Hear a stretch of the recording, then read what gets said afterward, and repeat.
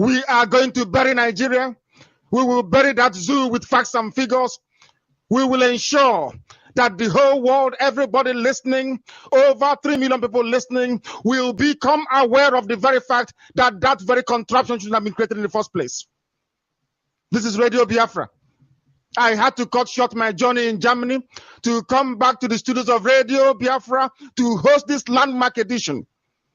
Tomorrow is the first day of January in 2014.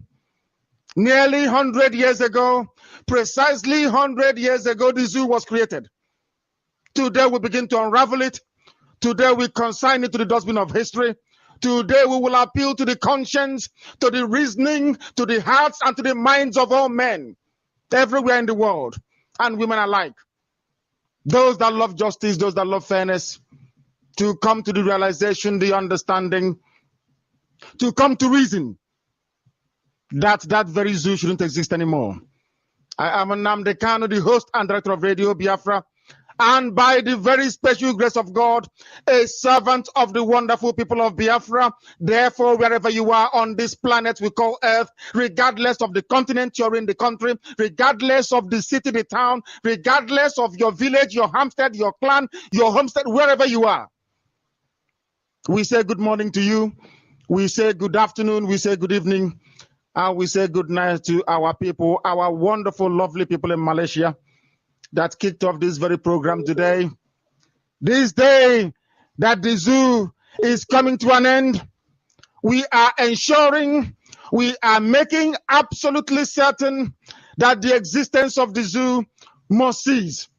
It will come to an end. That is why we welcome you. That is why before you do anything else, you must inform people around you, regardless of the country they're in. You will inbox them. You will send them Twitter messages.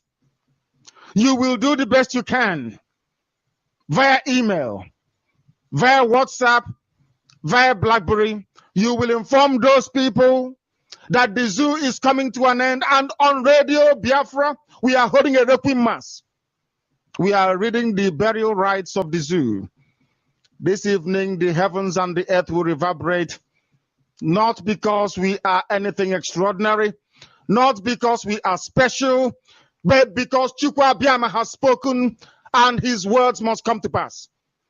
I am joined by Carol Monday. I will also be that this very special edition of Radio Biafra, nobody should miss it. Nobody who is sensible should miss it. That is why you will tell them to go to www.radiobiafra.co. Ask them to go to www.peopleofbiafra.org. Ask them to go to www.indigenouspeopleofbiafra.org. Ask them to download Radio Biafra app. Ask them to go to Biafra Television on YouTube. Tell them that across all these platforms that they can get Radio Biafra. You cannot afford to listen to the night's Radio Biafra broadcast alone. You must tell your wife and your children, even those who are newly born, because when they hear the truth, if they are Biafrans, they will respond to it.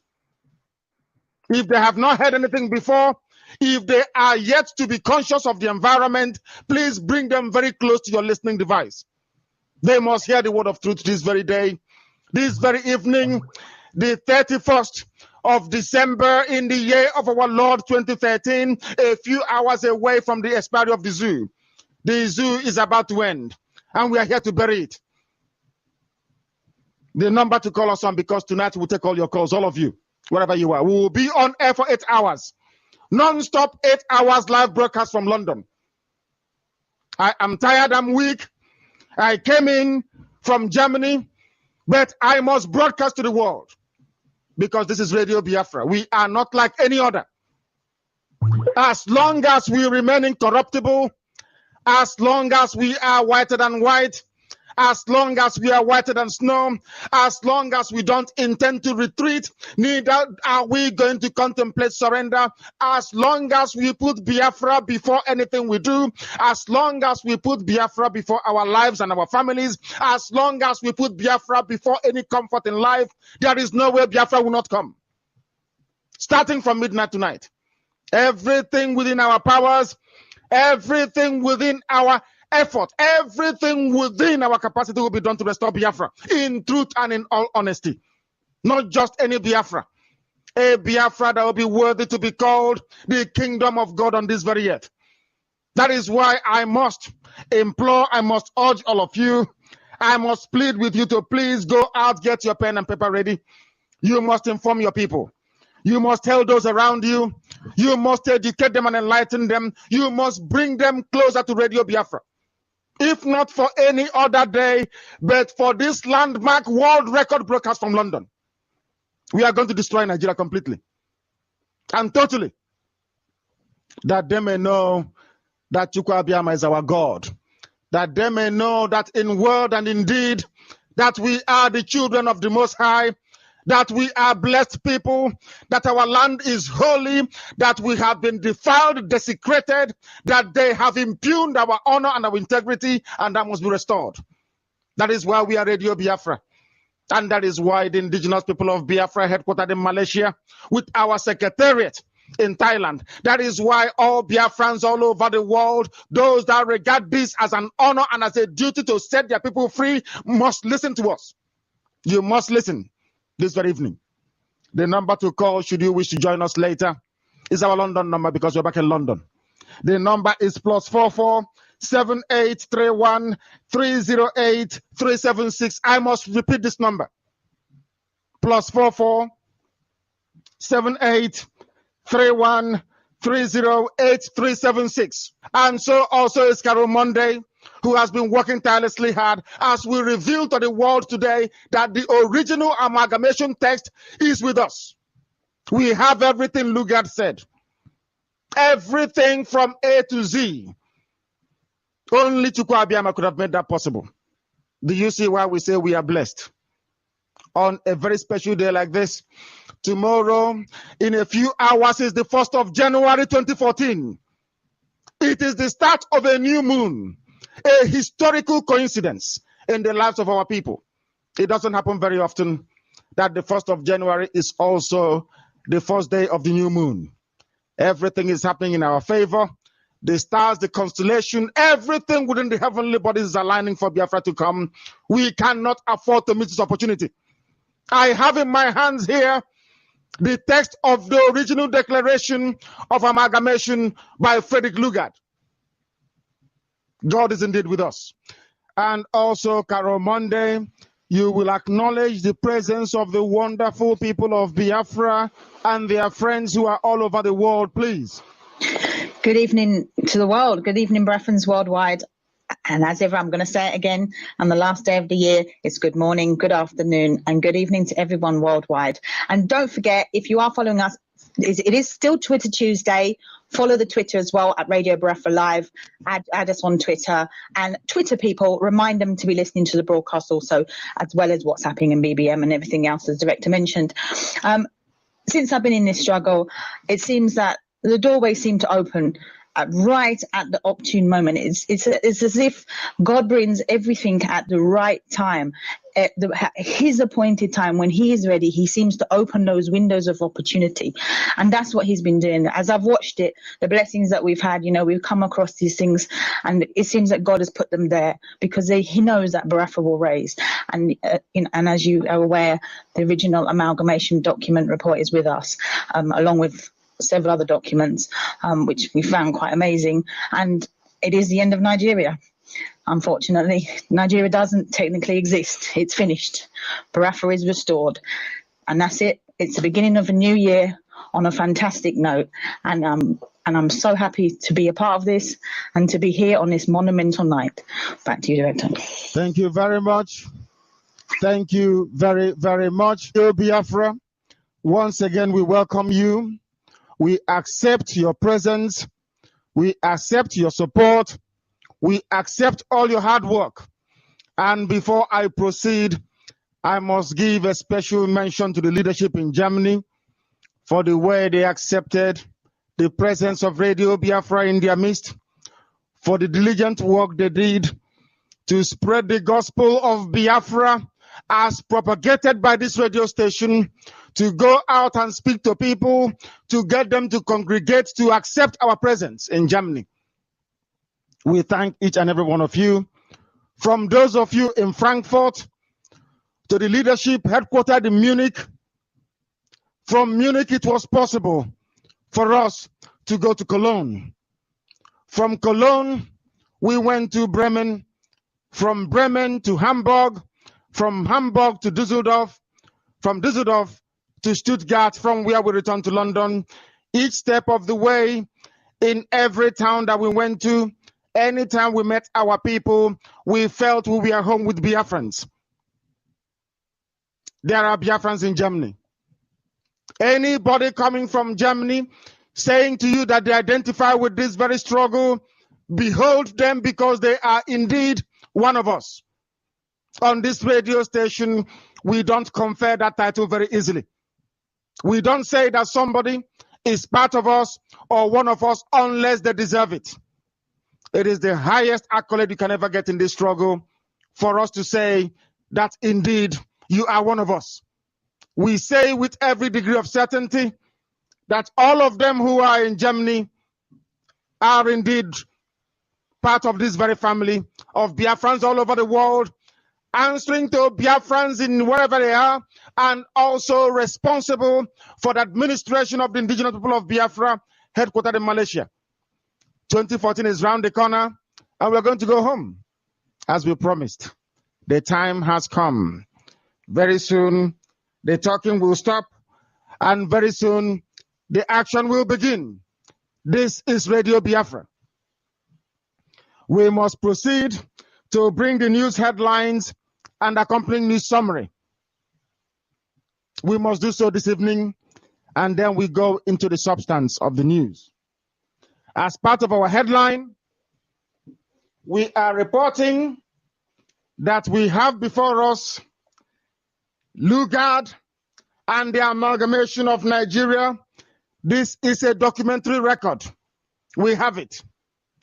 All the correspondence, all the articles, all the reports, everything, including what Lugard's wife said. We have it. Because we are Radio Biafra. No other person does apart from us. Because we are blessed by God. It fell on our lap, literally. This same document that everybody has been looking for, historians everywhere in the world. We knew it existed, but not even in this format. We have it comprehensively. I have spoken to Barrister Mazi about it. And Barrister Mazi is like a child in a candy shop. He cannot wait to go to work on this. Anytime we speak, people must listen. We said it before when we started. As long as our hands are clean, as long as we remain incorruptible, as long as we remain without blemish, there is no way Biafra will not come. Every instrument required, every material, every resource, every man or woman required for this struggle will come forward. I have it here in front of me. We are going to reproduce it with the permission of the family that owns these very rights. We are going to publish it. We are going to make it available to schools so that people can study how they were created, shamefully created, humiliatingly created, how disgracefully Nigeria emerged. It's a shame. Even they themselves called it a geographical expression. Those that created you. Anybody who says he or she is a Nigerian around you, if you have a gun, you shoot the person. That person is not worthy to live. That person is not actually a human being.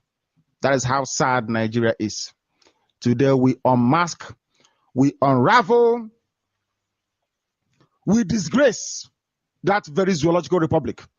We have the manuscripts, we have everything, official report by Lugard Lugard's own words, what he said, his letters. We have it. Radio Biafra has it. It is here with us. And we shall dissect it line by line to reveal to the world how useless the creation of the zoo was. That is our signature headline.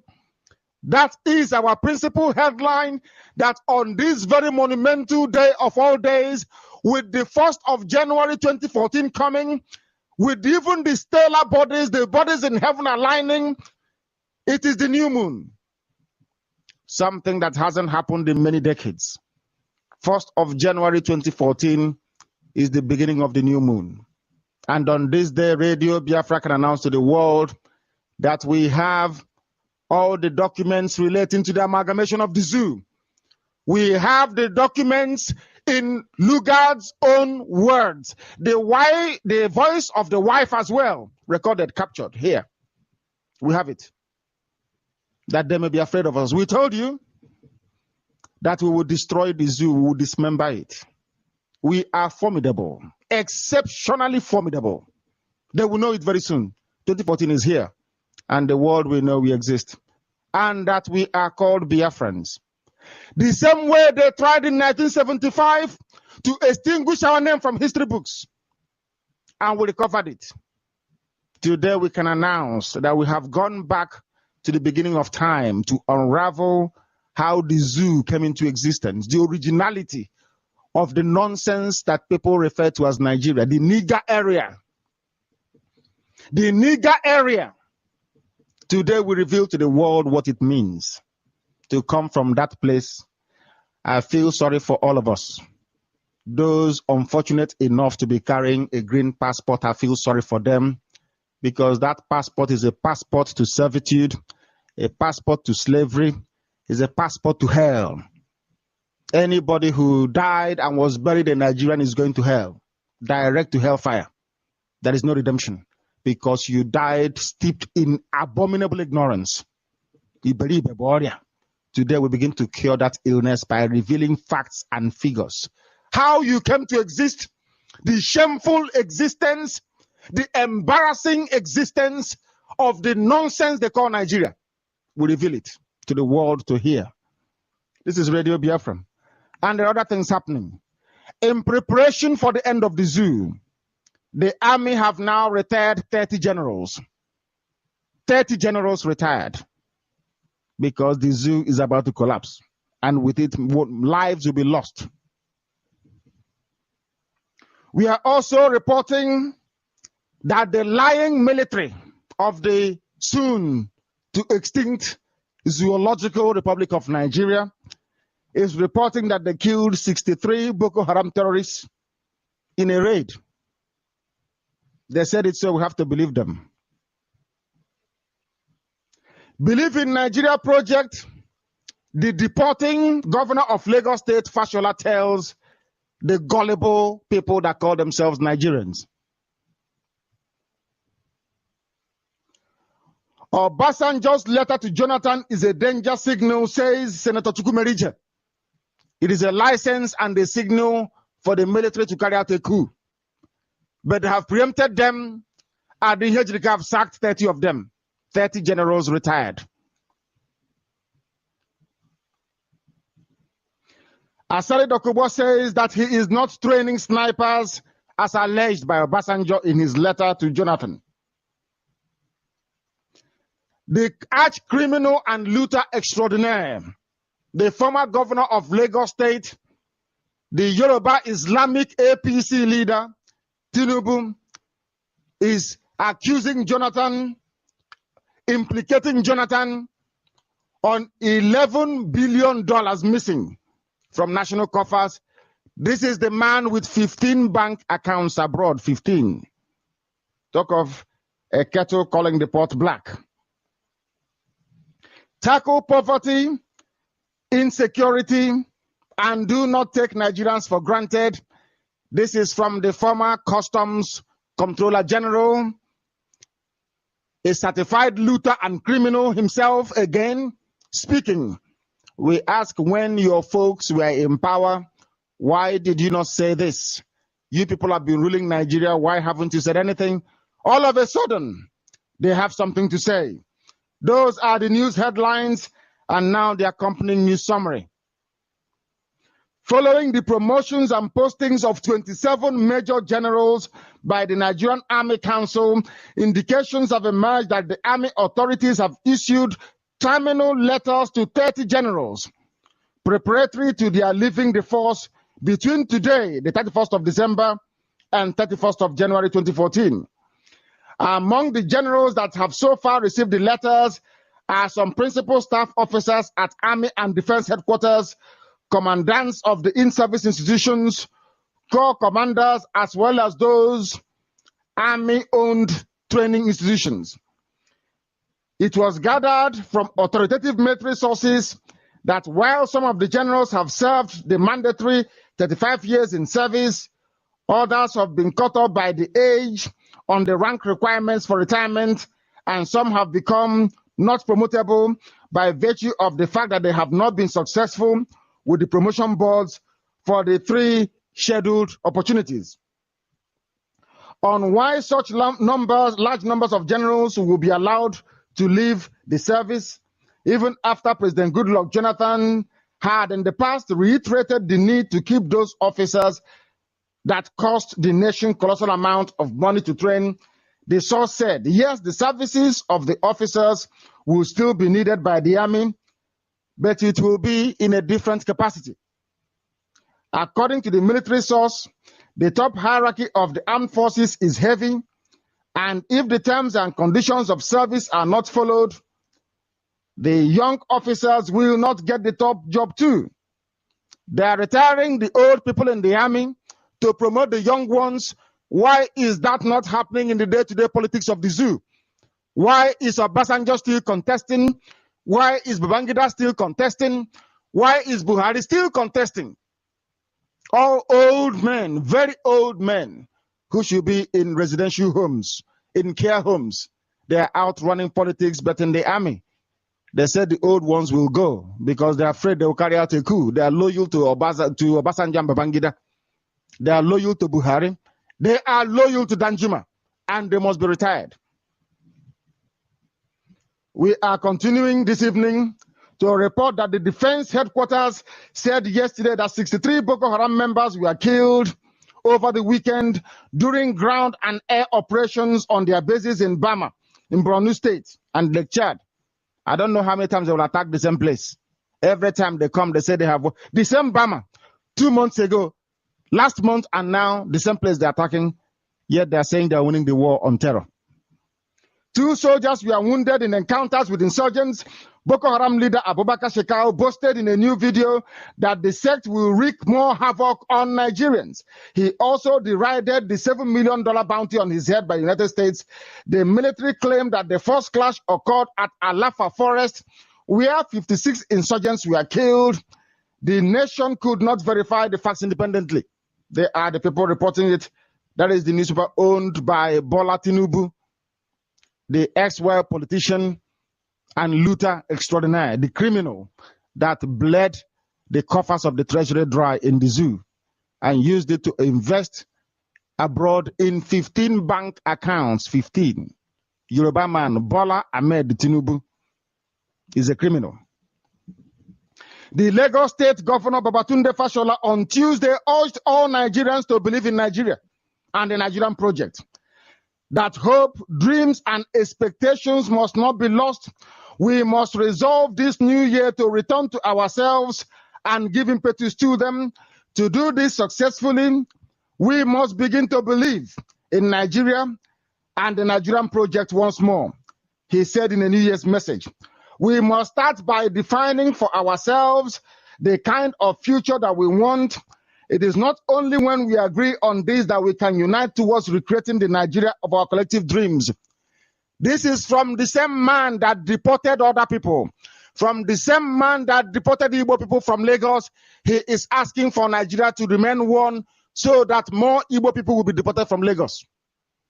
They can kill more of you. They can burn down your properties. They can make you homeless. They can wreak havoc on your businesses so that Nigeria may remain one. and you continue to bring in your container from Lagos, that you continue to fatten their coffers. That is why they need you, not because they love you. They can never love you, as we are about to prove this very evening.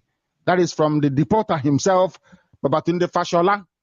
This is the hypocrisy that turns my stomach in the zoo. People are hypocritical. Very, very hypocritical. And we must expose them. He is a deporter of his so-called fellow Nigerians back to Headbridge in Onitsha. He is the one telling us about being in one Nigeria. What arrant nonsense is that? The chairman of the Senate Committee on Education, Senator Uche Chukwumerije, yesterday described former President Olusegun Obasanjo's open letter to President Jonathan as a sign of looming disaster. Chukwumerije, in a statement, said a second term for Jonathan is necessary to foster a sense of participation of all ethnic components in the administration of the country at the highest level. He warned that never again will the Igbo nation allow itself to be made a sacrificial lamb in the nation's political history. He described as alarmist Obasanjo's warning that the military is being primed for possible abuse and misuse for unwholesome personal and political interest. That is from Senator Chukwumerije. Everybody's waking up because we have woken them up to speak very loudly and without fear. Former President Olusegun Obasanjo's allegation that President Goodluck Jonathan is training snipers keeps generating the heat.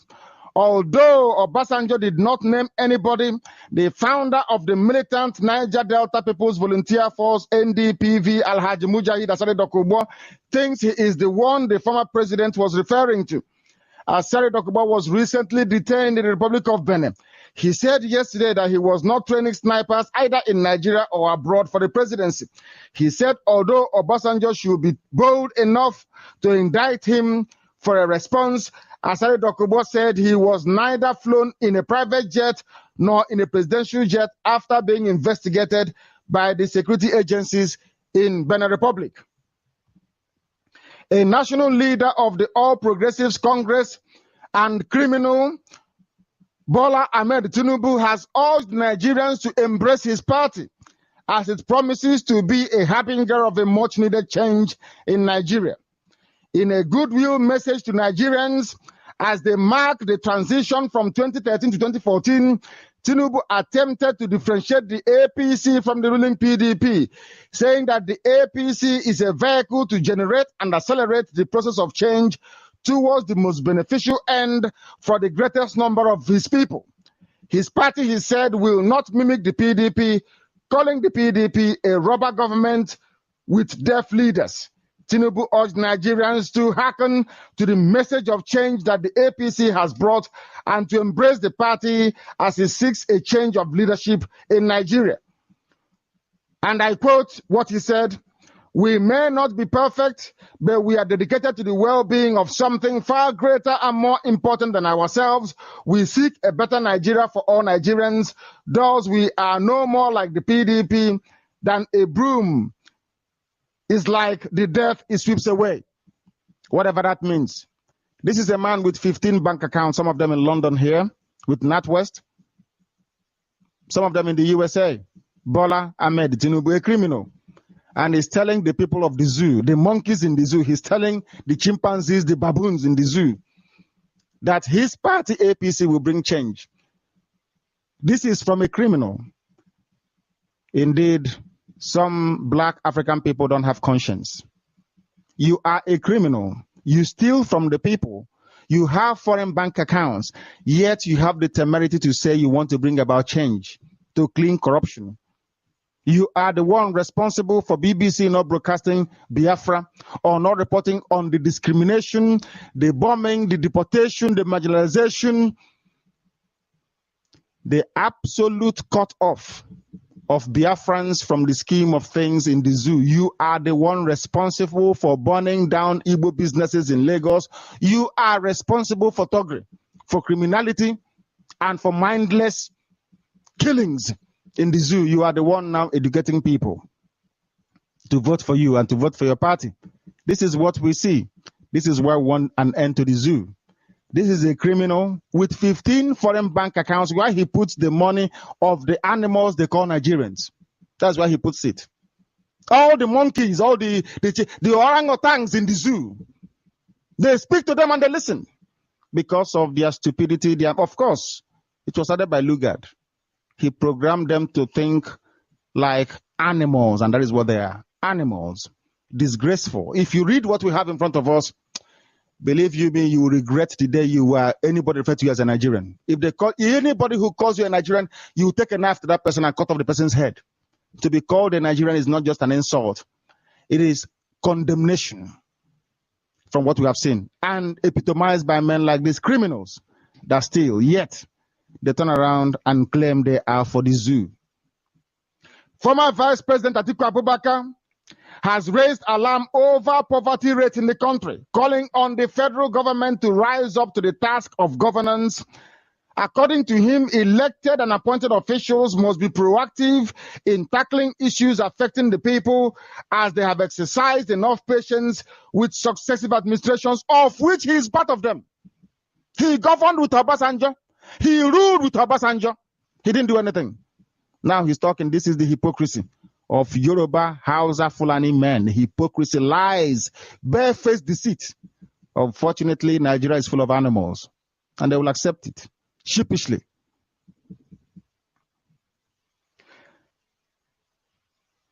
In a New Year message by his media office in Abuja on Monday, Atiku, while congratulating Nigerians, thanked God for keeping the nation together. Can you believe that? Thank God for keeping the nation together, despite the myriad of security, political, and socio-economic challenges. We want to see if his God is greater than our God. It's very simple. Ours is Chukwu Abiyama, theirs is whatever it is. We are about to test the two to see who is actually supreme. Those are our news headlines and accompanying news summary interspersed with my commentary, and to all our listeners all around the world. This is from the publication of the Times of Nigeria at that time. This is the publication.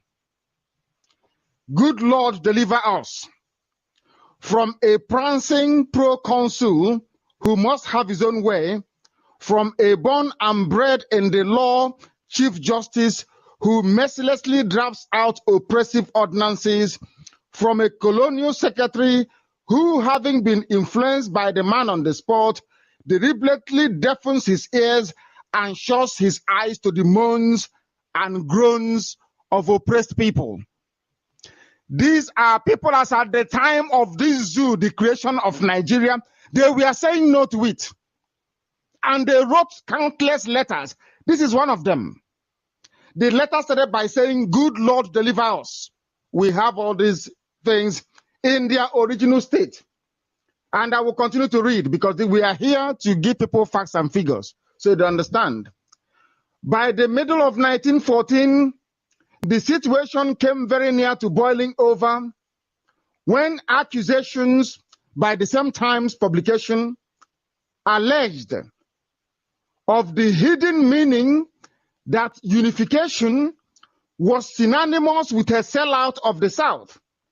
The amalgamation of 1914, it asserted, is broadly speaking the conquest and subjugation of southern Nigeria by northern Nigeria.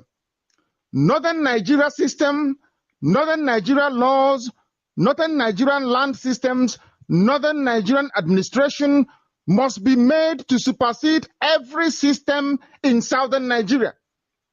Unbelievable. Unbelievable. These are the facts.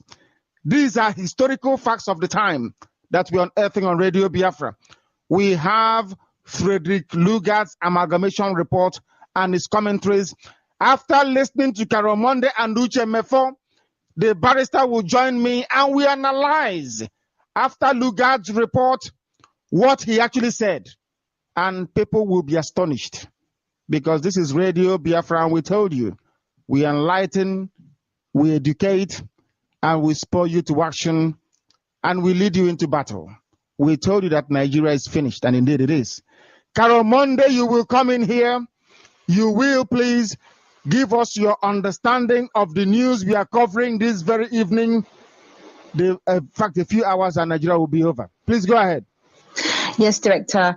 In fact, tonight I was looking forward to the amalgamation document in full because it's brought us away from all the killing. But again, the news headlines are there. Boko Haram again killing, and that's all I've had all year, and it gets really depressing. I remember doing the broadcast with Uche when you were in Nigeria, and that's every single day. It got me so depressed. Killing every day. And it's time to step away from that. And it's been happening when you look through everything that we look through, and it's been happening for hundreds of years.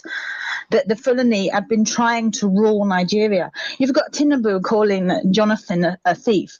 That's a bit hypocritical. There's the man a thief himself, and there's going to call the next man a thief, and he has money all over the world in all these bank accounts. The Fulani are trying to rule. They're trying to overcome everybody. They have terrorists. The terrorists are killing. Boko Haram, that's their terrorist sect, their armed forces, and that's what they're using. And they're trying to push it through the whole country. Whether you're Christian or not, you'll go. Because that's what they were doing. They've gone into the politics. They ate out APC. They're all Muslim in there, all of them. They've gone to Bilier.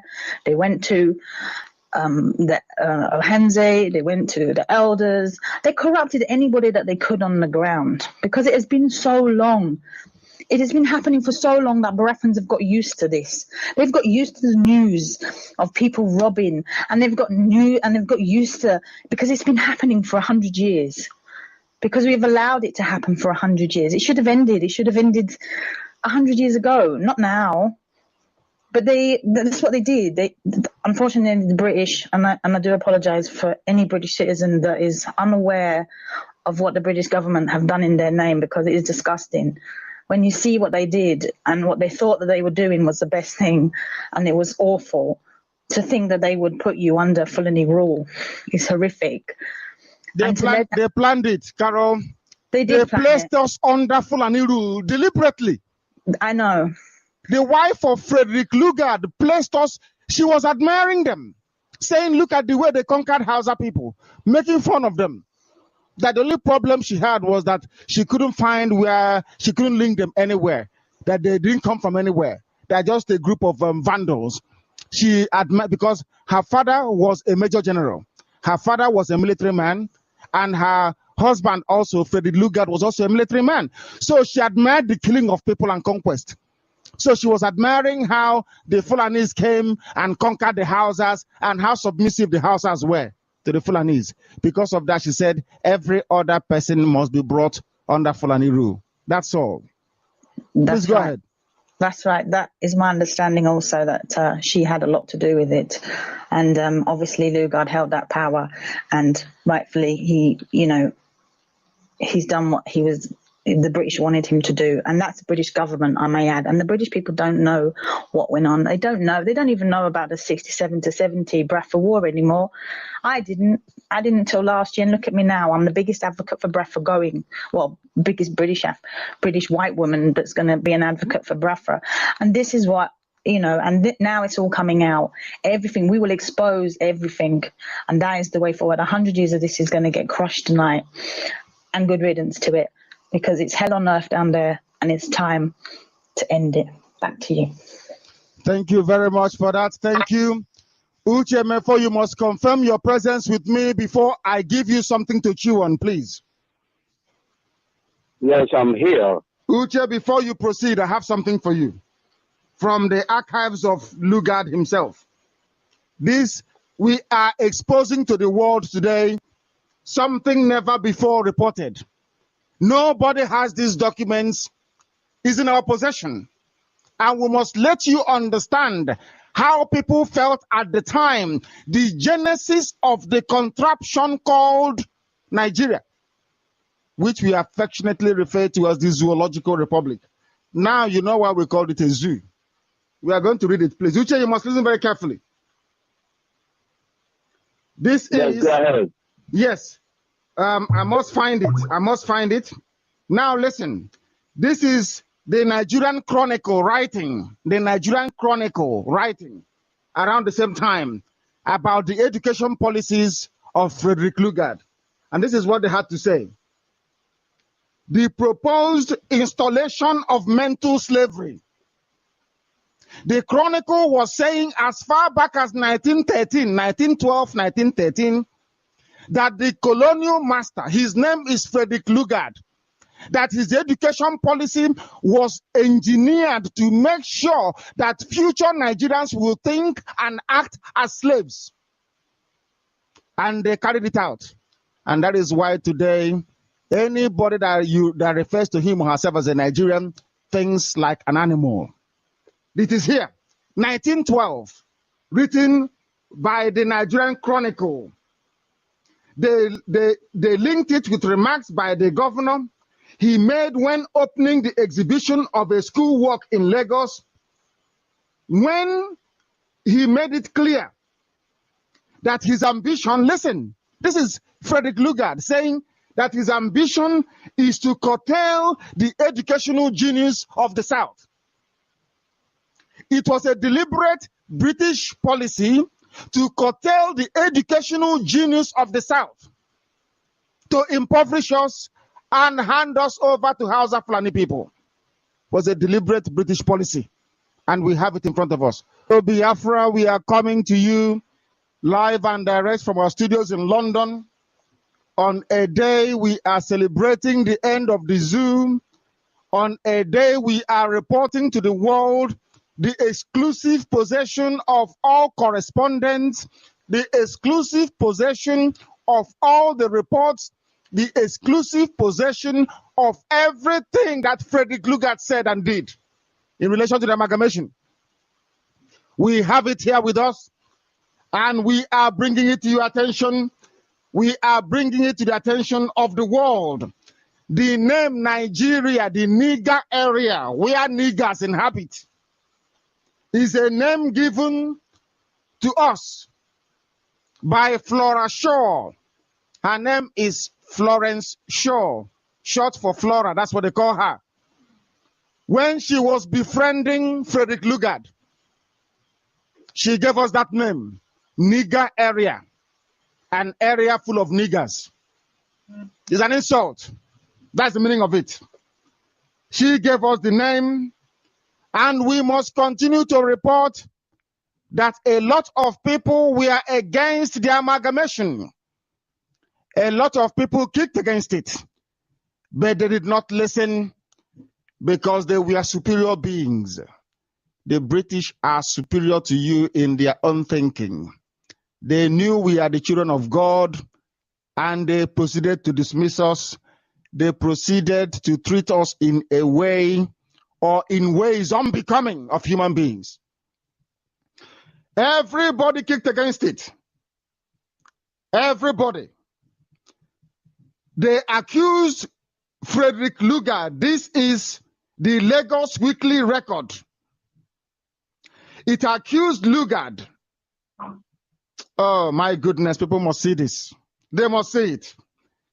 Dear Lord, if you read this, you have tears in your eyes. Unbelievable. Oh my goodness. They accused Lugard. We must continue. My goodness. Of what it called imposing on the South the notorious Nigerian system of administration, seen as the product of his exuberant imagination, and they went further to describe it.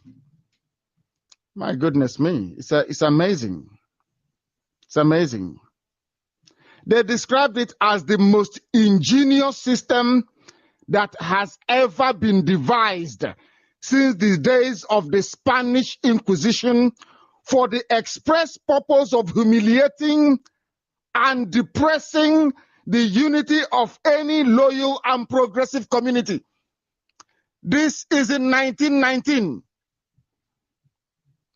People were kicking against Nigeria in 1919. They said, no, the amalgamation is wrong. It was designed to impoverish us intellectually and morally. It was designed to turn us into animals. That's what they did. When we said that Nigeria is a giant experiment, now you can see the reason why. Not only Radio Biafra kicked against it, in the year of our Lord 1919, there was a publication in Lagos with ordinary people writing the Lagos Weekly Record. We have it here. The original copies, we have it. The world will reverberate this very evening from London. It could be morning, it could be afternoon where you are. We told you we'll report the truth that no other people can broadcast, never. They will not report it. BBC will not cover it, will they? CNN will not cover it. But we are Radio Biafra because we are without fear in the presence of our enemies. We don't care who they are. We are without fear in front of them. They should be the ones afraid of us. We are laying bare, we are laying open to the world to understand and to accept our grievances. Barrister Mazi is with me. He is a legal man, I'm not. But we must go on. Oh, it's unbelievable.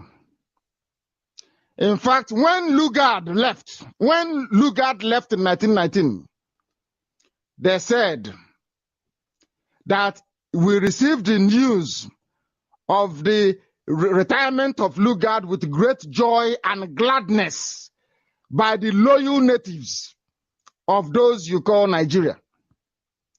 We are going on our knees to thank God for delivering his dusky children from the painful effects of an inglorious administration. Then we even had brave people, as you do today on Radio Biafra. You see, all the way from 1912, they said no to amalgamation. And after over 100 years, we are still saying no to amalgamation. Now you can see that truth is life. It doesn't change with time. It is constant. It doesn't bend. It's there. What they said, what our ancestors said in 1912, what they said in 1919 when Lugard left, we are still saying today, this time around from London, where all those abominations were hatched. We are in London broadcasting, so the world can hear our voice, that they can set us free. The education system you have in the zoo was not designed to educate you. It was designed to turn you into a monkey. That's why they call you monkeys. They designed the policy so you can reason like an animal, not like a human being. Frederick Lugard. Lugard and the wife handed you over to Hausa Fulani people. That was their plan. It is here. Not Radio Biafra, but by the people of the time. They changed everything, all our way of life, to mimic, to reflect those in the north.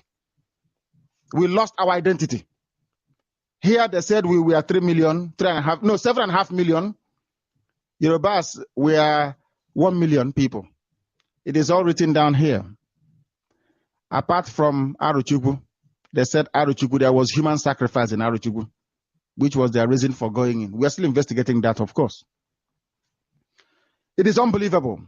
What we have here is a treasure trove of documents upon documents, facts upon facts. Facts, oh my goodness me. My goodness, dear Lord in heaven. This is unbelievable. I have never seen a thing like this before. Have never seen it. Have never seen it. This is truly amazing. Truly amazing. It is called Lugard's confidential proposals. We have them in front of us. We have them. We are going to publish all this and keep republishing them. Every library in the world, scholars of African history, all those who don't know how they came about, we have here on our hands the birth of the zoo, how it was created by a human being, by the girlfriend, Flora Shaw. The woman called you Nigger area. Nigger area. Amazing, amazing, amazing. Very shortly, we shall go on to read the words of Frederick Lugard. We are going to read his words. We are going to open our lines. He will speak. But we want, when you call Radio Biafra, you will have something to say. This is the speech by the Governor General, Sir not Lord, not Lord, Sir F. Lugard, on the occasion of the declaration of the Constitution of the Colony and Protectorate of Nigeria, exactly January 1st, 1914. January 1st, 1914. So we are in order that the zoo has expired after 100 years. Exactly, it is here in black and white, the date, precise date is here. This is, now I'll be reading, you'll be hearing my voice, but the words are those of Frederick Lugard, the creator of Nigeria. This is Frederick Lugard speaking from across the grave. We are bringing you the voice of Frederick Lugard. This was what he wrote, his own handwriting. You are all aware that His Majesty's government, after long and mature consideration, arrived some time ago at the conclusion that it will be to the great advantage of the countries known as Southern and Northern Nigeria that they should be amalgamated into one government, conforming to one policy and mutually cooperating for the moral and material advancement of Nigeria as a whole. This is the beginning of the zoo. This policy, Nigeria was created not by God, but by the policy of one man. We told you, Nigeria was not created by Chukwuabiama. It was by Lugard here. He had a policy to create the zoo. The policy had been strongly advocated by Sir William McGregor as Governor of Lagos, by Sir Ralph Moore as High Commissioner of Southern Nigeria, and by myself as High Commission of Northern Nigeria about 10 years ago. It has continued to be advocated by Sir Walter Egerton and my successors in Northern Nigeria. The construction of rival railways in Northern and Southern Nigeria accentuated the necessity of having a single railway policy with a single administration, and over a year ago, the Secretary of State decided that the time has come to give effect to the scheme of constituting a single government for Nigeria. Do you know the name of the man that gave the go-ahead for the zoo to be formed? That man's name is Cecil Harcourt, the person they named Port Harcourt after.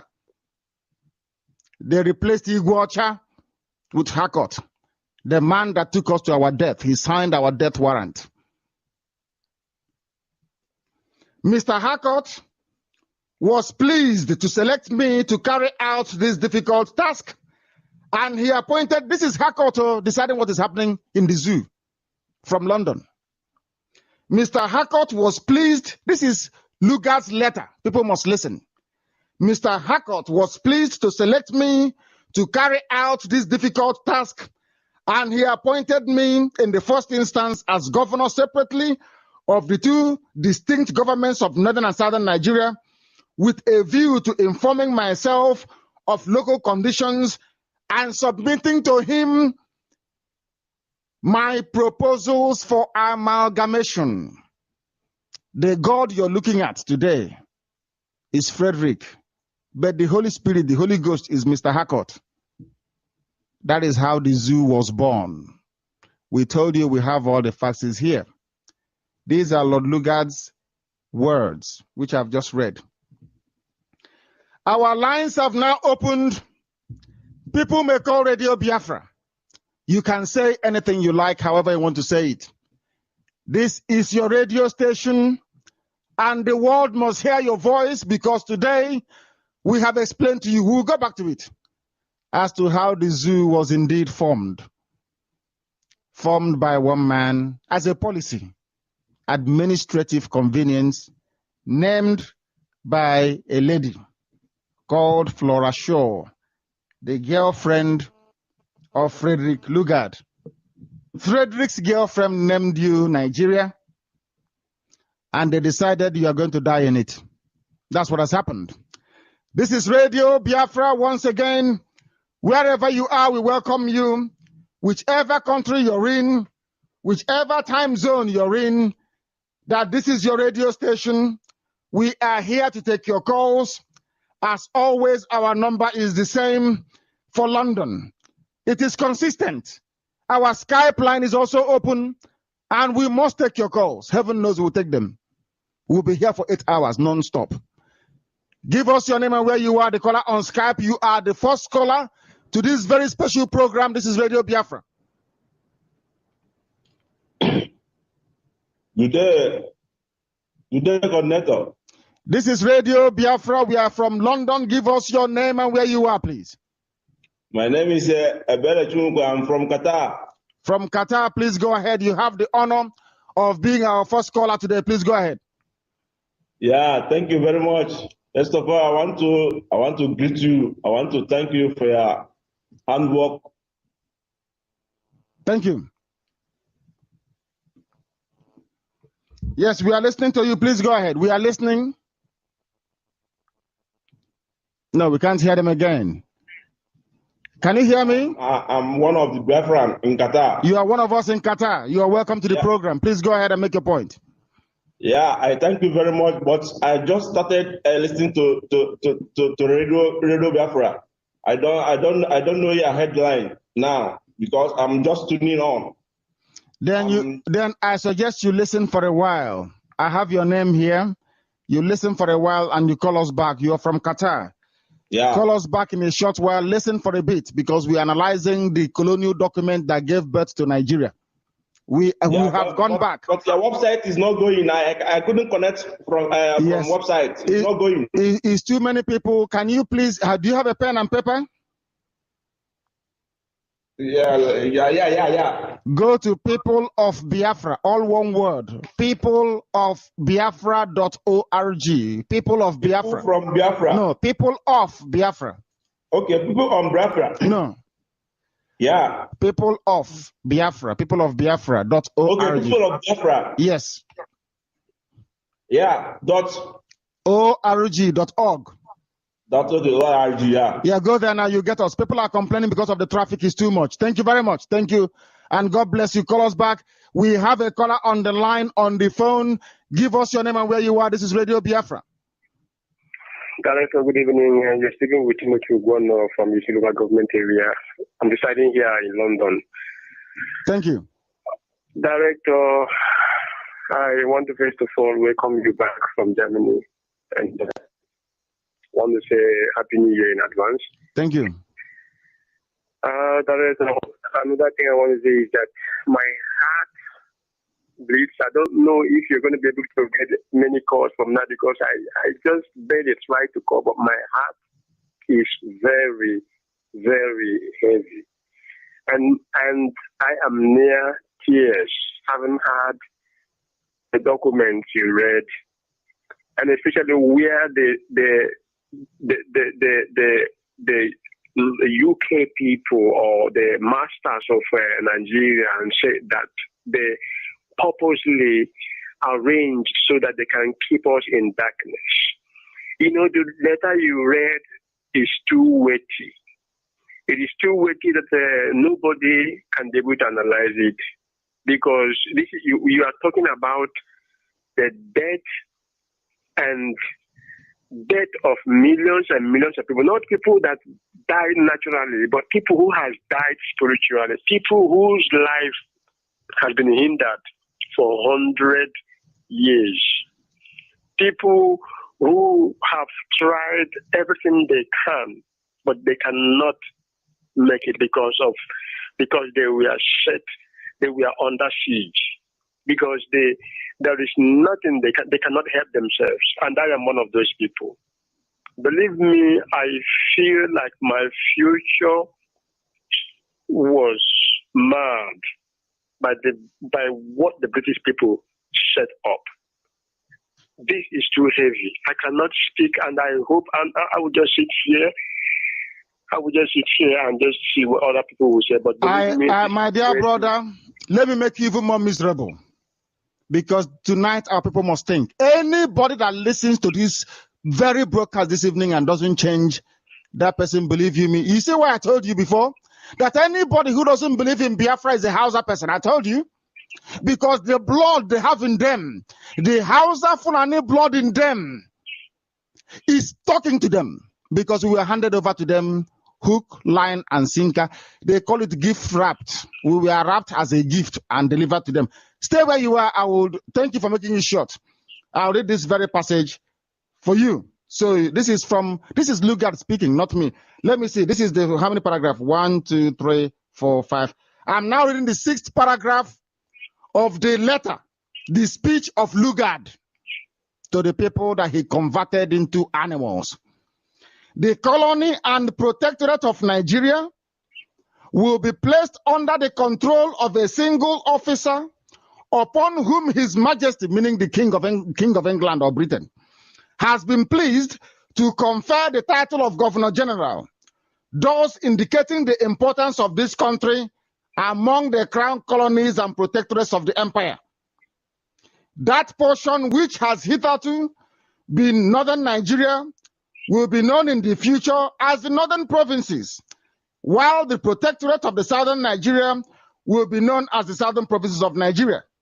Each will be under the immediate control of a lieutenant governor responsible to the governor general.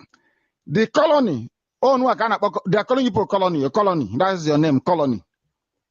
The colony, in view of its separate status and traditions, will preserve a separate identity under an administrator of its own, dealing direct with the Governor General. For the present, the central headquarters will remain at Lagos, and the Governor General will divide his time between the headquarters stations of the North and the Southern provinces. 7th paragraph. His Majesty, through the Secretary of State, this is Hakoto, has been pleased to confer on me the high honor of appointment as Governor General. I humbly hope that I may be able to discharge the functions of this office, the great responsibilities of which I deeply appreciate, in such a manner as to deserve His Majesty's approval. Oh, dear Lord. Hey, Nigeria, my foot. Mad people. Thank you very much, my dear brother. Thank you for calling. This is Radio Biafra. Our lines are open. People must be very brief. You must be very concise. You must go to the point, and you must make that point for the world to hear. This is Radio Biafra. We are unraveling how the zoo came into existence. We promised you we'll do this. No other group of people can. All of a sudden, people are too shocked to even make a call. People are shocked to their bones. They cannot speak anymore. We must report this. This is Radio Biafra. Give us your name and where you are. We are in London. Hello. Yes, your name and where you are. Yeah, my name is Ike Chukwu. I'm calling from Munich, Germany. Please go ahead. This is Radio Biafra. Go ahead. Director, I thank you for this great honor you've given to me. I listened rapidly over all what you have been reading. I believe that any person who doesn't believe in Biafra, who calls himself a Biafra, who doesn't believe in this cause, I don't know if I can call that person. That person is a disgrace to mankind. I thank you for the honor you give to us when you come to Munich here, and everything what you told us and the meeting with you, it was very, very, very grateful. I am so happy about this night that the zoo, the amalgamation of these particular animals together is coming to an end. I thank you for all the information and all the enlightenment you've given to us, Biafrans. I believe everybody, wherever they are today, even those in grave, they will rise and turn upside down, hearing this what you've been reading to us this night. And I believe this is a call to every Biafran to rise up and take up his or her responsibility for this very great cause. Thank you very much once again for giving me this honor. Thank you very much. Very short and very succinct and very direct. I welcome your call. You have spoken very, very well. The Yorubas are now coming out. They are reporting all over the place that they have known all along. Now Radio Biafra is announcing it. They're saying they have known all along. We told them we are formidable. We will destroy the entire Yoruba media single-handedly. We'll do it with a very simple weapon, Ezioku truth. We'll do it. Give us your name and where you are. The caller on Skype. This is Radio Biafra. Yeah, hello. Good evening. Good evening. Good evening, Director. Good evening. Go ahead. Yeah, please. Go ahead. this Ozebe calling from Germany, Frankfurt. Please go ahead.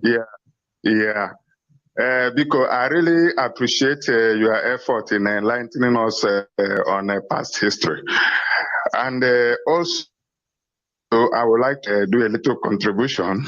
And the contribution is with regards to we, the students of history. Yes. How can we be able to get some information with regard to having archive and also leaving it for the ones to come? Because what you are informing us this evening, something that if I study history, I have not been able to know. Yes. So please, Director, do us. Your line is breaking up, but I understand what you're saying. What you're saying, of course, Germany is rising up. That has always been my fear. If you wake up Germany, you can't control them. But I love them. The same way I love Malaysia. Germany did us proud, I must say it. And our brother is calling from Germany. Germany did us proud. We shall respond to that in a second. We have a caller on the phone. This is Radio Biafra. We're in London. Hello. Yes. Hello, good evening. Good evening. Good evening. My name is Mike Dickey. I'm calling from Nuremberg in Germany. Please go ahead. Go ahead. Yeah, I have been listening to your contributions today on the internet. Yes, turn your system down, please, or walk away from it. Turn it down or you move to another room because you can only hear my voice. Go ahead. It's okay now. All right, what I'm saying is we all are Igbos and we believe strongly in Biafra and the revolution that might take place any moment. But my question is this. Do you think there'll be a revolution without a fight? No, there'll be a fight. There's no revolution in history. There's no revolution without a fight. So we cannot sit here in Europe and think that overnight Biafra will take place. I know. You cannot. We are going to fight for it. We will fight for it. If you've been listening to Radio Biafra, you will know. I came to Germany to tell them to prepare to finance it. If you can't come home, you fund those who are prepared to go home to go and fight this very battle for our liberation. We must fight. All right. Nice. Okay. Thank you. Thank you very much. Yo. Thank you very, very much. Revolution doesn't come by mere talking or wishful thinking. Here, we are bound and gagged. We have it here. All the evidence you're looking for, I have it here on my hands. Who says that Chukwu Abiyama is not God? Who can say that? On the 31st of December 2013, as we are about to enter into the 1st of January, exactly 100 years ago that Lugard made this speech, I have in my hands in the studios of Radio Biafra the exact document that Lugard read from. We are going to make it available. The Library of Biafra. Radio Biafra Library will be the best of its kind on the world. If you go there, a normal person, you will come out with tears. Because we will educate you, we will refine you, we will wash your brain, and you will come out a Biafran. You will learn from history. Now we understand why we came to England in the first place. On this very day, I was on my knees and I said to Chukwu Abiyama, now I understand why I came here. I have the document in my hand.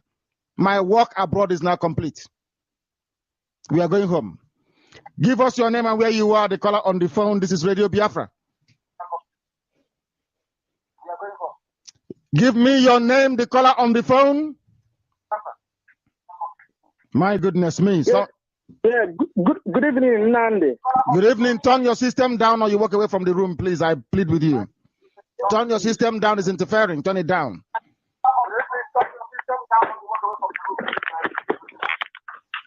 Can you hear me? Yes, I can hear you, Nnamdi. This is Festus Anekwe, the PRO Biafra in United Kingdom. Please go ahead. Festus Anekwe, the PRO. I know, Biafra. Festus, I can hear you. Walk away from your system. You're listening to my voice and listening to your system at the same time. There is a time delay. Yes, I have turned it down. Please go ahead. Yes. Thank you very much, Nnamdi. I must say very, very thankful for what you are doing for Biafran people. God will richly bless you. God will be with you all the days of your life.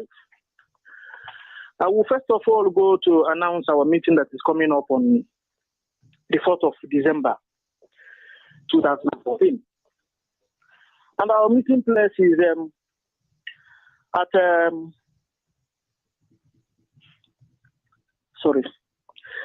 Edmonton Green Shopping Center, number 41 to 51 Market Square, Edmonton Green Shopping Center, Pax Institute, Orion Pax Institute, 41 to 51 Market Square, Edmonton Green.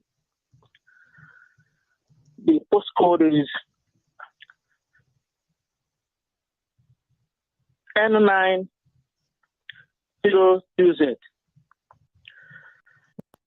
Them because we will bring it to their doorstep. We will publish this thing to bring it to their doorstep. Even the children, the new generation of Europeans and Americans are against this because they don't want to hear that. They don't want to see people suffering like that. Wow. And let me make it, my dear brother, we are keeping it very brief this evening, only 2 minutes, because we want to take as many calls as possible from people. But you are lucky. We have something here that was said by Lugard. Anybody that calls, we give them a paragraph if we can. This is, I'm reading now from not his speech anymore. I'm reading now from the report, because anyone I quote, I give you the report. I'm now reading now on the report on the amalgamation of Northern and Southern Nigeria by Sir F. Lugard, Part 1, Introduction and Preliminaries to Amalgamation, the General Character of Nigeria. In this very document I have with me in my hands, Frederick Lugard referred to the Igbo people as a great people. It is here. Let me see the paragraph it's on. 1, 2, 3, 4, 5, 6, 7, 8, 9. I'll read. The South was, for the most part, held in thrall by fetish worship and the hideous ordeals of witchcraft, human sacrifice, and twin murder. He's referring to our people. Of course, he's a racist. He has to say this. The great Igbo race to the east. The great Igbo race. This is a white man recognizing the greatness of Igbo people. The great Igbo race to the east. The only people referred to as great in everything Lugard wrote is the Igbo people. I told them in Germany, you don't know who you are. I have it here. Lugard said it. The great. We are great indeed. Indeed, we are great. From Lugard himself, you are a great people. Even Lugard accepted it, that you are great. He's here. He's written in black and white, as they say. The great Igbo race to the east of the Niger. The great Igbo race is here. They know you're great. Because Chukwu Abiyama has determined that we should come. Because Biafra is coming with us. We told them that we'll use sense, we'll use reason, we'll use logic to divide, decimate, dismember the zoological republic of Nigeria. Our facts are here. Nobody can take it away from us. Of course, some are in safe deposit. Even if they come and kill me, even if they kill the entire staff of Radio Biafra, they cannot have it. Biafran children will have it forever and ever. It's here. We have it. They are finished. Completely finished. They are gone. John Holt that you see on the road, John Holt, is a slave merchant. If you worked in John Holt and they paid you this blood money that you're eating the flesh and blood of your own people who were carted off and sent to Liverpool, and from there, God knows what happened to them. John Holt, those who are old as I am will know what John Holt means. John Holt. This is Radio Biafra. We must continue to broadcast. We have to broadcast. But Mazi will join me because this is very weighty document. Not one, no, not two, not three. There is plenty. We are going to start the Biafran Library, the finest collection of literature anywhere in Africa. Biafrans will have it. We have it. Now you understand why we need your support. Dear Lord in heaven, give us your name and where you are. This is Radio Biafra. Hello, can you hear me? Loud and clear, loud and clear, loud and clear. Okay, this is Peter Ewuzie from Cork in Republic of Ireland. Please go ahead. Ebo Director, by the grace of God, I'm the coordinator in Cork. May God bless you. May God give you strength. I am praying every day that God will give you wisdom and the strength for you to continue for the good work you're doing for us. And may God give you good health for you to accomplish this that you have started. I know Chukwuabioma is with us. Yes. My Father, my God, I pray that God will give you good strength, give you wisdom for you to complete it. Director, please continue, and may you never be discouraged from any word, any statement from anybody. Please. I can never be. Continue your good work. I can never be. God will bless you. Thank you very much. The whole Biafra, I'm appealing to the whole Biafra in Cork, in the Republic of Ireland. We did our meeting last Sunday, and it goes very well. It went very well. I encourage them to, those that couldn't make it because of one problem or the other, they should endeavor to make themselves available in next meeting by. Largely dependent on the annual grant from the imperial government, was barely able to balance its budget. Hausa people had no money. And because they had no money, they had to join the two together, because you can't keep robbing Peter to pay Paul.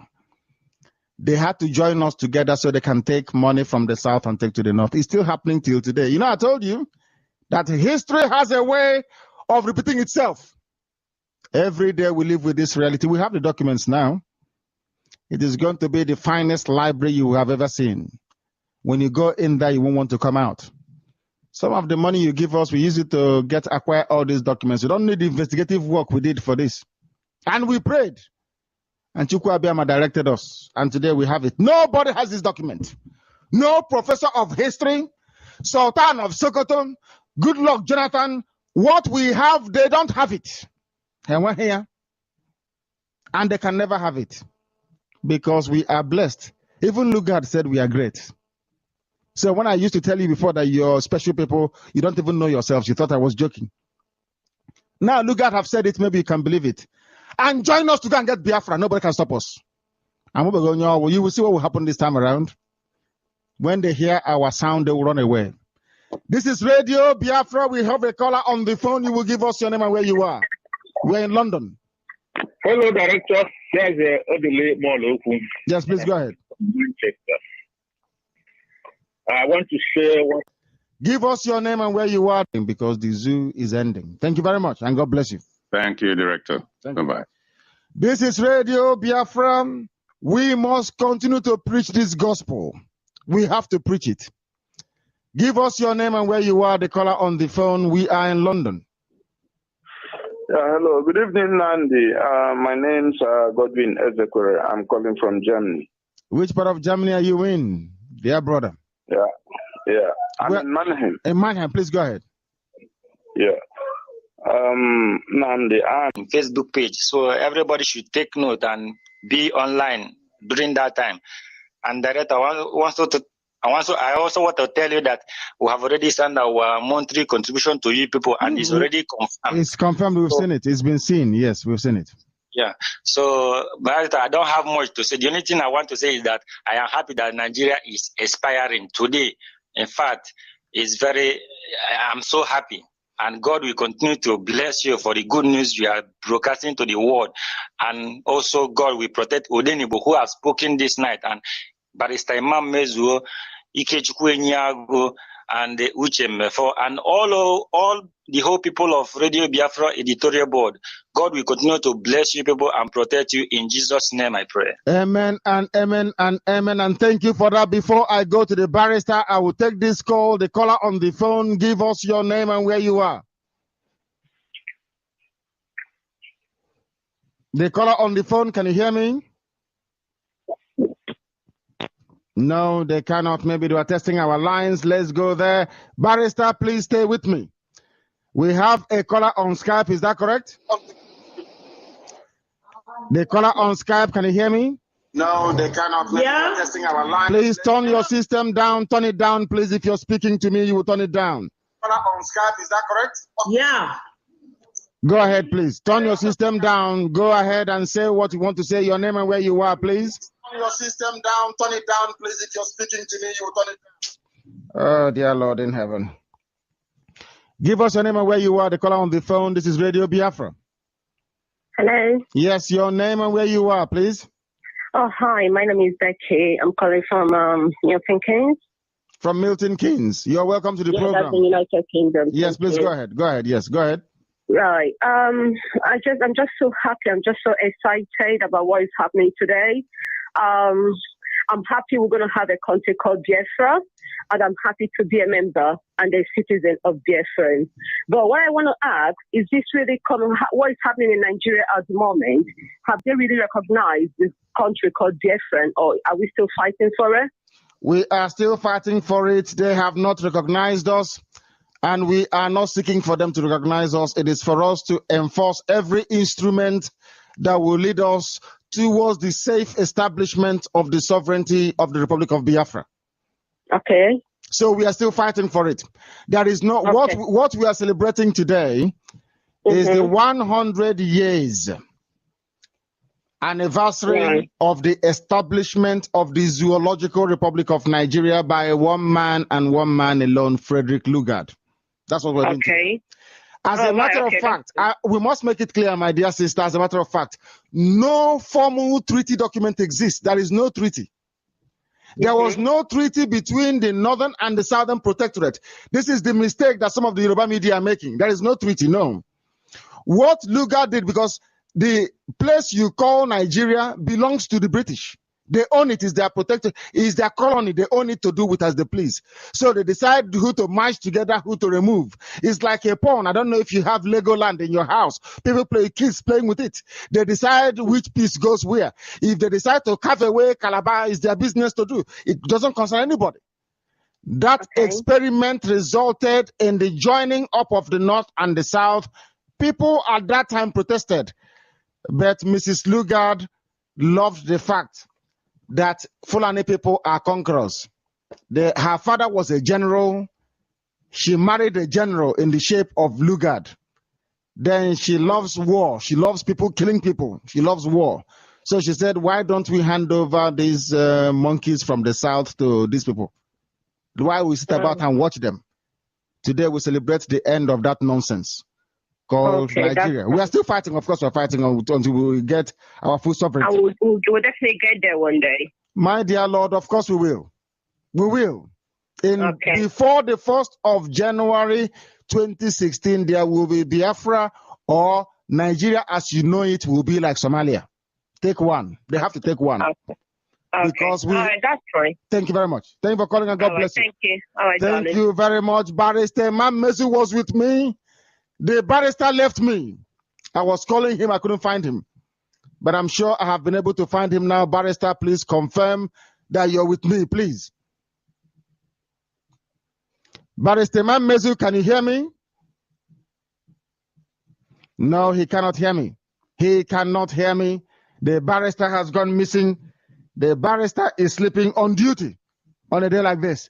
Give us your name and where you are. The caller on the phone. This is Radio Biafra. Hello? Yes, your name and where you are, please.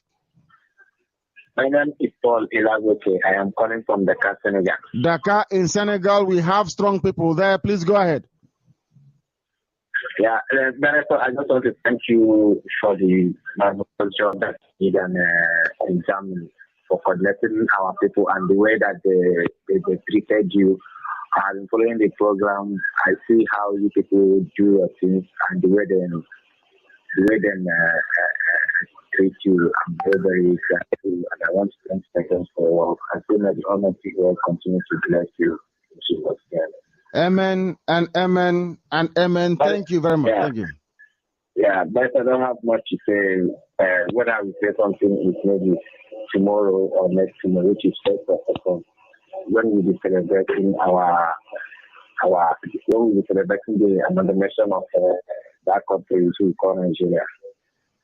Thank you, coordinator. I pray that the Almighty God bless you in Jesus' name. Amen and amen and amen. Thank you very much. We have a caller on Skype. Your name and where you are, please. This is Radio Biafra. Then Monday, our one work in Indonesia. Ka onye nọ na phone kwuchagodi ana m ege ntị. No, please go ahead. You can speak. He's off the line. You can speak. Please go ahead. We are listening to your voice. Go ahead. This is Radio Biafra. Then Monday, Chinwoke Nwozo na-ekwu from Jakarta, Indonesia, aka Governor Chiboy. Thank you very much. Thank you. Thank you. Go ahead. Adam, sorry, na anọ na Naija, anọ n'ihi, anọ n'isi ala ngwa oge bịara n'Indonesia, ahụfọ m gị. And please, I want to mama Hoyiba, so I'm very sorry that I always love to use my mother's tongue to speak to my people because they are my brothers and my blood. So I prefer using this my mother's tongue to talk to them because it's just the best way I can communicate. So because no one na onye mmejọrọ ihe were iwe ka anyị were na okwu be anyị na-ekwu okwu. Oge anyị chọrọ ka ndị ọcha nụ, anyị were okwu ndị ọcha gwa ha. Nnamdi mere ka mara na Igbo nọ na Google. So ọ bụrụ na Igbo nọ na Google, Chinwoke Nwozo nọkwa na Google. Bukon, o nwere ihe anyị ga-ekwu ka anyị kwuo nga anyị ga-aghọta ya. This man a na-akpọkwa Nnamdi, nwoke be a na-akpọ Nnamdi, ọwa agụ because nwanne edere family abụọ, edere abụọ na family aha ogbenye adịghị dị ya, in fact, ụkọ adịghị dị ya, in fact, onye iberibe agaghị azụ okwu that place. I thank God for a brother like you in Biafra. God will strengthen you. Story. One eji eje mba. Thank you very much. In fact, ihe kwesịrị Christmas. Ị na-abịa otu Igbo n'otu afọ. Dede Nnamdi, ala ịnọ na site. Thank you. In fact, nna gwa gị eziokwu, website, Facebook, nna gwa gị eziokwu. The makwa anya ndị nọ gị n'akụ na aga na-achọ ka ha rie gị but enweghị anụ oriri because udele sef agaghị enwenwe oriri n'ebe ha nọ. Ama m onye ewu ihe niile anyị na-eme na-aba ọ na-aga n'anya ya n'anya ya ọ baga abaga. Ana m ahụ ya from my own point of observations, m na-ahụ ya ebe o si abaga ọ baga abaga.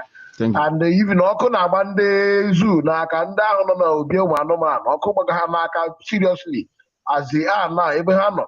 Ọ na-agba ha ezigbo ọkụ n'aka. And I'm sure na Rome ma a journey of 100 miles eji ofu mbido okwu bido ya. So as we are starting and as we are going, it will definitely come to be an achievement because every achievement was once a dream. Kam so no Igbo. Yes. Ihe niile wee chere eche. Ọ wụra ihe niile achị ka eme metara ya aghọọ ihe. Ọ ghọrọ arọ ọ wụla arọ ka arọrọ arọ before ya ghọọ something. Thank you. Thank you, my dear brother. I welcome what you're saying. Do you know the documents we have with me here today? Do you know what they are? Then Nnamdi, I cannot doubt your power. So it is here. Somebody had us broadcasting. Somebody who had us broadcasting in English, and they made available these documents to us. These are English people. These are British people. They gave us these documents. If we were speaking in Igbo language, they wouldn't have had us to give us this very document that ensures our exit from the zoo. We have it here. If I give you this document, my dear brother, to read, I swear to God in heaven, if you don't come out of the library jumping like a mad person, this document I have with me can make any man go insane. If you have self-pride and self-worth, so that is why we speak in English, my dear brother. We speak in English so that the world can hear our voice. Kindly send a copy to Isaac, the Indonesia coordinator. I will get it. It is our document. It is our property, and we have to keep it safe because if once then losing the document, we can't lose it. We are going to mass produce. We are going to mass produce the document and give it to respective coordinators to set up their own library because our people must be educated. with facts and figures. Definitely, we educate them. Every coordinator will have it. We need a very strong archive.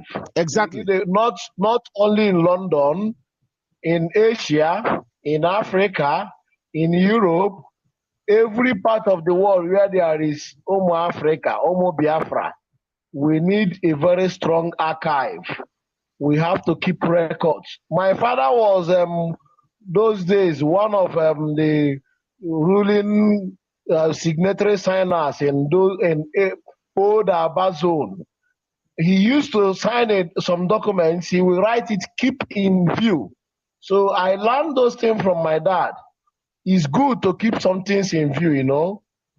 Kindly expand and extend those documents to every of your coordinators so that it will get to us. We must to have copies of it. Then Nnamdi, ka m were Igbo gọzie gị. Ọwụ na ọwụ ngọzi m na-agọzi gị ka Chukwu ji gọzie gị, but onye ide emela asụ n'ọrụ, Chineke agọziela gị. And ahụhụ ịtawa, abụ m onye isi ala ngwa, ahụhụ agaghị efu ọhịa. Chineke nke usile nke ndị agha amala ahụhụ agaghị efu ọhịa. Anyị ga-ịlọ n'ala Israel ka ụmụ Biafra ya gazie elu. Thank you very much. Thank you. Thank you very much. Thank you. We have a caller on the phone. Your name and where you are, please. Hello, is me talking to me right now? I'm talking to you. You've waited very patiently, and I acknowledge your resilience. Thank you very much. Please go ahead. Thank you very much. This is Chika Nebuka from Antwerp, Belgium. Yes.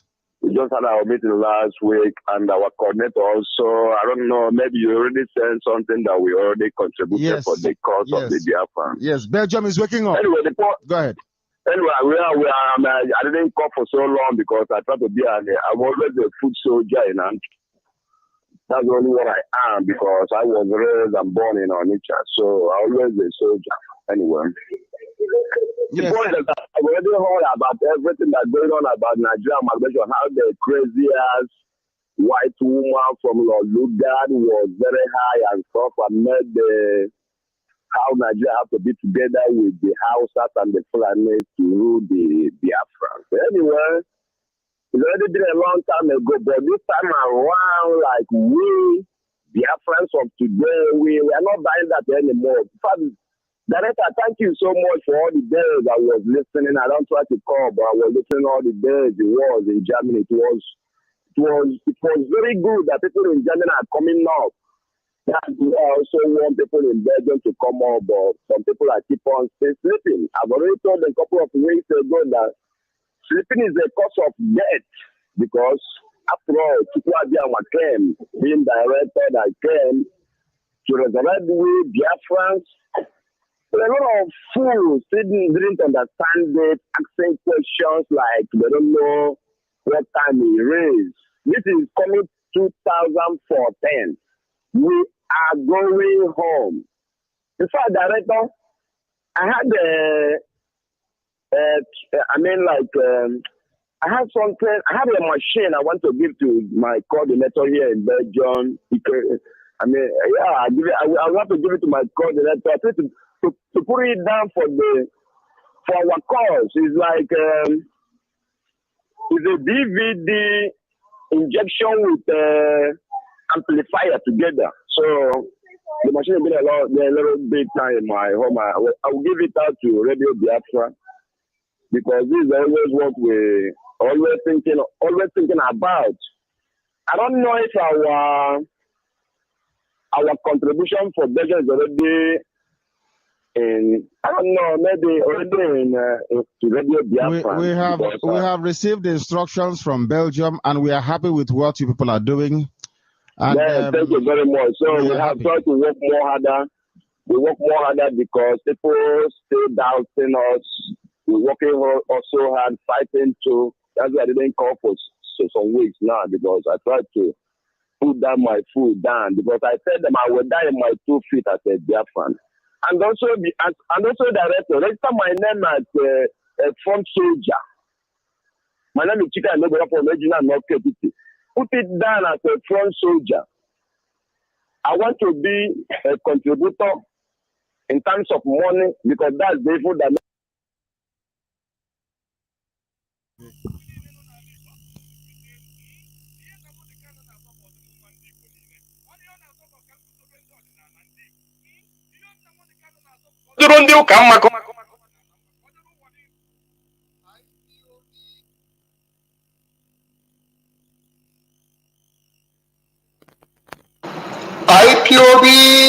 one family.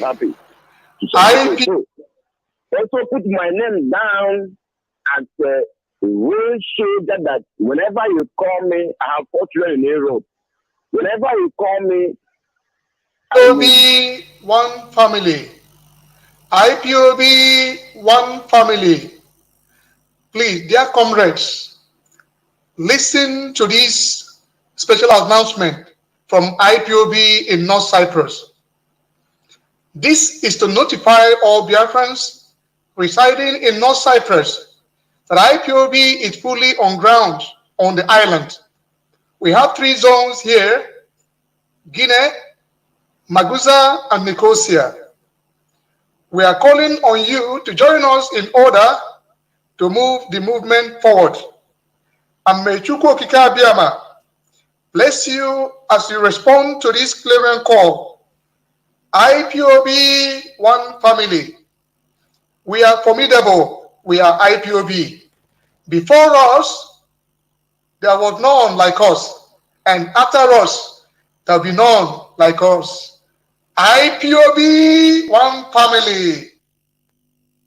One family we are.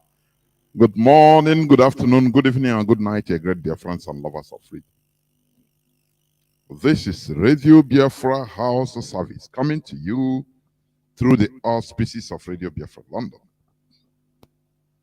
My name remains Mazi Jonathan Chinedu from Olu province of Biafra land.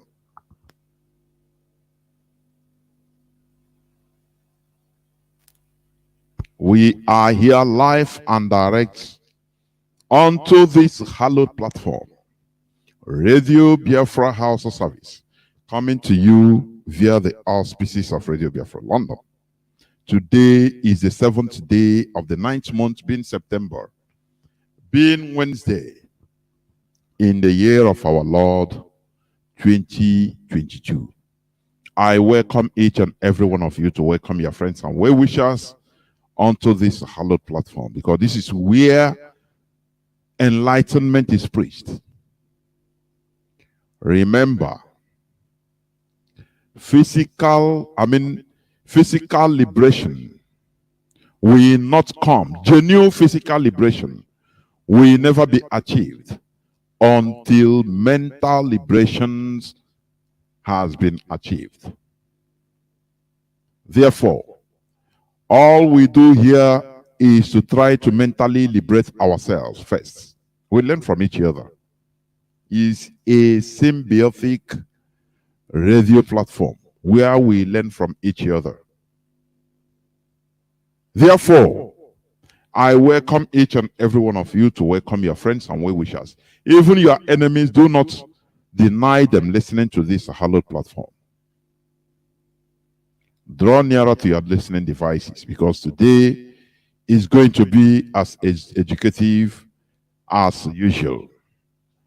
Remember, our HOD, Head of the Directorate of States of the Indigenous People of Biafra, Mazi, will be coming on air to address Biafrans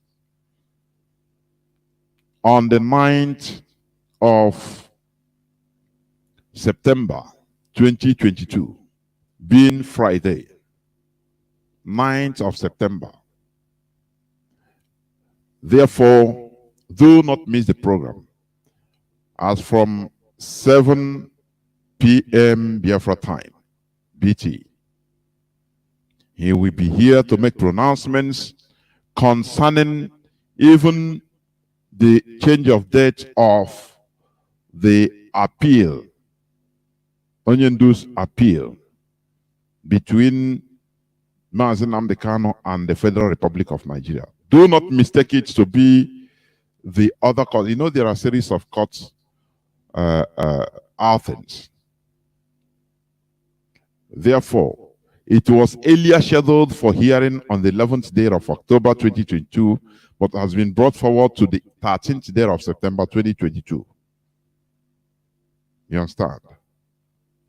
It therefore means that hearing on Onyendu's appeal challenging the remaining 7 court charges filed against him will now be coming up for hearing at the Court of Appeal, Abuja, next week, Tuesday, being the 13th day of September 2022.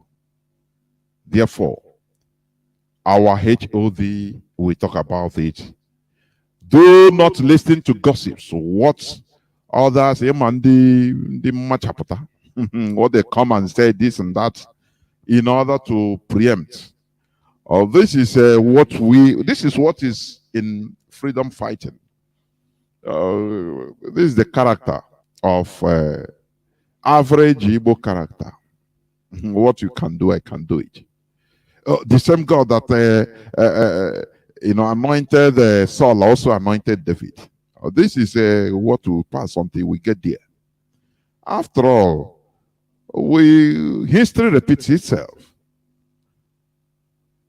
We learned what happened during the Civil War, how it is the Igbos that our own people that sabotaged our own fight. Now, what do you expect now? That time we thought everybody would be virgin. That time. Anything we are talking now, we always take it, we say no, since after the war, 1970, this and that, but who sabotaged the war?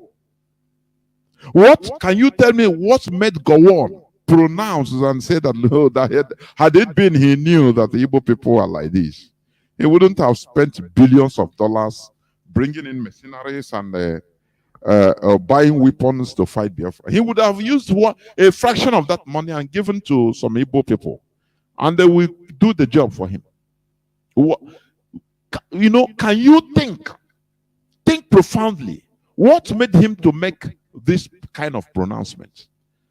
Because of what he saw during the war. How Ukpa Biasika and others were busy fighting against their own people, making sure that we were killed and massacred. His own people, just for him to be the administrator of South, East Central State or Eastern State as of that time. Just for him, for his own private benefit only. They will send him to United Nations. They will send him to Britain, send him to France, send him everywhere. Anywhere. Or Dimogo Juku sent emissaries, Biafran emissaries, to go and lobby. Gowon will send Ukpa Biasika and co. And he will be happy. As far as he was put into 5-star hotel and given money. They look at this, they laugh. They say, no, this is really absurd. This is absurd. And then Nnamdi Azikiwe was there also campaigning, calling us rebels. His own people, because Ojukwu didn't allow him to be in charge. That was, remember, that was before the war. It's not after the war. That character was there before the war. And he never changed. He became worse and worse and worse today. That is why we are relegated to the background. Therefore, all these things make me, I don't even shiver. Anything I saw in IPOB, I don't shiver. After all, the deputy, Uche Melfo, who I respect, publicly and privately,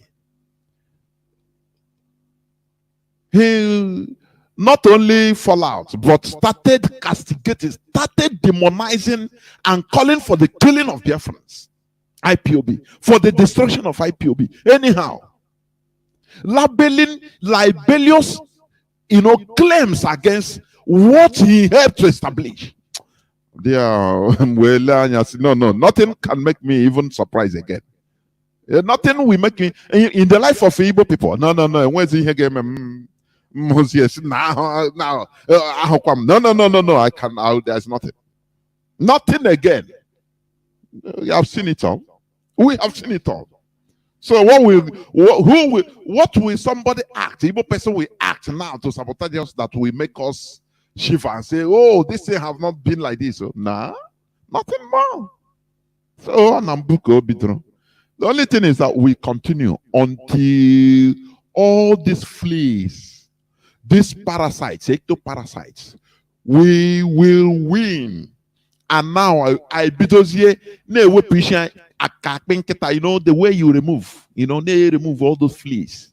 That is the only way. So don't be. That's why when I look at somebody called, I am confused. Though I say, come on, shut up. You are not confused. You are mischievous. Direct. What will happen that I will make me confused? What? What? Look at what Wazirike started, and after Obidoku everyone.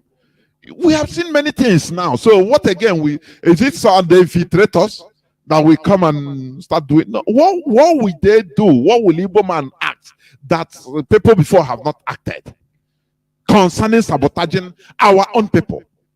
Okpa Biaseka called the killing of his own people that it is like that it is we that is propagating propaganda.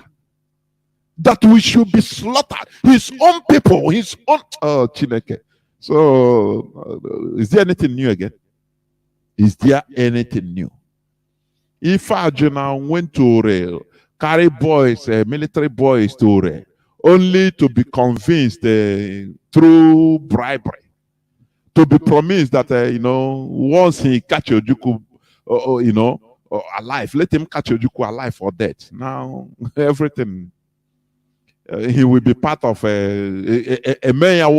They will give him one position in the Nigeria city, and he turned around, and that was when Biafra started losing till we fell. So, what else can somebody do in this struggle that will baffle you? Nothing should baffle you, because who go home. We have seen, we are seeing it every day. So what else? What else? Nothing. So I encourage each and every one of you to remain steadfast, the chosen one, because many are called but few are chosen. Mazi Nnamdi Kanu say he needs 100 men in the midst of millions. He said after those dedicated 100 men, after is what he need. After others could join later. You know why he made that statement? You know why? So it's a rhetorical request, so that you check, do so searching, search yourself, whether you will be among the hundreds, those that will be leading. You understand? Only members of our ESN, they are more than 100. You understand? But there are some things, it is something rhetorical. You need to ask yourself, because in Nnamdi, other people can sabotage other, there is no country, no nation in this world that they have no saboteurs. But Kendibo is something out of this world. That is why I look at it, I summarize it as primitive way of reasoning. From primitive people. Forget that, we're all over the world, we travel, we make money, we drive private jets, we drive the best cars, this and that. But still, many of us are primitive in thinking. I say primitive. Go and research about primitivity, you will understand. It's not about driving the 2024 car, no. That has not even come out, custom made. It is not. It is not about being clean, dressing fine, living in a developed country. You can live in developed countries. After all, go to you where don't you have monkeys? Where don't you have monkeys? Monkeys in America, do they think like human beings? Their size, no. They still remain monkeys. Chimpanzees in Denmark, they don't. It's the same chimpanzee. They behave. You cannot. Because they are chimpanzees in Copenhagen. Okay, they used to warm their food. They used to sew their clothes. It is impossible. It's only they found themselves there. That's it. So, primitivity is in the mindset. It doesn't matter where you are. That is the reality. So, in what there is nothing I can see action by Igbo man or this is surprise, because we have seen it all. That is what I want to say. So, forget about people making jests of our, our struggle. People that we go on only canvassing for visa, bring your CV so that you work for Biafra, you train as a doctor. Are you a doctor? Come, I'll get you a visa. Freedom fighting. Or was Rike's style? When he deviated, he started talking from both sides of his mouth. From time to time, Biafra has passports now, so apply for your own. And Biafra have now numbers, registration, vehicle registration numbers. Come and get your own. The person telling you this, he is going on Nigerian Federal Republic of Nigeria plate number, being protected by Nigerian police. So what shall we see again and become confused? That is why when I hear people lamenting, oh, we are confused, I look at you and say, God, why? Why not open your brain to understand? Because we are in a freedom fighting. So our HOD, Mazi Chike Doziem, will be here after tomorrow on Friday to make some pronouncements, to talk to Biafrans. 7 p.m. Biafra time, please. Do not miss it. I will go straight to reading some news headlines before I enter into the subject matter today, which I put out on my platform, the center of gravity of the Nigeria problems. That is going to be the topic of my submission. Though I'm late, but you all understand, it is understandable. Because Mazi Kechuku was hosting one of our attorneys, Ejimako. So that is why I was waiting, which is also is okay. I don't need to hassle them. We must continue. Okay. Let me read some news headlines, as I said, before going into the subject matter. Also, the announcement I played on Northern Cyprus, Biafrans on Northern Cyprus. Please make sure to attend the meeting. Make sure to attend the meeting. ISWAP, Islamic States of West African Province, that is ISWAP, claims responsibility for killing 4 Nigerian soldiers during attack on security advisor Mongono's hometown. When you hear of ISWAP, listen, they are the bandits. Those people they call the bandits, they move on mostly motorcycles, motorbikes. These are ISWAP. You understand? They are coordinating with Boko Haram. All of them are the same. Do you understand? They claim responsibility for killing 4 Nigerian soldiers. Go and check the 4 Nigerian soldiers being killed. They are non-Fulani soldiers. Mostly they might be from the south. Or if not, it will be Middle Belt or non-Fulani. So that is for sure. The Fulani, they are fighting in a multifaceted way. Because as I used to say, they see the indigenous people in Nigeria as the most stupid set of human beings on earth. So they kill them, they are soldiers. They kill the indigenous soldiers in the army. They give information and they slaughter them in the north, every part of the north. Now they kill our own people in the south, in the Middle Belt. Do you see how they are working?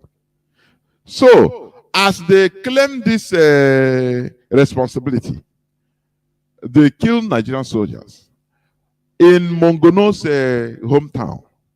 You don't hear Nigerian military sending to Kanu aircrafts to bomb them. No. Otherwise, the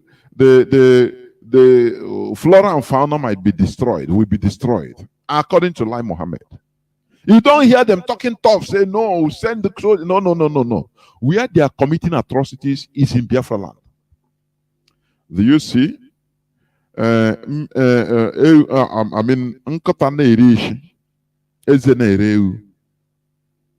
that is the situation we found ourselves.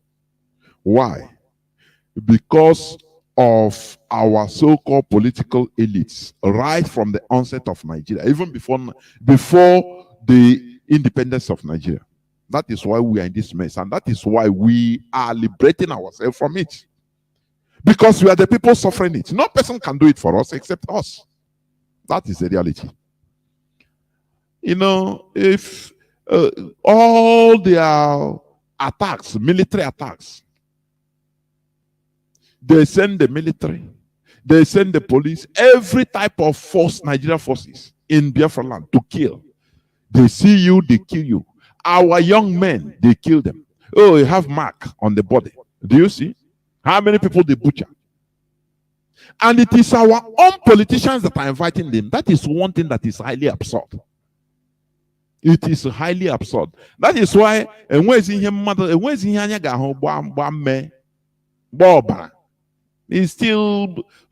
still shed tears. It's watery, not blood. When you see an Igbo man inviting foreigners to come and kill his own people, so that what is his aim? The only aim, why? His recompense is to continue maintaining his political position as a governor, as a senator.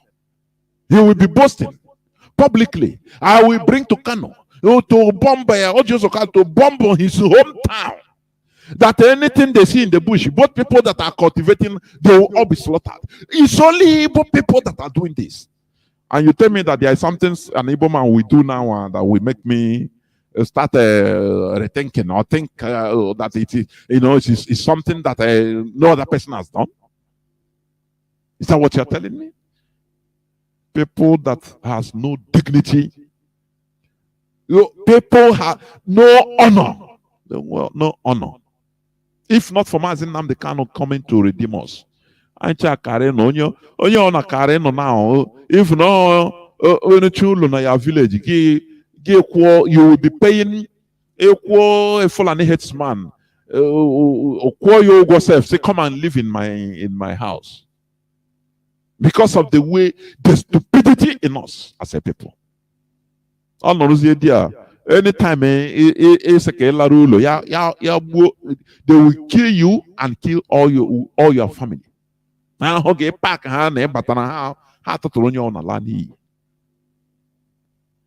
If not for Mazi Nnamdi Kanu. Sometimes I say we don't merit Mazi Nnamdi Kanu. For people that are ingrates. But thank God for the few, for the chosen few. That is my only, Onkas will be my only courage. For the few. Otherwise, honestly speaking, it's okay. We must continue. Another news say how Nigeria High Commission officials connive with Kenya police to extort money from Nigerians in Kenya. Are you seeing it? If you read, you see how it's the only country in this world that are against their people. Because of, they are Biafrans. Tell me, leave these people to go. No, they continue, destroying, suffering our lives for nothing everywhere in this world. Oh, and they say we are in one country. They connive with foreigners, both in Nigeria, both in foreign land, in order to deal with us everywhere. It is here in Kenya. That is it. Oh, we are in one Nigeria.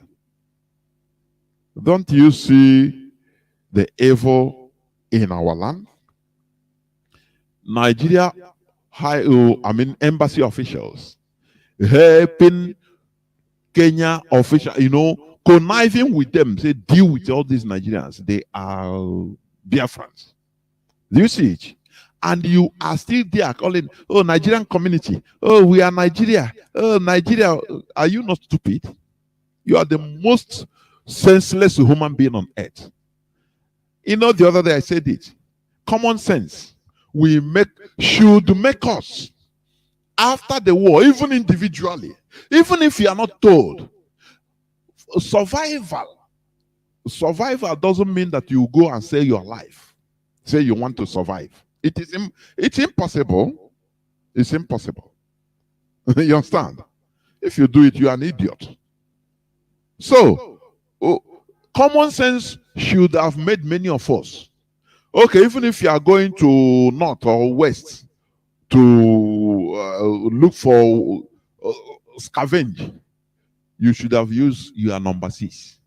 That you will try, even if it's in one room there, one apartment, you live. You rent and live. Man, all your money, if you make money, you come and invest in your land, in any part of Biafra land. But primitive people, they still rush back. Oh, one Nigeria, they relax. He made money and built the skyscrapers there. The same place they were rounded up and slaughtered. And you are telling me that a guy wanted bread. Is that what you're telling me? You know, before I thought that we had bread, but after careful studies of our people, I know that I see that we are the most stupid set of people on earth. In that zoo, the most stupid set of all the indigenous peoples are stupid, but we are the most stupid. Igbos, we are the most stupid. I'm telling you honestly, owing to what is happening to us, and still we don't have brain to think twice. If not for Mazi Nnamdi Kanu, what would we have done? What would we have done? But we thank you for everything. I will continue. Okay, there is this Sheikh Gumi's head, the Kaduna train terrorist negotiator, the go-between. You know, he was arrested in Egypt and deported back to Nigeria. I think he should be arriving today, Wednesday, at Kanu Airport. But they don't want to talk about why he was even on transit in Egypt. You understand that? They say, oh, it is Nigeria, lie. If you listen to Nigeria news and take it like that, you are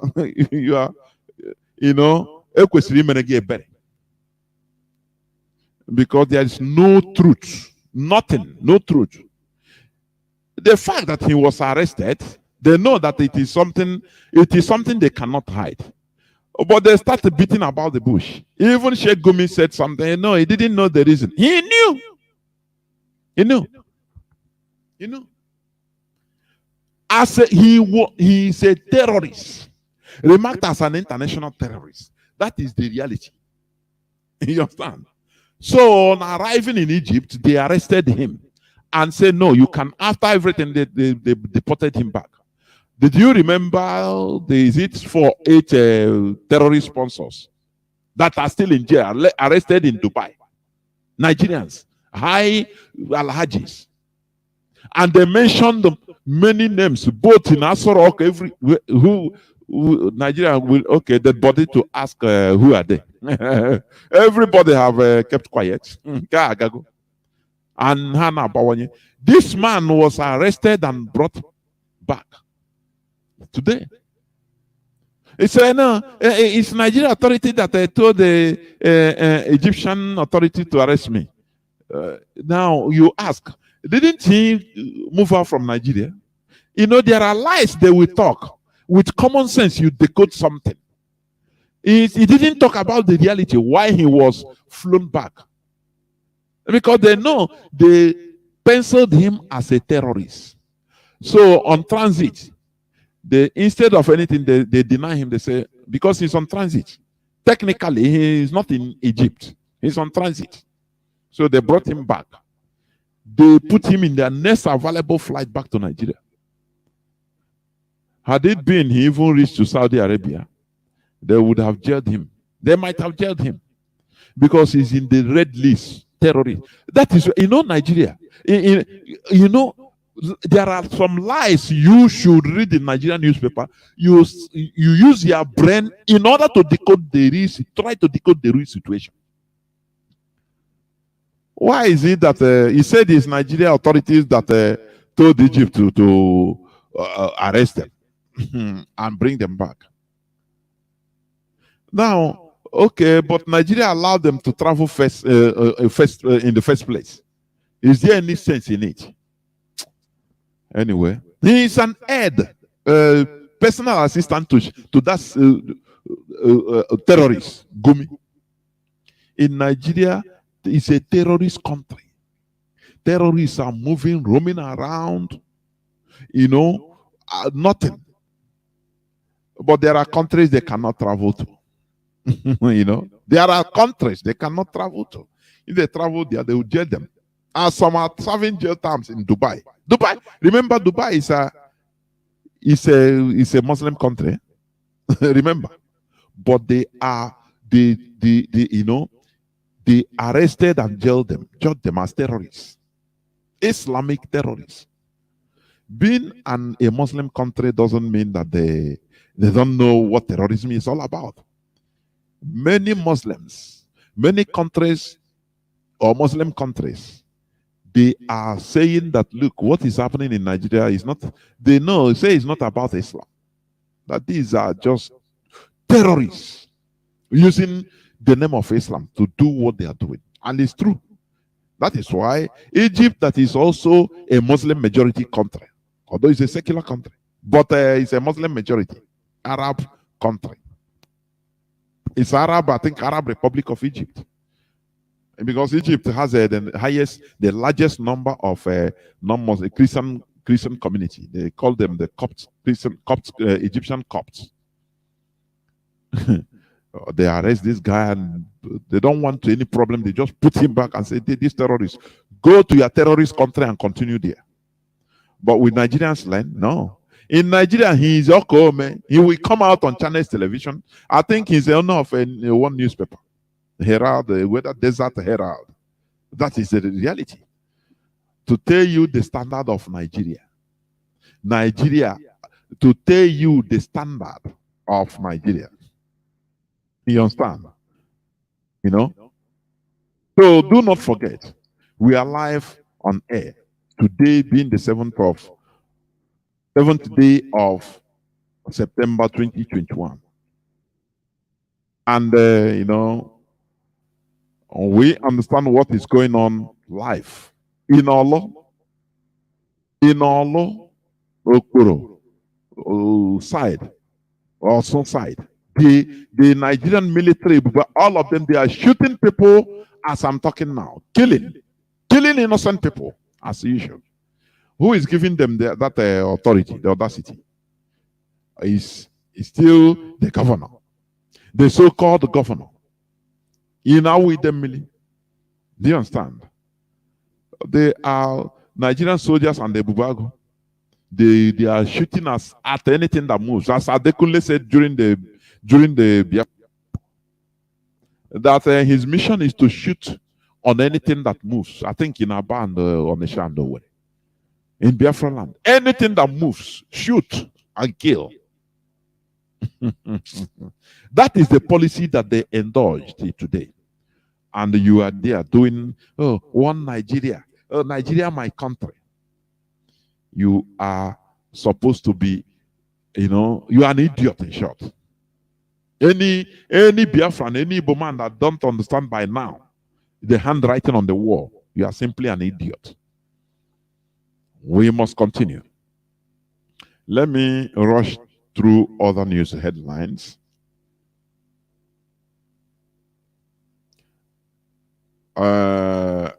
Federal Capital Territory authorities demolish multi-billion naira housing in Abuja without notice. This is a country, no law.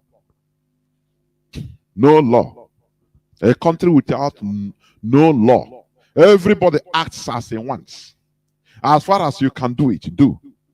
They demolish houses in Abuja because they can do it. There is nothing. You know? Maybe this house belongs to Biafrans. Who knows? I don't know. Anybody belongs to without notice, without anything, they demolish your house that you spent your lifetime building. You spent fortune building. Don't you see that country there is something fundamentally wrong? Don't you see that? You know that the Fulani, they don't have a rule of law. What they know is that still that old primitive feudal system that Europeans ran away from through series of revolutions, enlightenment. That feudal system is what the Fulani is still engaged on. They can wake up today and maybe they quarrel with their wife didn't, respect them very well in the morning. Now they take order. They just give order. Say, oh yeah, if you see, go out there. Any house you see in this road belonging to Biafrans, demolish them. And that is it. No question. All correct, sir. And they will go carry caterpillar. That is the Nigeria we are in. You're an evil entity that we are forced to live in. But no matter how hard, we must continue. Protesting Nigerian policemen lament 18 months unpaid salaries in Ocean. Says commercial motorbike riders are sleeping with their wives. How I wish they continue sleeping with their wives, honestly. I'm telling you, because what the police people, these people, they always act larger than life. Once they give you arm, you have little, legal authority to carry arm. As a Nigerian agent, the person becomes God. Policemen that used to kill, they will say, go and shoot protesters. Now, people protesting, in Lagos, and SARS, in order to bring even good life for you policemen, and they will send you out to go and kill them. And you say, okay, we are obeying order. What type of order is that? What type of order? Now, Nigeria has touched them. And, hell of Okada riders, if they are doing it, say, carry their wives to go because they don't pay them. One thing which very wrong with Nigerians is this. Instead of attacking the source of their problems, no, they will leave them and protect them. And they will go and start, subjugating the poor people that are suffering like them. Do you understand? That is one thing that is absurd. And that is why, black people, Nigeria have no grace. And it will not have until it is destroyed. Righteousness exalts a nation. It's a wise saying. You understand? It's in the Bible. Righteousness exalts a nation. When you see a set of people, the police, the military, they are suffering, they are people also. They are part of the people, of the population. Now, in a democratic setting, that they should be working for the public, you see them going, oppressing the poor masses that they should be serving. The poor masses that they should align themselves to, because what concerns them should concern the police and the army, because they are part of the people. You understand? No, instead they will go and block roads and start dealing with they call them bloody civilians in Nigeria. Citizens, they call them bloody civilians. Protecting their real oppressors, those that are causing havoc, the politicians that are causing havoc to them, causing havoc to everybody. They leave them. Now they'll be dealing with ordinary people. Don't you see that there is something terribly wrong? Don't you see that? Bandits use worshippers kidnapped from Zamfara Mosque as free labor on millet farmland. For you to understand, bandits, these are ISWAP, terrorists, Fulani terrorists. Now they have lands. There is no army attack or military attack on them. There is no combing of bush. You know, there is no bush. It's a Sahel region. They don't comb the bush. This slowly, little by little, these Fulani terrorists called bandits. You know, is their modern name, Christian name, bandits. Sounding sexy. Oh, bandits. Now they occupy lands. The other day, I read the news here. They are taking taxes, collecting taxes from the people. They roam. You see it in my platform, Jonas Raphael. We are a picture. The pictures of them, you know, roaming around with weapons. No military is pursuing them. No Kanu that is fighting them. Little by little, they are working with government in the Sharia north of Nigeria. Don't you see that? Do you see that? You know? Now, when they kidnap people, they will say, okay, if you don't have money, come and work. They'll force them as slaves to free labor to work in millet farms under the Nigerian setting. Nigeria is watching, Nigerian military is watching them, you know. It is very, very absurd, honestly, highly absurd. Nigerians are not, you know, the Nigerian military is not going there to bomb them. No, they are not going there to bomb them. They are not sending fire and brimstone or threatening fire and brimstone. No. Instead, they are working with the bandits. In another news, that's why in another news, you know,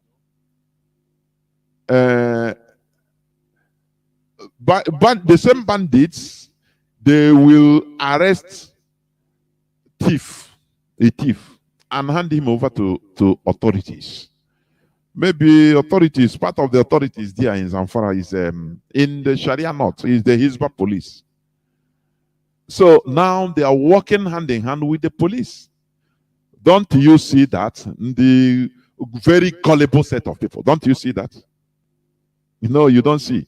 Because they program you to continue monitoring Igbos. Oh, the way Igbos are eating. Oh, the way they are, you know, talking. Oh, the way, as you are busy monitoring Igbo. Oh, Igbos, you don't allow them. Don't ever allow them to have seaports.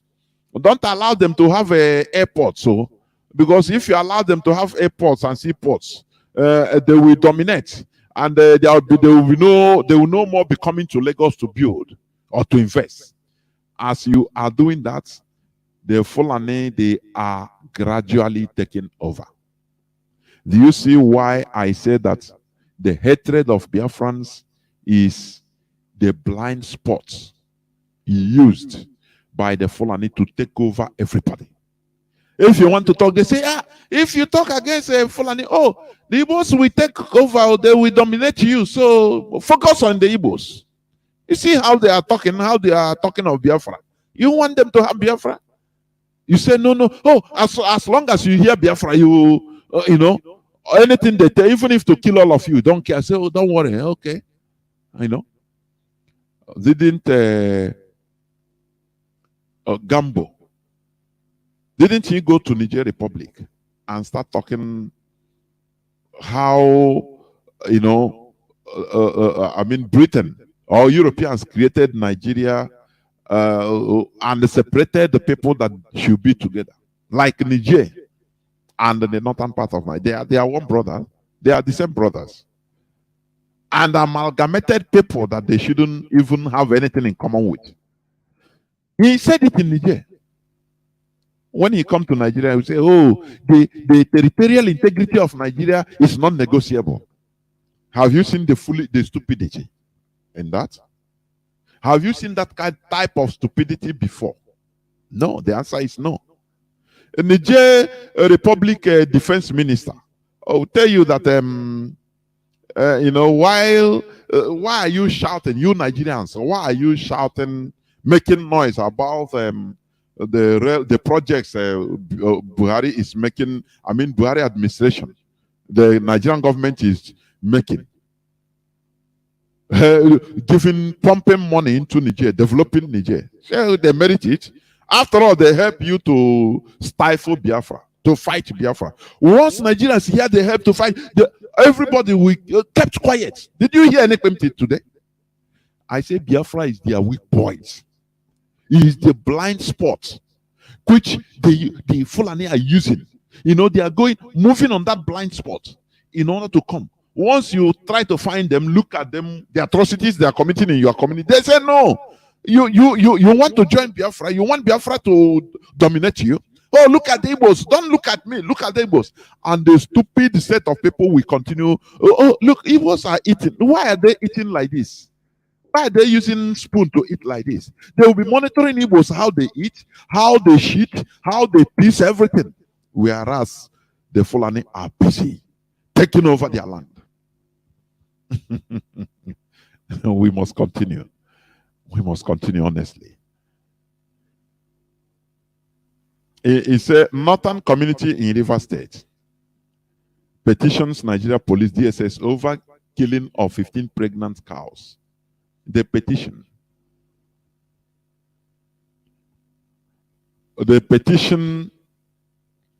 I mean, the River State government on the killing of 15 pregnant cows. Okay. Now, the question, why I bring it out is all this destruction of Igbo goods and properties and lives, killing us in different parts of Nigeria. Have you seen so-called Igbo people, you know, writing petition? Let me ask the Abule Ado bomb attack, vacuum bomb attack. Which when they talk, you know, immediately that episode happened. Many of our people perished, even children. What of is it Kanu or Kaduna Sabongeri attack of recent? Immediately happened, they dispatched one of their stooges in the name of Ohane Zendibo chief there. He will be the person who start blaming the way you people should keep quiet, don't talk. You people you are the cause of your problems. People that are willing, people that are mourning, they will still come to add salt to their injury. Blame them to keep quiet. That they're on top of the issue. That how many issues they're on top? Anything today? Can somebody call to tell me the result of Abula Ado, anything that happened? What of is it Kaduna Sabongeri bombing? That the governor or deputy governor denied that nothing happened there, no person died there.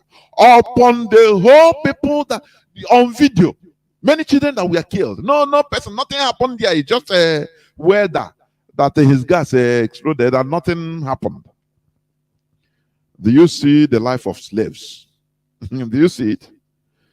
You know why I used to talk like this? Because yeah, Ojigo, honestly, this life you cannot live it twice. Let me talk so that the world will hear my voice. That I talk like our leader he have been saying. Once you die, you go. You'll be satisfied that at least you make the world hear your voice. I'm telling you honestly. That will be all these calamities that are happening in our land against our people. Have you seen anybody?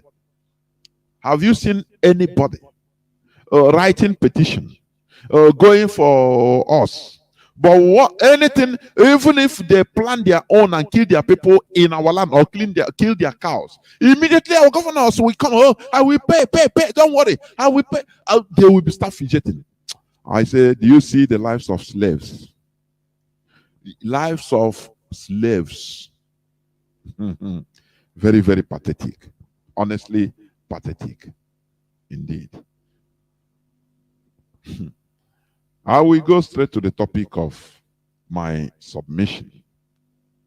But before that, let me just regulate something. Let me regulate something underneath. I need to reply one thing immediately. I will be right back, please. Family. IPOB, one family. IPOB, one family. IPOB, one family. Please, dear comrades, listen to this special announcement from IPOB in North Cyprus. This is to notify all Biafrans residing in North Cyprus that IPOB is fully on ground on the island. We have 3 zones here: Guinea, Magusa, and Nicosia. We are calling on you to join us in order to move the movement forward. And may Chukwu Okike Abiyama bless you as you respond to this clarion call. IPOB, one family. We are formidable. We are IPOB. Before us, there was none like us. And after us, there will be none like us. IPOB, one family. There, well, welcome back, Biafrans and lovers of freedom. This is Radio Biafra Hausa-Service coming to you through Radio Biafra London. Today is the 7th day of September 2022. We must continue. We must go on. As I said, I will go directly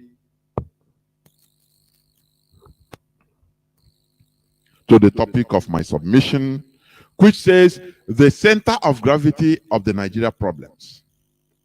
That is the topic of my submission in today's program, please. The center of gravity of the Nigeria problems. Okay. Before I start, I will just play a few minutes of this clip before I continue, please. It is this intelligent officer, the shadow man that he should be. He risks his life. One of the man said, you shouldn't, I shouldn't be known to be existing. If you understand, you know what? That's one thing people don't understand. I just want to digest just few seconds. You know, when people used to say that, oh, I'm formidable because I'm here. My face is everywhere in the world. I am known. This and that. I'm proud. I'm okay. Yes, you are doing well in the struggle. But let me tell you, a nation, a country, building of a country is just like a soil, Allah. Land has many components, both the seen and unseen. You understand?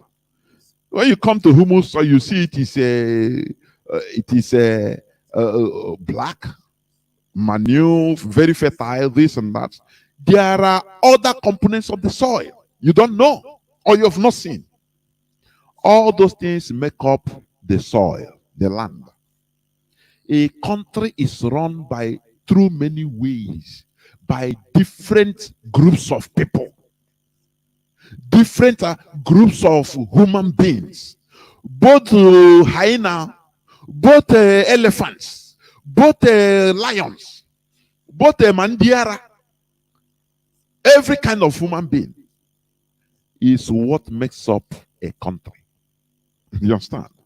There are people that are in the shadows, but they are the people that are, the solid rock. They are one of the people, the solid rocks of building a country.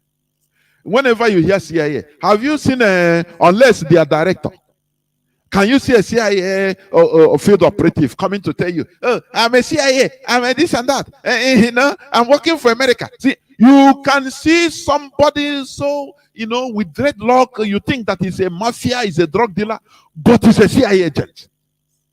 He's a secret servant, secret service agent. They are the people that are bringing information, making it possible for you to be moving around freely without fear or favor. You know, sometimes I see our people, sometimes our people becomes very little in mind. You don't know that there are people you are not supposed to see. There are people you are not supposed to know. But they are contributing heavily more than even what you think. Because if you see them, many things will spoil. Don't you know that? For you to start, because they know me, they know where I'm living. I call my name, so I am formidable. I say, we never come up from emotion. I catch the emotion. We take emotion as number one. There are people that their work in the secret. If they tell it to you, it beats on a shiver.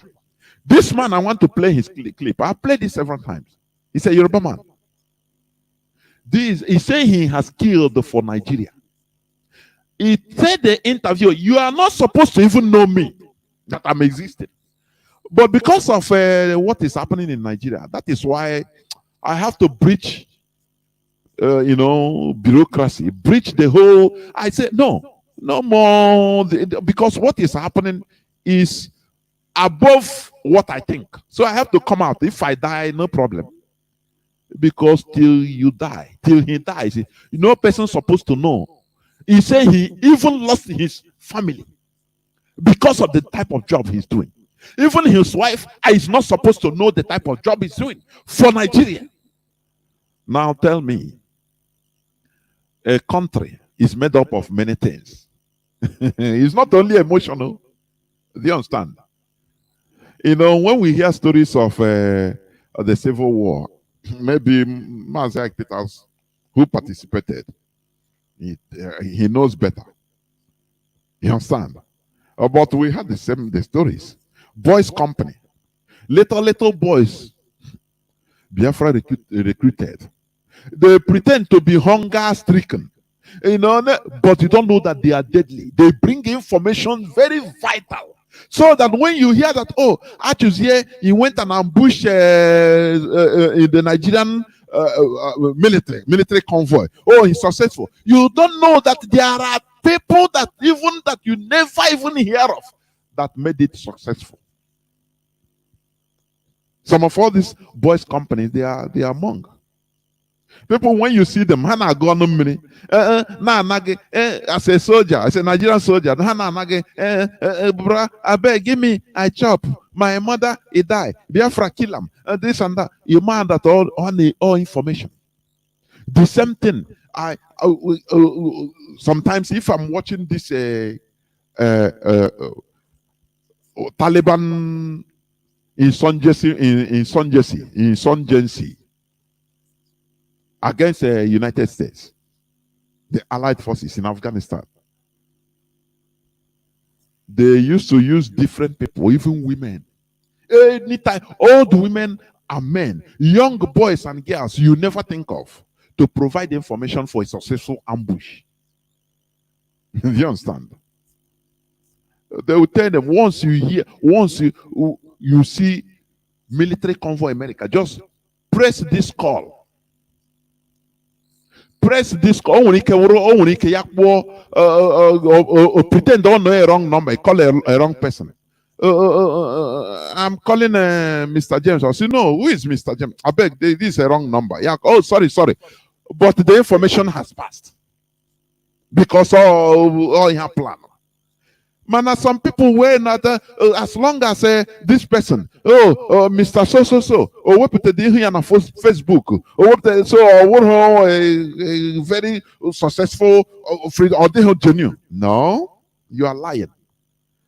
You are lying. You understand? A country is made up of both the seen and unseen, both lions and jackals, both hyena. You know, hyena moves in the night, mostly. Both the ones that live under the ground. You know, there is a type of viper, desert viper, that lives on the ground. You will dig sand and enter there. You will not even know that he's there. But pass there now. His poison can kill you under 5 minutes. That is how deadly it is. So, I want to play this before I continue, please. I want to play it. Listen. Remember? Oh, something is touching. Okay, I'm sorry.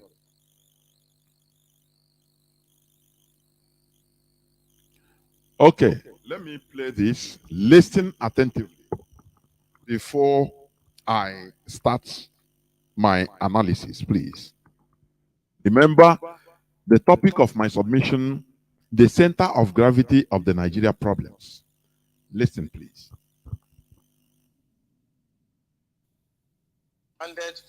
Men outside Nigeria and so on. But I'm not going to come to your station to discuss kinetics. The problem is not kinetics. In 2017, remember, before he continues, you know, he talks about kinetics.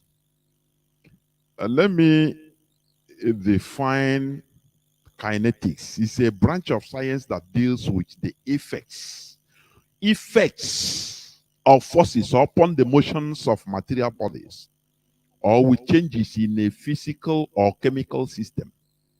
Kinetics is also the branch of chemistry or biochemistry concerned with measuring and studying the rates of reaction. So, kinetics, you know, because, you know, so when you use big grammar, many people don't understand. Kinetics simply means like managing a sickness and not going for the cure. Dealing with the symptoms of a disease instead of going directly to the cause of that disease. Kinetics deals with the reaction. The result, you know, the symptoms. You understand? You know, when you apply a force,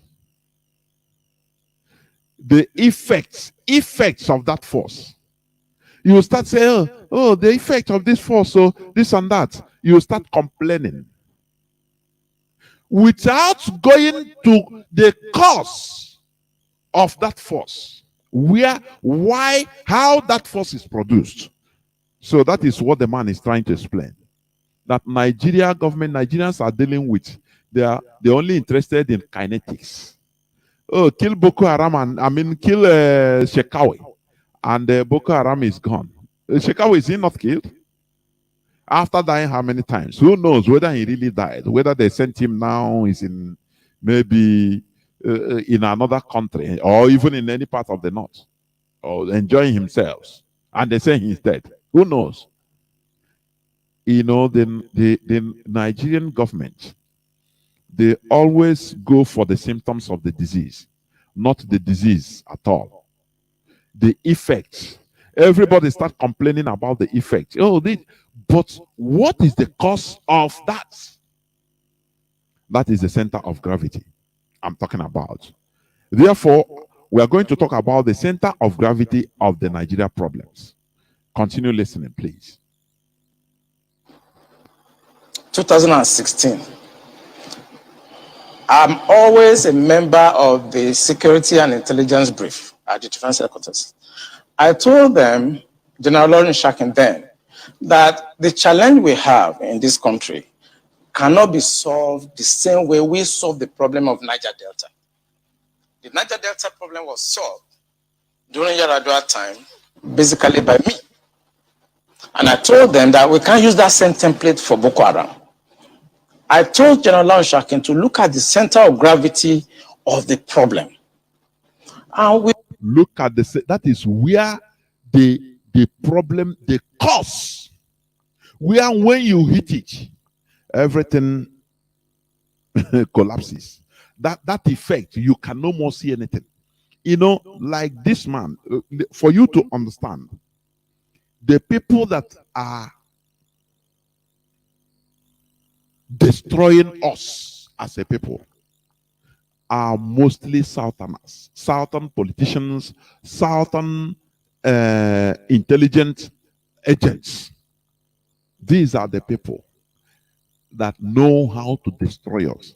This man, he boasted here that he is the person that destroyed Niger Delta agitation, so-called Niger resource control agitation. Do you understand? You know, when secrets are being revealed, you don't understand.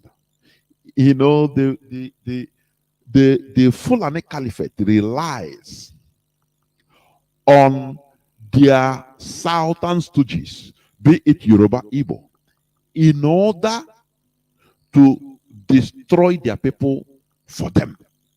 I don't know whether people understand what I'm saying. This man made a great revelation. Because, you know, and after everything, who is in charge? Who is the owners of oil wells? The caliphate. But who worked hard to destroy, to turn Asari Dokubo into the money monger he is? The same Southern politicians and agents who turned Owazirike into what he is today, become a hotel builder or cement molder. Igbo politicians, they will round you up and start canvassing. Stop. Hey, they will give you the whole wrong advices in this world in order to kill your genuine agitation for your people. And they turn you now into, you know, they program your head now into making money. Once they succeed in they succeed in giving you one little advice which you take from there on. Before you know, you enter into a point of no return.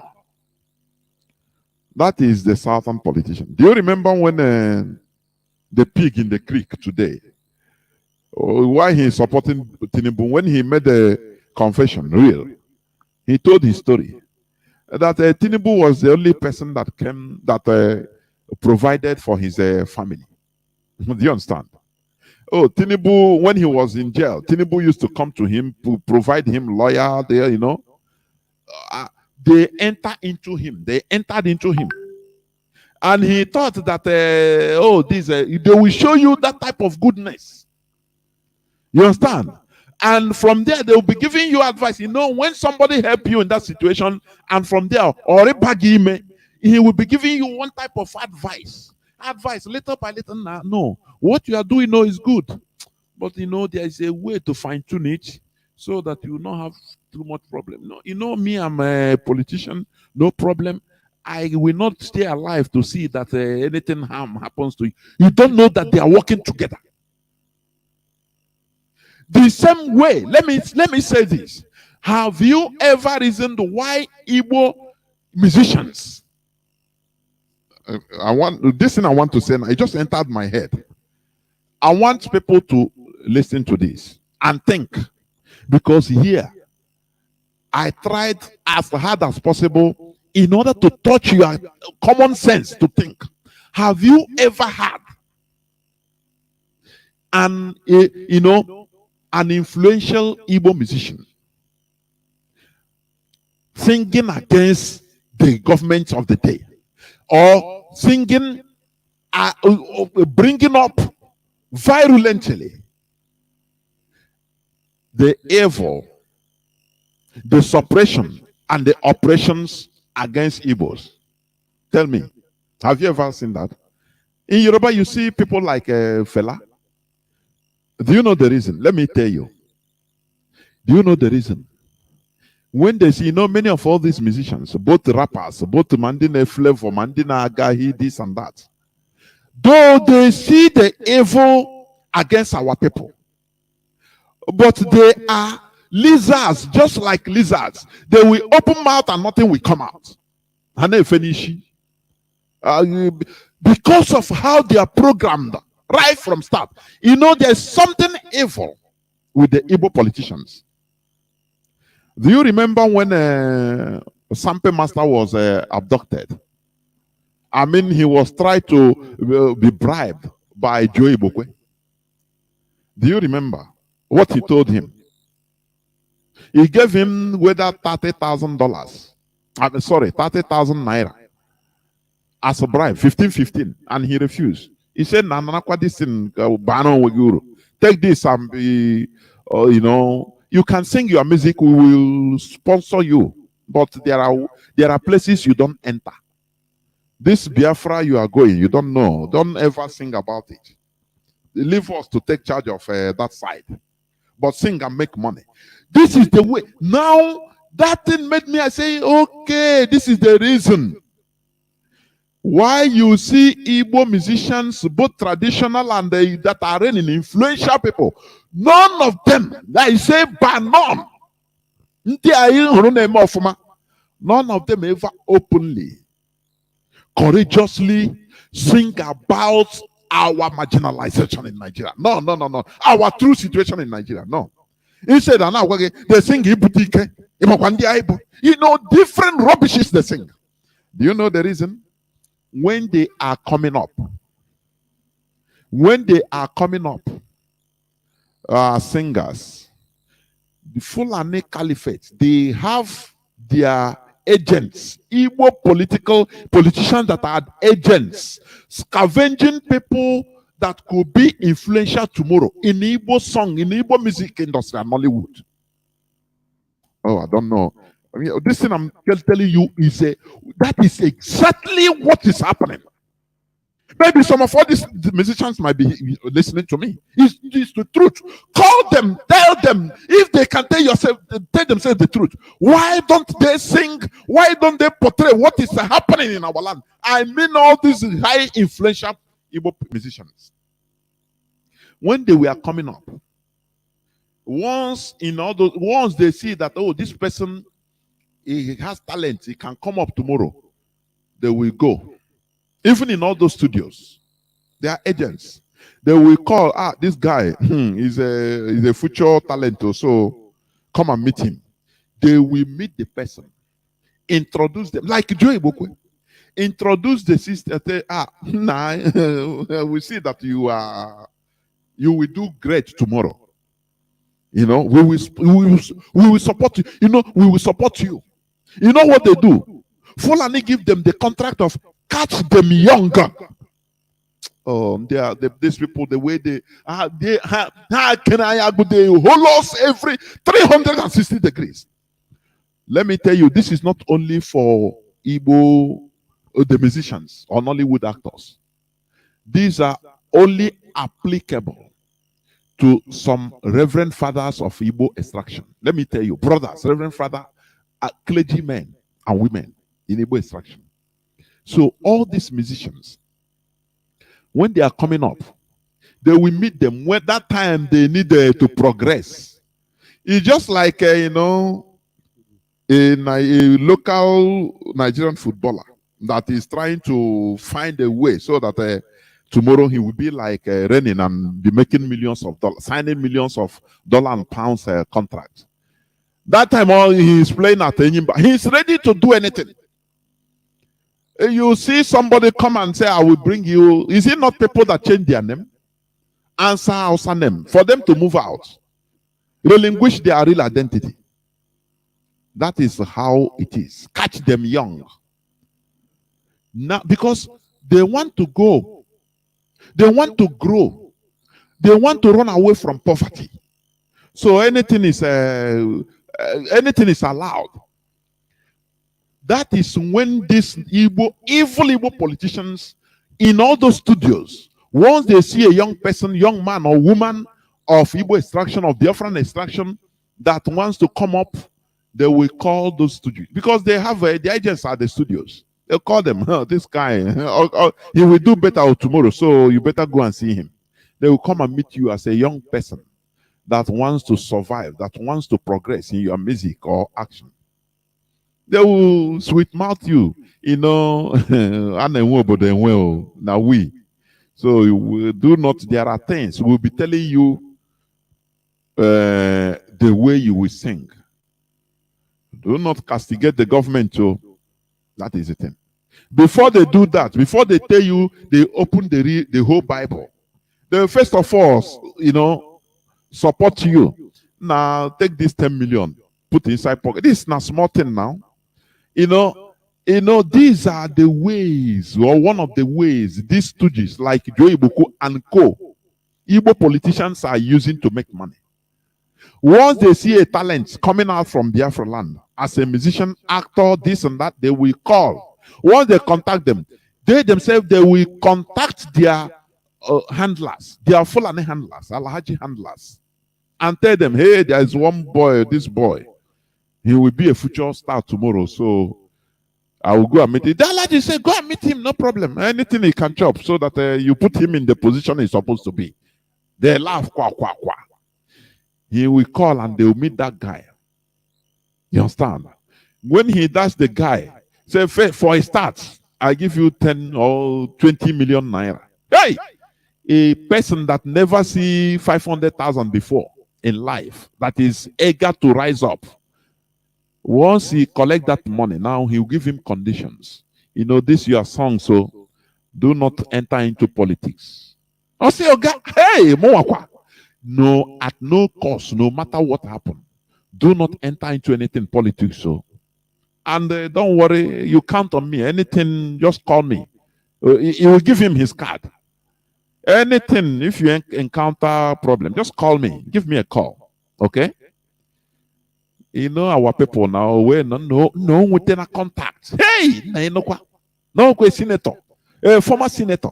Oh, kwa Joy Bukwe Kamitri. Now, wow, he never understand the full meaning of what he did until when he grew.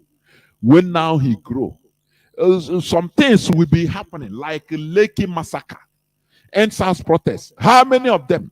You will see them like our marginal. The way we are being killed, the Fulani is killing us. If they will call him and say, remember what our covenant. You will not talk about politics. Go and make merry to people. Boutique. Encourage our people to work harder under the Nigerian setting. I will give you contacts of people, people that has money, so that they will be sponsoring you. You understand? If you have problem, call us. But there is a no-go area, politics. And that person, those people, that is why all these Igbo musicians and actors, they are sentenced into perpetual quietness. Do you understand it now? They have people, they Fulani stooges. And when they spend, for example, 50 million on them, they will give their Fulani Alhajis bill of 500 million. Oh, the boy, I'm spending on them. Hey, he said, no problem. What is money? Is it not more your money is giving you back? He's giving you a crop. It would say, okay, don't worry, I'll give you. That is how they make money also. Catch them young. Do you understand? So these are the secret recruiters, silencers of our people. That is why you see many things are happening. The Fulani headsmen are killing our people. Nothing. Who will sing it in music? Oh, yeah. Instead, they will go where money and this and that is spreading money.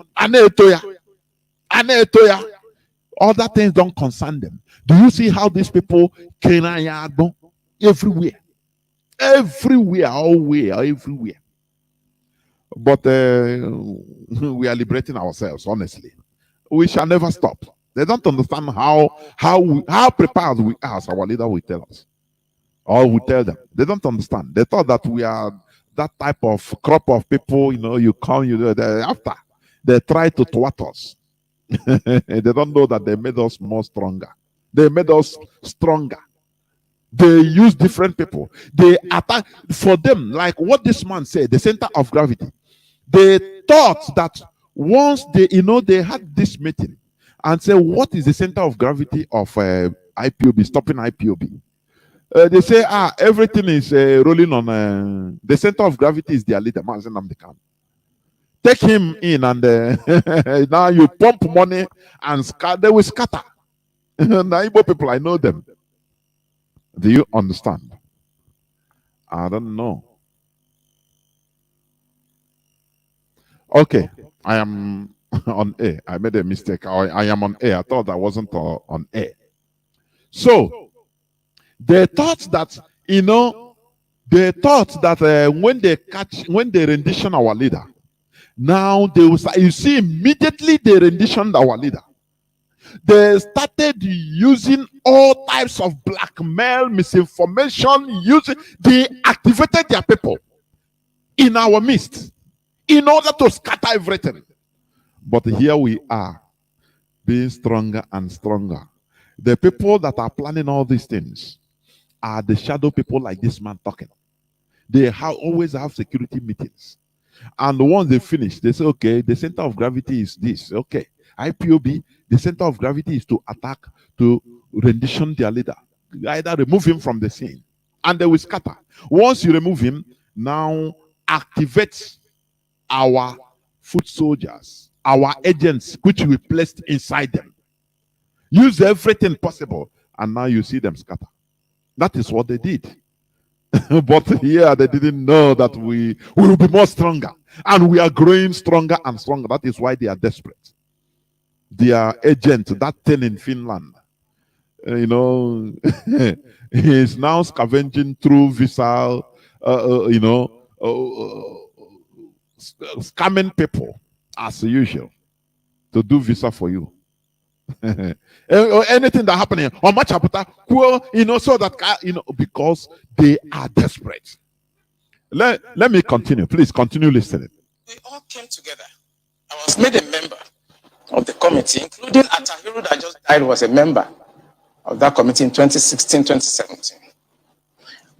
And we came to a conclusion after several arguments. And the arguments were three. To identify the center of gravity of the problem, one group said it is the fighters, the Boko Haram fighters are the center of gravity, so we should go after them. Another group said the center of gravity of Boko Haram is Abubakar Shekau. So if we go after Abubakar Shekau, then the problem of Boko Haram will be solved. I took exception to the group. I said that is not the center of gravity of the problem of Boko Haram insurgency that we were having between that 2012 and 2017. And General Shakin asked me, allow me, why are you giving problem? What is the problem? Give us the answer. And I told General that if I tell you the answer, you're not going to be able to solve the problem. He said, what is the problem? He said, the center of gravity of Boko Haram and insurgency in Nigeria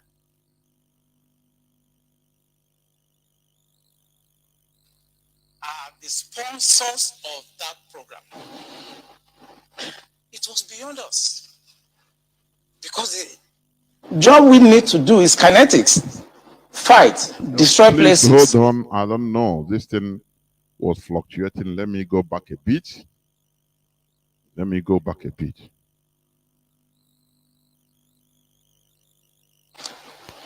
I'm always a member of the Security and Intelligence Brief at the Defense Headquarters. I told them, General Shakin then, that the challenge we have in this country cannot be solved the same way we solved the problem of Niger Delta. The Niger Delta problem was solved during Yaradua time, basically by me. And I told them that we can't use that same template for Boko Haram. I told General Shakin to look at the center of gravity of the problem. If this man didn't come up publicly to talk that the problem of Niger Delta was solved by him, basically, will you know? Will you know? To tell you that in a country, in a fight, in a nation, there are people, quiet people that you should not even know, doing something that is so huge. And that is how it should be. Do you understand me? That is how it should be. So you credit those people. during the Second World War, I think America used to commemorate the unknown soldiers. Do you understand me? There are people that died, they are not even known. But these people contributed enormously. But they are not known to the success, to their victory. But no, they died without being known. Do you understand that? They are still even trying to identify them till today. If this man didn't come, well, when you say credit of the stopping of the bribe, because virtually, when you hear Niger Delta issue being solved by him, is the bribing of all these people. Turn them into looking for money instead of what they were fighting for before. Today, they give them contracts. I don't know. Are you listening? Are you thinking deeply about all this? So that when, all this, when Asari Dokubo will come up and tell you, how he is fighting for Biafra, fighting for a Joe, this and that, a Joe nation. You know that he is corrupted. Because this man now, he said the stopping of this thing, agitation is basically by him. But normally, under normal circumstance, the credit goes to the Yaradua administration because he is the president, and that is it. If this man didn't come to tell you, you will not know. That is why when some people are calling names, this and that, demonizing people, like China Sawori, you don't know what these people are doing under, you didn't know. It makes me, it makes me sad. Do you understand me? It makes me sad. If not for even our leaders' rendition, you wouldn't even be hearing Mazi Samoru's voice. You wouldn't be hearing his voice. You wouldn't know even that he's existing. Many people, you wouldn't know that they are existing. It's just like things went in a way that desperate situations causing for desperate solutions. That like the reason why this man come out on air in order to tell you his job, he's supposed to be a shadow, but he come out risking his lives because he took an oath not to come out to talk anything, even if the way they killed. If they tell you this type of person what they have done, you will even, if you see him, you run away far. But simply, maybe you wouldn't have known. You'll be seeing him as a neighbor is working in government. You don't. Maybe we tell you one thing because all these people, they know what they will tell you. I'm a bank manager in Nigerian bank, this and that, because they are shadows. That is how they do. He is the person he revealed that he corrupted the so-called resource control fighters of a job of coastal Biafra land. They call Niger Delta. Those people that will come out today to tell you, we are, hi, Joe, we are fighting this and that, and you still believe them because you're stupid. This man came up openly and told you he's not even supposed to talk it. Now they made them fighters of 10 billion naira contract. Now the Creek pig, I think he has joined with Ateke to fight Tompolo. For why should they give him contract? They need their court. You know, when crumbs are being thrown, they make them be behaving stupidly. That is, all these things, we know all these things. That is why they see IPOB as number one threat, because they know that they cannot dismember us. It doesn't matter, but only because of your stupidity. That is why you believe. Sometimes I say, Nigeria, they don't understand. The Nigerian government don't understand.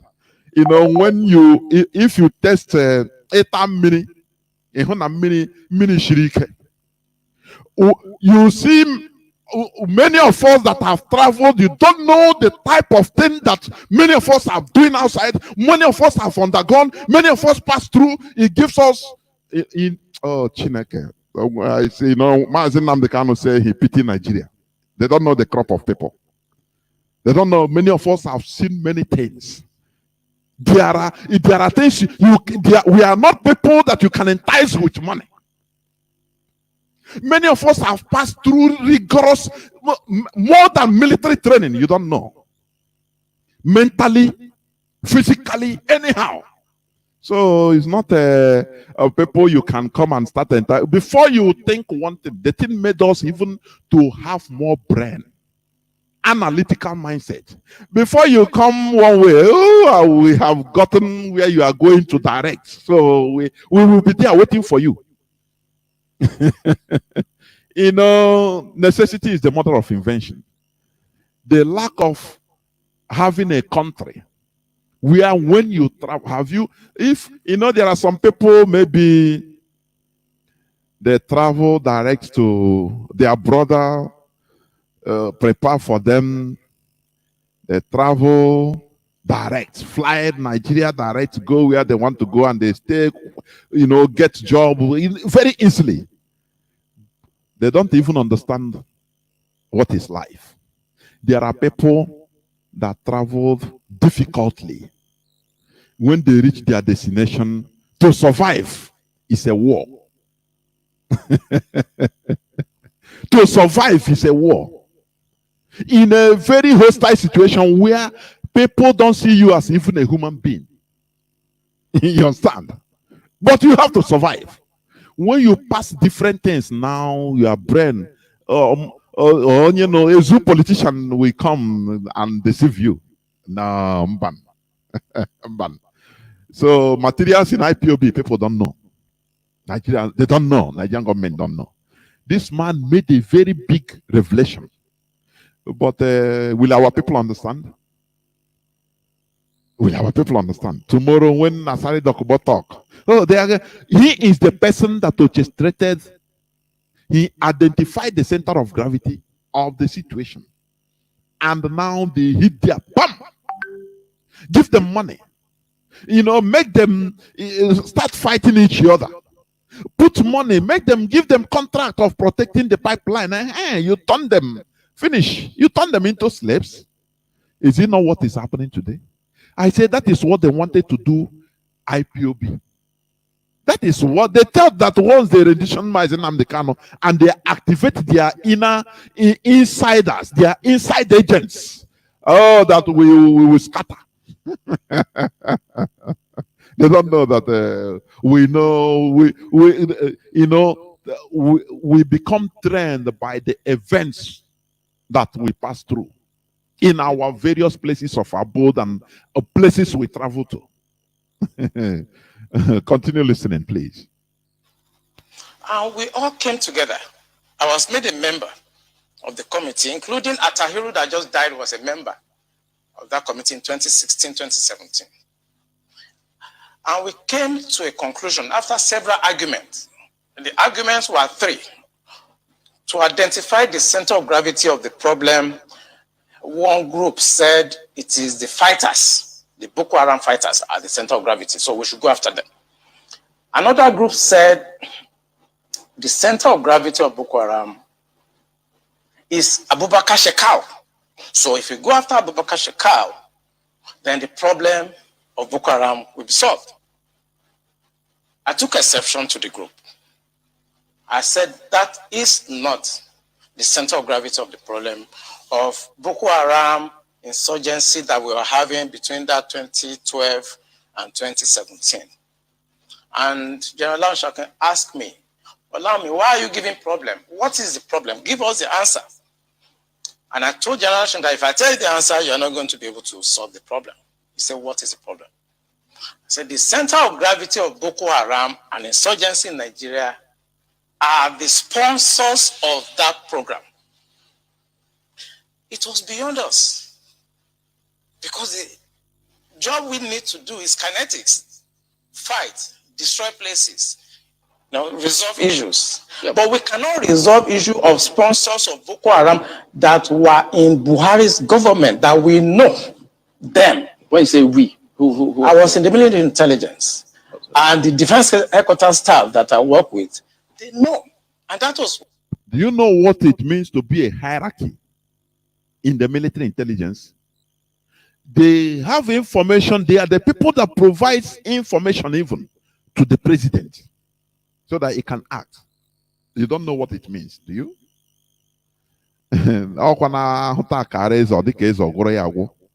Many files, many secret issues that the president or head of state knows in a country, they are being provided by people like these shadows. Shadows, I say. It's not people making noise, no. Shadows, agents, secret agents. Please continue listening. Why we couldn't pursue that aspect that will have solved that problem? Because you need to arrest people. And recently, 400 people were gathered as sponsors of Boko Haram. Why is it that Buhari government has refused to try them? So the government knows sponsors of Boko Haram? Of course, it's in the news. In April this year, the government said they have arrested 400 Bureau de Change related, people that were sponsoring Boko Haram. They told us. And Abu Dhabi also helped us to arrest few Nigerians, tried them, we know them. Why can't this government, if not that they are partisan and they are actually part of the charade that is going on, why can't they bring those people out for trial? So the Bureau de Change operators on the one hand, but you particularly said people in government. Are those part of the Bureau de Change, or those people that you say are in government are still there, government is aware and government is condoning them? The people I mentioned that are in government are not these ones they just arrested. You remember this Boko Haram issue started since 2012. Yeah. And I was in the military intelligence that time. We arrested those people. It is my organization that actually conducts interrogation and interview.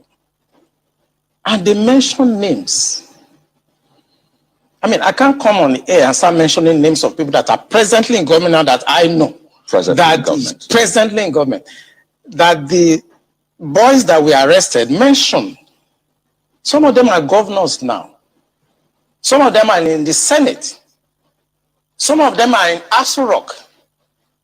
Why should a government try to cause this kind of embarrassment and insecurity to the sense of what happened yesterday? And the solution I gave them in 2017, because when I identified the center of gravity for General Shocking, and they couldn't pursue it, because some of them were ministers. And what I'm saying now, the Department of State Services are listening to me. They know them. Yeah, I will stop this clip here. This submission, I will continue because I never even go to 1/4 of what I have. I'm telling you, because of time factor. I will continue it another day. But remember, the center of gravity of the Nigerian problem, I'm even in the preamble first. The center of gravity of the Nigerian problems, that is what I'm talking. And it will continue another day.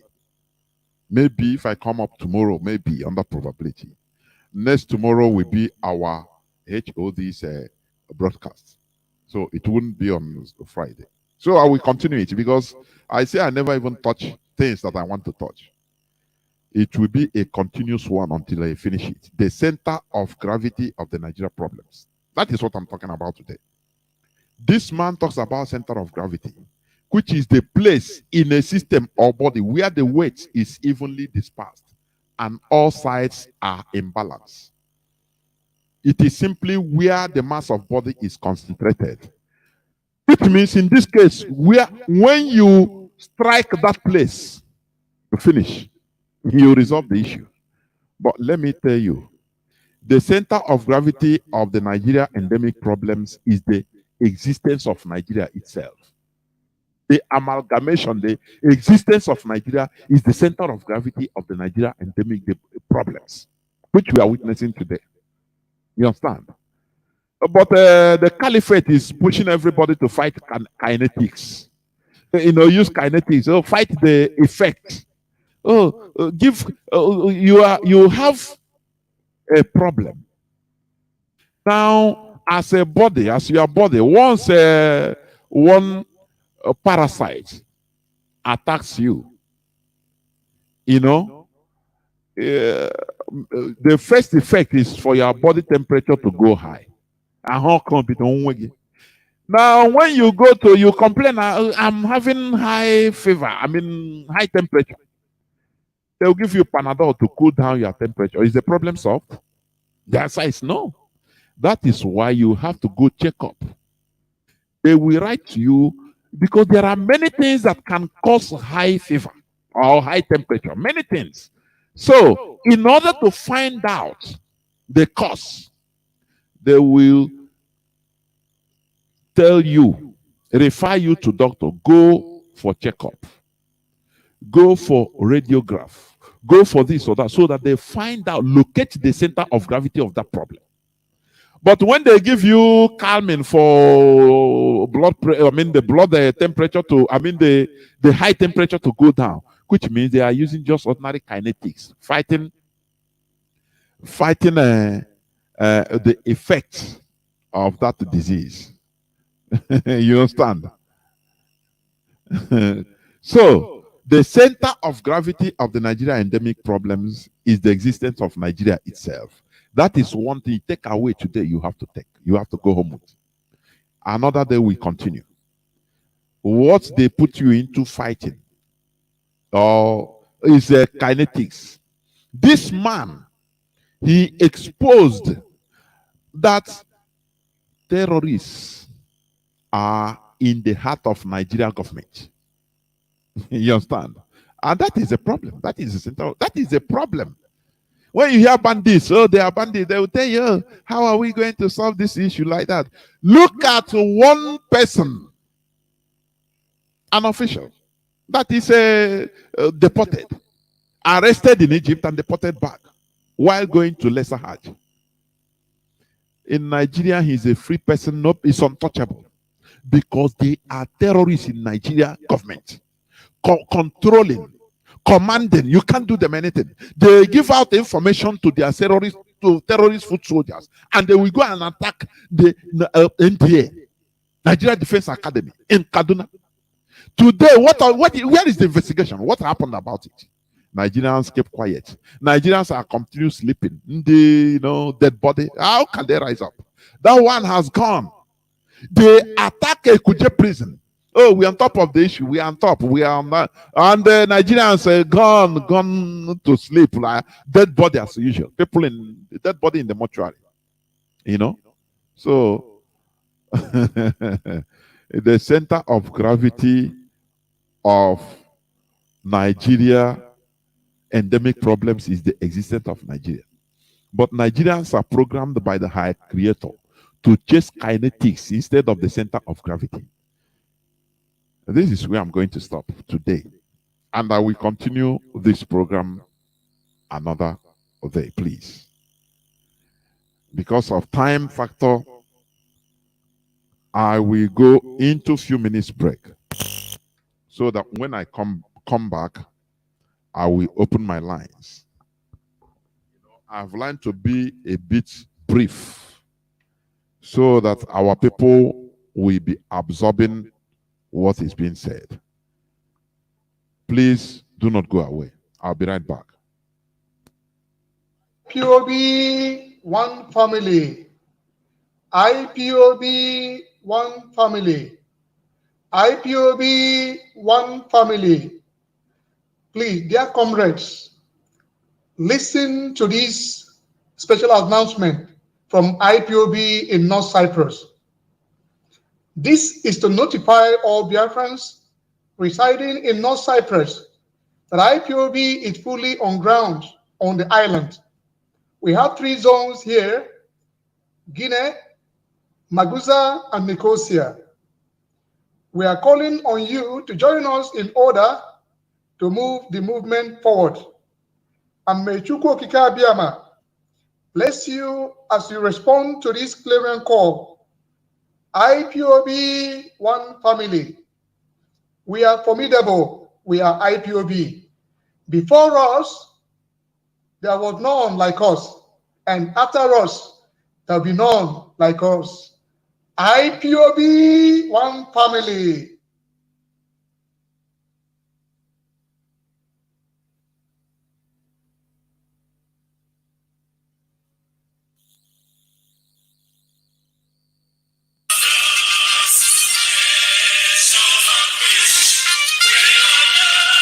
Biafra, worldwide phone call campaign alert continues. BBC, a propaganda machine and racist media set up by the Great Britain to oppress the oppressed people of Biafra. BBC, your media war propaganda of 1967 that led to the genocide of over 3.5 million Biafrans, men, women, and children. Us. Do you know why? Because we are the sons and daughters of the great lion from the tribe of Biafra. Our minds are made up. Your shenanigans, antics, and fake gutter media will not stop us either. We must and shall restore Biafra. Biafra worldwide phone call campaign alert continue. Now pay close attention. Polite when you call BBC and use the following prompt when you call. Hello, my name is. You tell them your name. I am calling to ask about BBC policy of propaganda against the victims of genocide. Since you are obsessed with telling lies about Biafrans, here are 5 more questions to consider. Now, this is the question. BBC. We are witnesses to BBC racist coverage of terrorism, implying that black Africans' lives don't matter. Yet the same BBC rallies the whole world at the slightest terrorist incident in the United Kingdom. Here is the second question. But when it comes to Nigeria, BBC not only hides terrorist killings, but they slander the victims and survivors of terrorism and genocide. The third one. When will the grand patrons of lies and hypocrisy, the BBC Fake News Network, make a documentary about the daily slaughtering of Nigerians by Fulani terrorists and the government of Nigeria, whom you protect so that London may plunder Biafran's resources? The fourth. Welcome back. This is Radio Biafra Hausa-Service coming to you through Radio Biafra London. My name remains Mazi Jonathan Chinedu from Alo province of Biafra land. Today is the 7th day of September 2022, being Wednesday. Our lines are now open and our direct line is +1 213 328 6224. I repeat, +1 213 328 6224. Our WhatsApp and signal line is +61 405 142 547. I repeat, +61 405 142 547. I have a caller, Mazi, okay, which I think brought he coming with some people to give us some breaking news on what is happening in some part of Biafra land. Mazi, okay, can you hear me? Mazi. Yeah, my beloved brother and comrade, good evening from Poland here. What's up precisely? I remain Mazi, okay, from Necron, okay? And our leader spirit remains one and only Mazi Nnamdi, Oku Chuku Kanu. Your memories of Shugo Pezuanya. And we continue to appreciate all the fanatical men of valor, radicals all over the world, as well as Her Excellency, Lolo Uchechi Okuchukwu Kanu. We appreciate all of you. Yeah, Mazi, I'm here today. I have with me here our national coordinator of India. He has a report to give to us. But before then, I have to tell our people and Biafrans all over the world and the world in general what has happened or what has taken place in our look today. Today is 8th or 7th of September 2022. In our axis today, between Oporolo and our Idemini Zoological Republic, combined team shot down about 11 to 15 people today, today since morning in Oboro and Olo. There are a lot of deaths. These are individuals going on their normal activities. This is not ESN, whatever.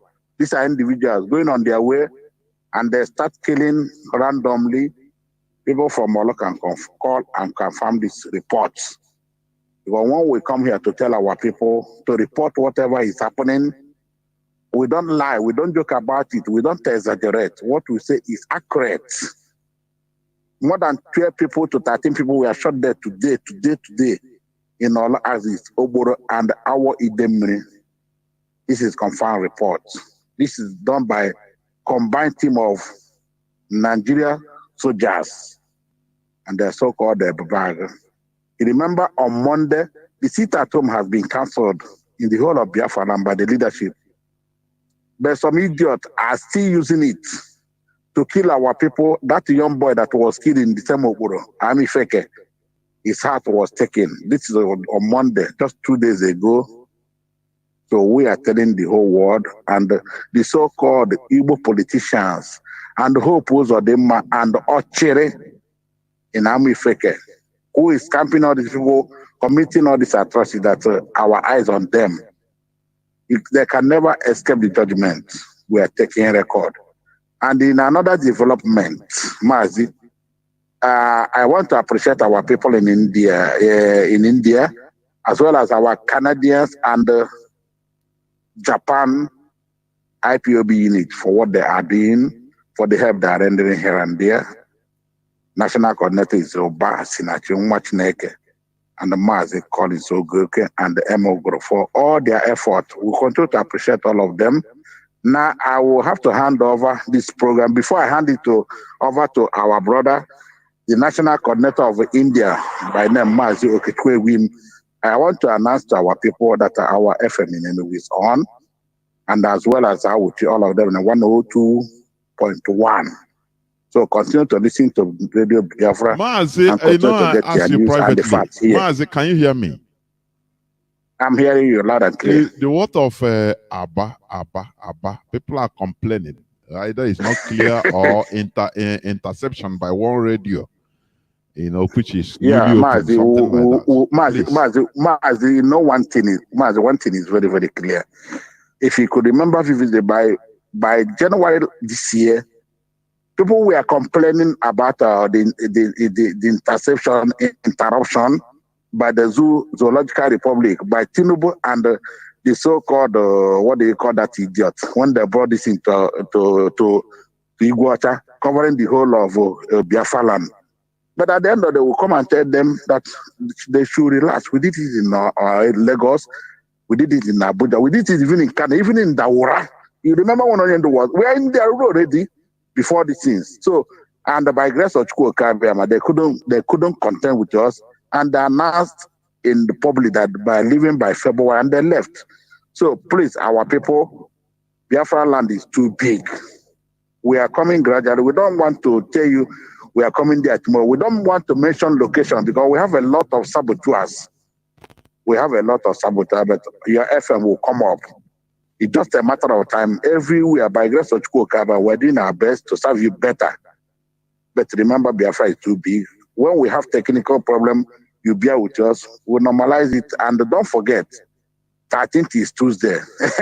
Mazi, you've got the good news that our Onion will be uncut that day. And we believe and we hope that there will be a different story altogether. So that is that for now. Everywhere their FM is having problem, or their radio, or their satellite, your own is to report. People from Mozambique, I hear all of them are reporting, and we take care of it. The graduate is a graduate. Don't forget, I will hand off to my beloved brother. He's from Omak as well. Mazi, okay, Egwim. Okay, Egwim, you're here. You can hear me, my brother. Can you hear me? Yes, Mazi, okay, foreign. I can hear you very loud and clear. Please, my brother, the platform is going to go on mode. Tell Biafran exactly what you are going through in India with your fellow comrades. So that solution will be profiled in their way. No, thank you very much, Mazi, okay, foreign, for the effort you are putting. And as well, thank you, Mazi Jonathan, for what you are doing for Biafrans. It is only Chuko Kadiama that is going to pay us, and that will be the coming of Biafra. Thank you very much. I just want to use this opportunity to thank Biafrans and IPOB worldwide for the effort they are putting together in order for us to achieve these particular ends, which is the restoration of the absolute and complete sovereignty of the Republic of Biafra. I also want to use this opportunity to let our people to understand what actually transpired today, being the 7th of, yesterday, being the 7th of September 2022, a day we scheduled to hold a mega protest at Jantamanta, New Delhi. But something happened because everybody in this struggle, every confirmed member of IPOB knows that we are in a very mighty fight. We are fighting every blessed day. Our program that was supposed to be held yesterday was some kind of interrupted due to the effort of the zoo embassy here. They went on the way they used to do. Towards the tail end of the program, they just prior to the program, they went to the police and make some kind of movement in order for that particular movement to be cancelled. And the only we are giving to our people is just for them to bear with us, because made a bold step to this particular thing, because this has been happening and we don't expect it, but this time around we have made our own bold step in order to make sure we terminate their move forever, so that when next we schedule for such program, they can never near our protest ground. So Biafrans worldwide, especially Biafrans in India, we want to thank you for your unwavering determination towards this particular effort. And we are also assuring you that in a couple of days to come, this particular program is going to be rescheduled. So every of you who are confirmed Biafra should at least bear with us, because it is not our fault. This is what happens in the struggle, and nobody says that the struggle will be very, very easy. But the only assurance we are giving to you is a very big fight, and we are going to win the fight. So I want to use this opportunity to let our members, especially IPOB members in India, do not allow your morale to go down. Do not allow yourself to be deceived. Don't listen to saboteurs, because we have saboteurs everywhere, as my brother rightly said earlier on. Bear one thing in mind, we are facing a very big challenges. But one thing is sure, we are several steps ahead of our enemies. Despite their shenanigans, we are winning. So I want to use this opportunity to let you know that in days to come, we are going to reschedule the program. And when that time comes, I will as well come on air to clarify everything, and then to make us to march to Jantamanta to display whatsoever we have. And because I know they are scared of what we are going to say in Jantamanta. That is why they are running head scared. And whenever we put program, they will rush and give police token in order for them to disorganize us. But that is not supposed to derail us. So having said this, I just want to use this opportunity to thank you for your effort, for your gallantry, for your support, and for your unwavering determination towards what we are pursuing. Thank you, Mr. Mazi Jonathan, for this particular wonderful opportunity. Thank you, Mazi Okeforin, as well as the leadership of this particular effort. May Shuku of Kadiama continue to bless, protect, and show us the way forward. Thank you very much. Mazi, good night from here. Sir. Remain blessed. We must continue. As I said, the call lines are now open. People have been calling. Even I forgot to on the WhatsApp. The direct line has been buzzing, but the WhatsApp line is now on, and I have somebody already there. Let me see whether I can pick a direct line caller first before the WhatsApp Caller on WhatsApp, please hold on. I'm coming. No. Caller on WhatsApp. You are the first caller, please, or the second caller, I should say. Welcome to the program. Can you hear me?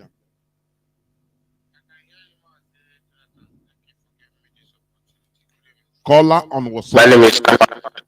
Okay, sorry. Please start again because your voice was not coming out. Go on, please. Can I go on, Mazi Jonathan? Yes, go on.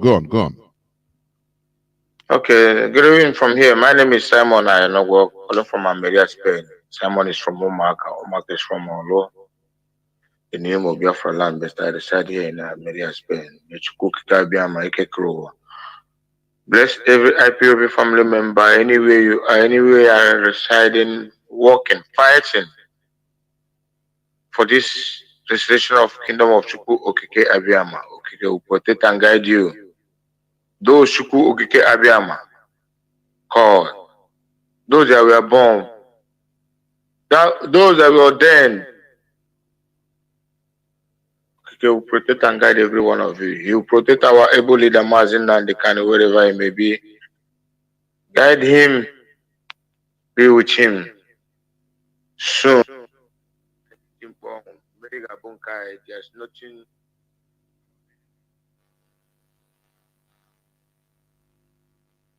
on destruction. Must be restored. That is the agenda of Almighty Chukwu Okike Abiyama. You see? Maz, well done for your topic this evening, like what you are talking about IPOB members and what they're made of. They know, some of them, they know the type of people, the type of stuff, the type of creation, the type of individuals that are in IPOB. They know. Because, you know, they think that every Igbo man can be bought. And they think that it's a fire they can quench. They know. Because when they arrested our leader, when some of them meet or what any one of them, if anything happened to our leader, they know. So they know what IPOB are made of. That is why they look every kind of name they will call. They will call us terrorists because we terrorize them. Some of them see us, they collapse. Well, we are coming. Sometimes we'll start opening some things. We are coming, we'll get there. Until we are just keeping quiet until we meet our lady again. I get we'll let her meet. They know. But they know that this movement, nobody can stop it. There is one man, he met me one day.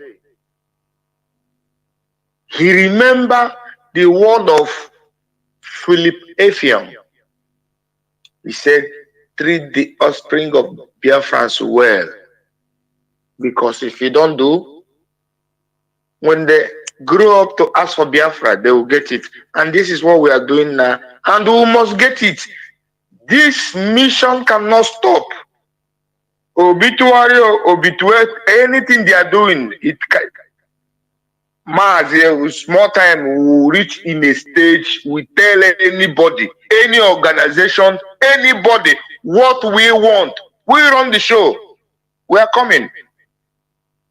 Mazi, thank you for giving me this opportunity. We are not scared anymore. We'll get there. Oh, hey, Biafra, sign off from here. Almost hey, Biafra. Thank you very much. We must continue. You know, as I was saying, the center of gravity of the Nigeria problem is Nigeria itself. Later on, I will go deeper into this.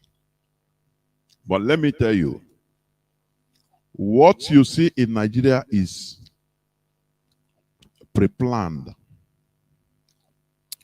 You know, when you read in history that a country was subdued and the Europeans colonized Africa or colonized a part of Africa, this place. Do you think it happened overnight? It took time. It took processes. It took saboteurs to clear way. Let me take this caller. Caller on direct line. Can you hear me? Caller on direct line, please go. Caller on direct line. Can you hear me? Good evening from here. There, well, please go. Thank you very much, my big brother, Mazi Jonathan. I salute you for your good job that you are doing. I appreciate you. Nnamdi, anywhere he is, my ancestors, continue guiding you and protecting you. DOS and HOD, I salute you. That the good job that you are doing, we appreciate you. Biafrans all over the whole world, the genuine ones that are fighting to make sure that we restore Biafra, we salute you. Mazi, believe you me, I am very happy for this topic you bring tonight to educate our people about it, more especially security. You know, the zoo have turned most of our people to Pagmaya, if not the coming of Mazi Nnamdi. And some of us use our time to listen to Nnamdi and learn a lot of things that is helping us today. This topic you bring, believe you me, is marvelous. I am going to say one or two things concerning it, so that our people that is listening will be so wise, not gossiping all the time. Now, let me go straight to the point. There is one of our brother, he's listening to me now. You see, whenever our media warriors come to present anything they have to us, if somebody you did not know call in there without his name, without his face, and then speak, they allow him to speak. Please, you that is listening to that person, and then you don't know what to say, you shut your mouth off. Shut it off. Because you know why? One of our comrades was anchoring a program. One of our brothers, one of our sisters called. She don't normally say her name. You don't know who that is. You don't know if it's a CIA who is working for us to show us, to direct us, or to say one or two things, to tell us, look at what it is. You don't even know them. He did not say his name. He just called in that program, and you know it's one of us. From how she was saying, this our brother calling this program. This always call Radio Biafra. She don't say her name. She don't say her. Now you call your program again. She don't say her name. And then I was boiling where I am. That our sister have to call back again. And that our comrade knows exactly where he was going. And that he blasted that guy. Exactly what is in my mind. And then our sister sent the text message, and our comrade received it. But that our brother called back again. They put him in his place to where he's supposed to learn, because he's not learning. He's not learning. What our people knows is to gossip. Gossip makes some of our people become so stupid. We call Fulani S-men cows. Some of our people, Fulani S-men are more better than you. They are not better than me because I'm wiser than them. If somebody call a program, there's some people who knows him. Maybe you might not know him. There's people who knows him. Don't come and shred him on social media. He always call this place. He calls this. He don't say, this is a Biafra. This is an Igbo man calling. Why do you want to know that person? Why? He's the same one. Because you don't reason. You gossip too much. That is number one. Some of these people don't know who is who. They don't know. Like as you said, it's not because of the type of situation. You might not know Chinasa. You might not know. You might not know him. It's because of sometimes if you keep quiet, things might go the other way wrong. That is why he comes out.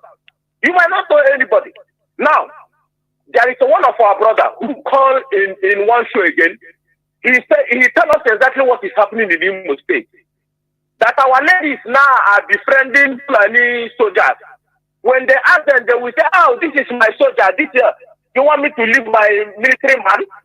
Do you know why this military man are befriending? They go now to our girls. Do you know why? They go to our girls to get information. Now, those girls, they live in Biafra land. They will go there. They will be giving them good money. And he made it clear that we should look into them. Before he made it, I know exactly where they are going. This Janjaweed police and the army, will be befriending our guests, and then they live somewhere with us.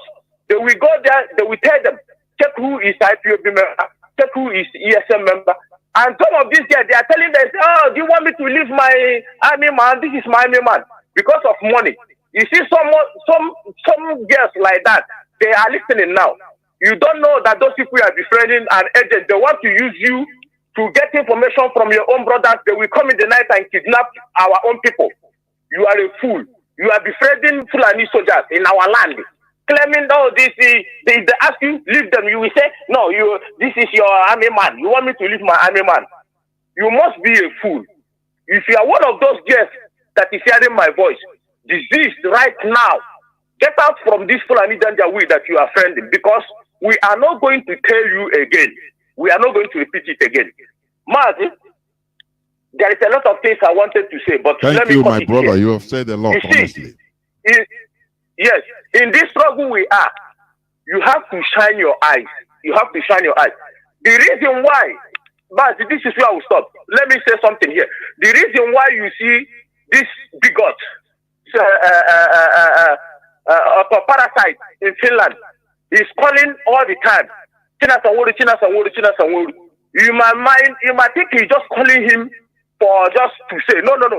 There is a reason. There is a gender disease government to give him to be calling that name. But we know our people should be very careful. If you come to social media, you don't know what to say. Shut your mouth, because some people are listening. Some people are monitoring you. Because when we label you saboteur, don't be offended that we label you saboteur. From your utterances, we know exactly where you are going. And let me say it again. Thank you, Mazi. Please, thank you. Mazi will disown some even his own in-law when he's come out. Because you know why? His in-law is now parading himself with the people thank who you, want to Mazi. destroy Thank him. you. Thank you. Mazi, first, let me leave here. Thank you very much. I have a lot to explain, but let me leave here. Thank you very much. We must continue. You know, like what our brother said and what I said before.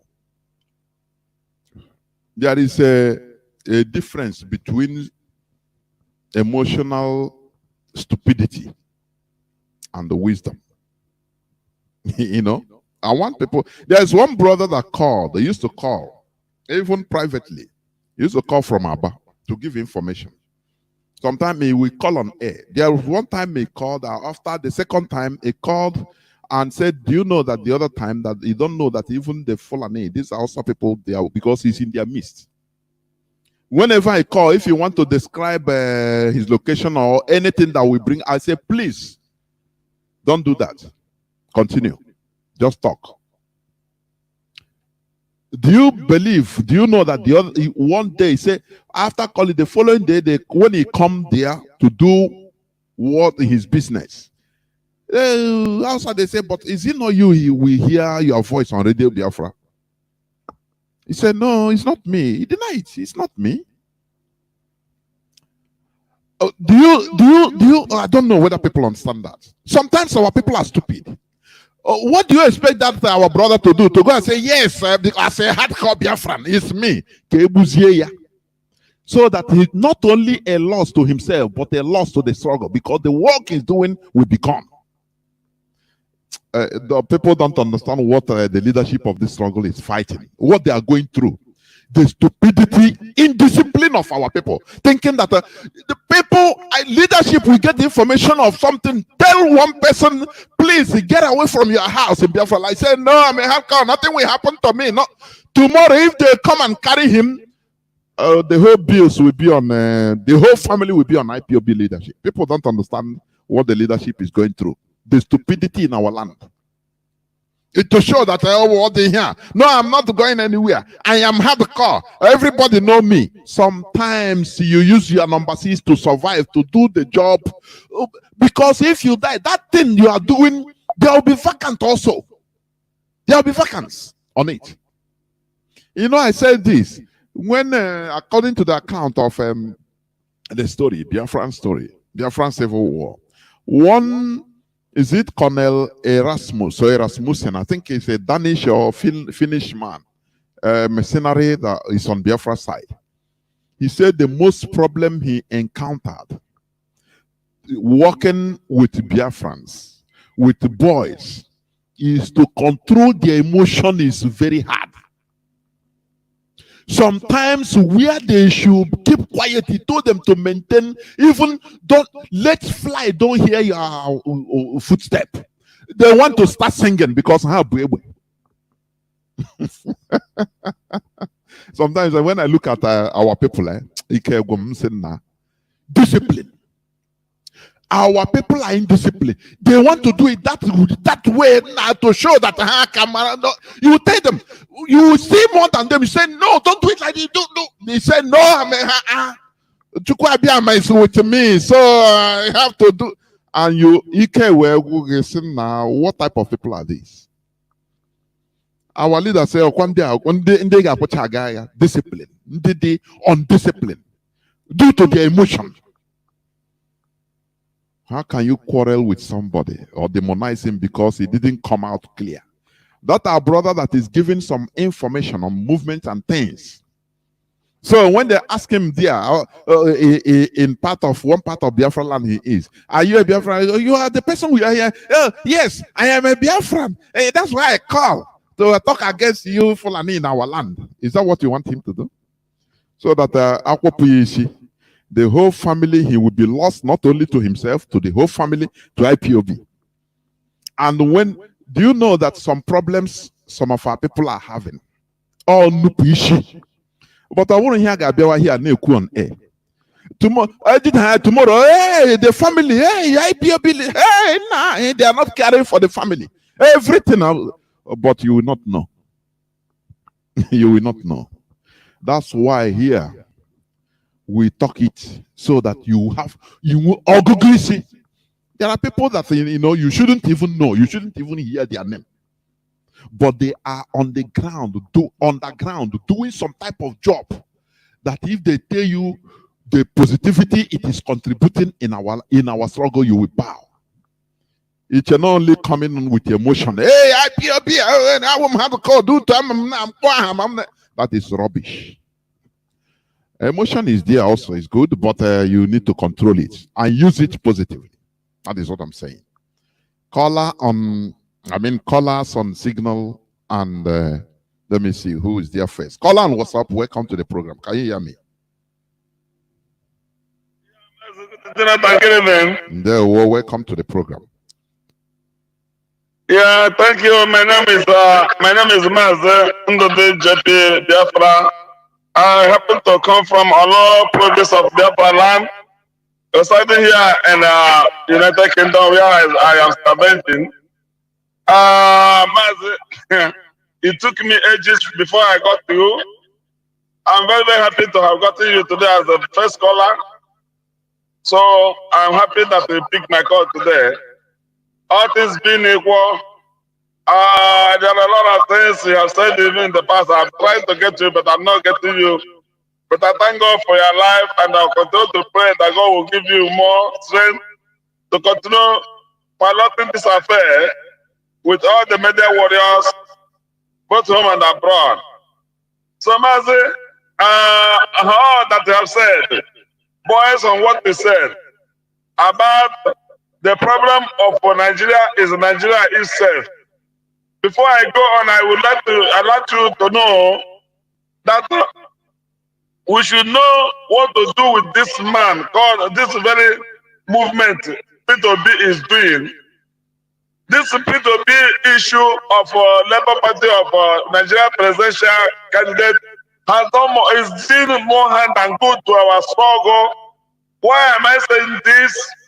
I can tell you that most of Biafran agitators are no more agitating. I know most of them. I was telling them that, do you know that this thing you are doing now is going to hamper our struggle? Or do you want us to go back to Egypt again? Do you know that this man was brought out Mazi, our struggle will never be hampered. It could be delayed, but not stopped. That is the reality. Okay. If our people want to delay it, so that it will continue, the suffering will continue to our next generation. They should continue. We must continue. Yes.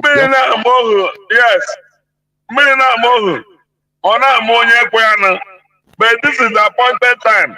I told them since 2014, I saw Mazi in Italy. I've been in the struggle. I'm not praising myself, but I'm giving them that Mazi told us about mental toughness. Why people don't have this strength? He was telling us about Eritrea. That he was telling us even the Fulani who can be endangered in the bush for them to get what they want. And our people always they will follow up. Don't like a favor. What is really happening? Everybody they were doing business. People is going to bring Biafra. Somebody says the money in the let me. Okay, let us see that the people that was given to the man for 4 years or 8 years. Or whatever agitation, whatever we are talking about. Okay. After that, the people that came from nowhere will take this very struggle and will take them to leadership. And they will rubbish it with the European counterparts. What is really happening? That they will rubbish it again. So leadership freedom is more greater than presidential aspirants or presidential mandate. So that is what we will tell them. Continue to hammer on this people that anybody that is an IPOB member that is obedient is not worthy. We are going to count the person where we are going to put the people where we are putting the fallen angels. There's no way you will put your one leg here and put your one leg in the other side. No. You have to always be on the ball and control the struggle. That is what we are told. Our problem is that we don't have mental toughness. Ndị be ya na-eme ihe siri ike. Ndị be ya na-eme ihe siri ike. Ọ na-adị aka anwụọ ọsụsọ. But the other, they cannot look our people say, ọsụ na-amaghị egbu na-amaghị ogene akpụ na ele egbu anya n'ọdụ. They cannot look at South Sudan. They cannot look at Eritrea. They cannot even look at Afghanistan. They cannot look at even at Albania or Kurdish and whatever. And say if these people can struggle to get what they want, why can't we do it? Any small thing, they will favor away. They will continue to favor away just like an air. So, I don't want to take much of your time.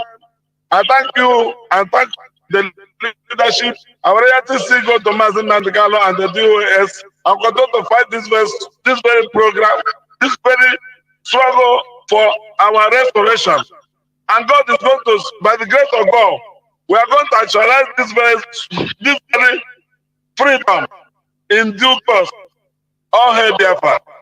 Almost hail Biafra. Thank you very much, my brother. We are saying this, as I said, the center of gravity. They first of all tried to attack. They thought that Mazi Nnamdi Kanu, remove him from the scene. He's the center of gravity of IPOB. And once they remove Mazi Nnamdi Kanu from the scene, they rendition him. They will stimulate, activate their agents in IPOB, which they sent in IPOB.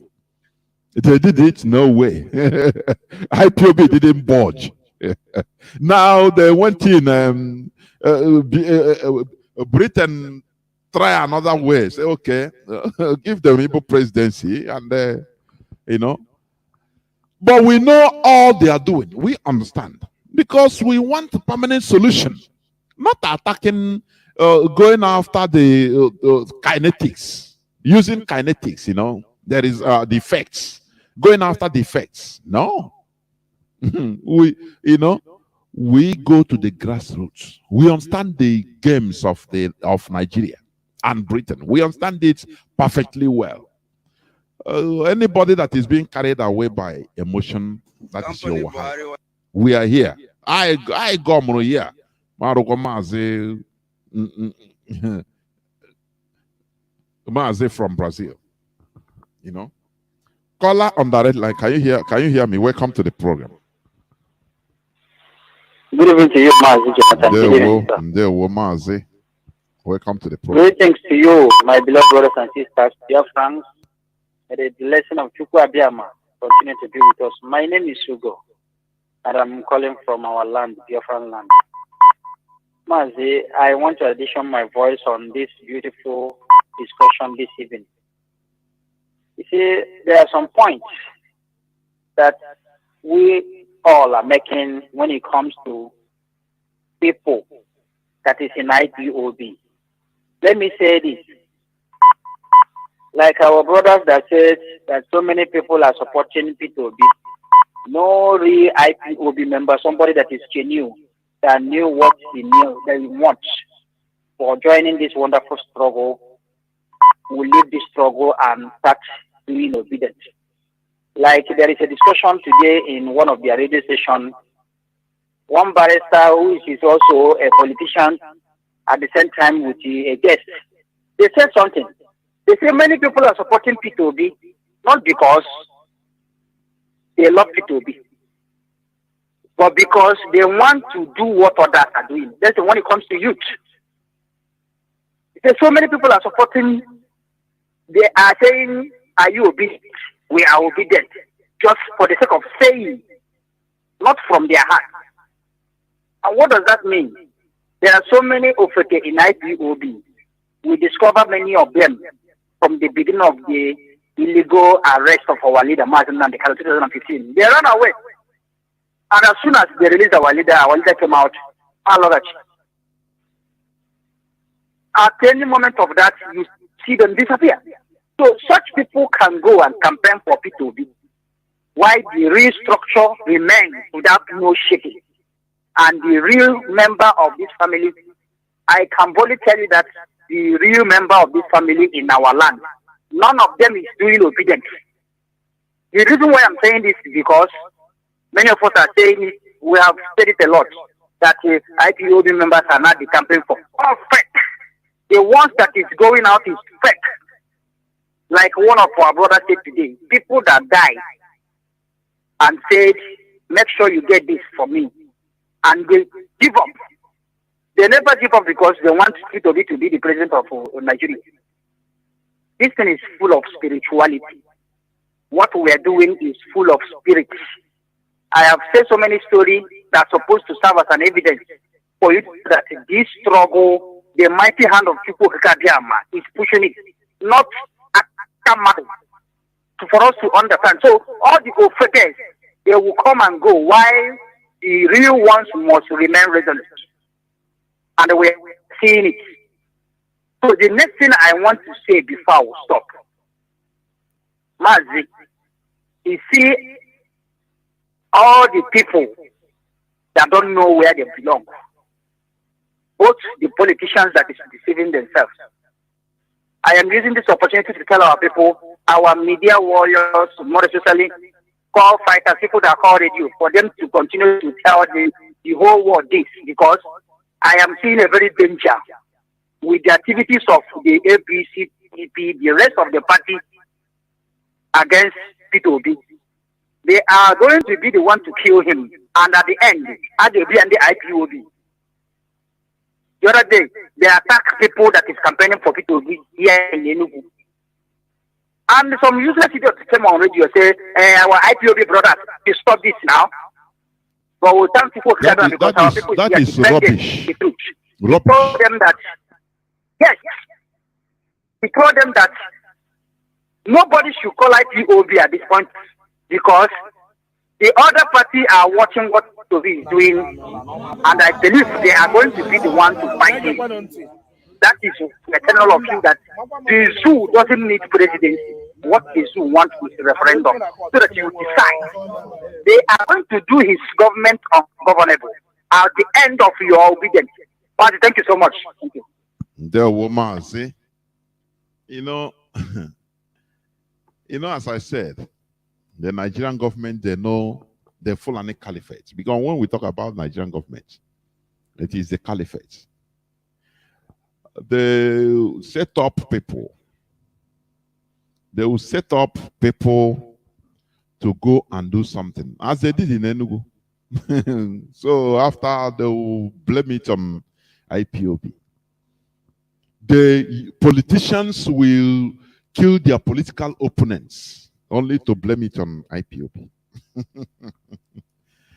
You know, how on earth do you think that ESN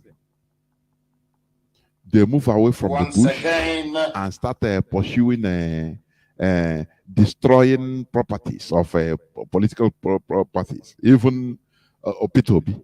How on earth do you think it? These are things that they are doing. You know, all these things is to put confusion in everybody.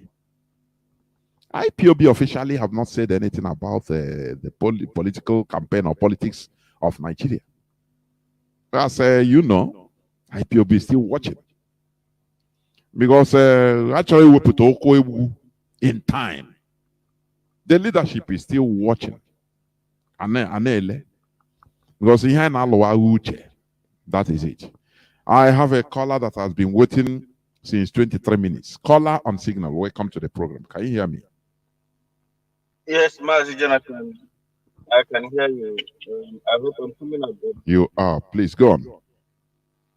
Yeah, thank you so much, Mazi Jonathan. Fellow Biafrans, my name is Mazi. I'm calling from Austria. By the special grace of the I am the IPOB of International. Mazi Jonathan, thank you for your doggedness and your resoluteness coming out in this hallowed platform to preaching the truth without minding whatever those idiots are going to say. We are here to speak the truth undiluted. Before I proceed, allow me to ask for Kadiama to continue to guide and protect our leader, Martin, a man who has gave us this platform that the world can hear our voice. Go Kadiama continue to do the needful in his life. Guide and protect him from every danger, from every hands of everyone, and from all his life. Most especially, release him for us unconditionally, so that together we might keep on fighting until Biafra. This is my prayer, so that we do the name of God. He said. Mazi, just as you said,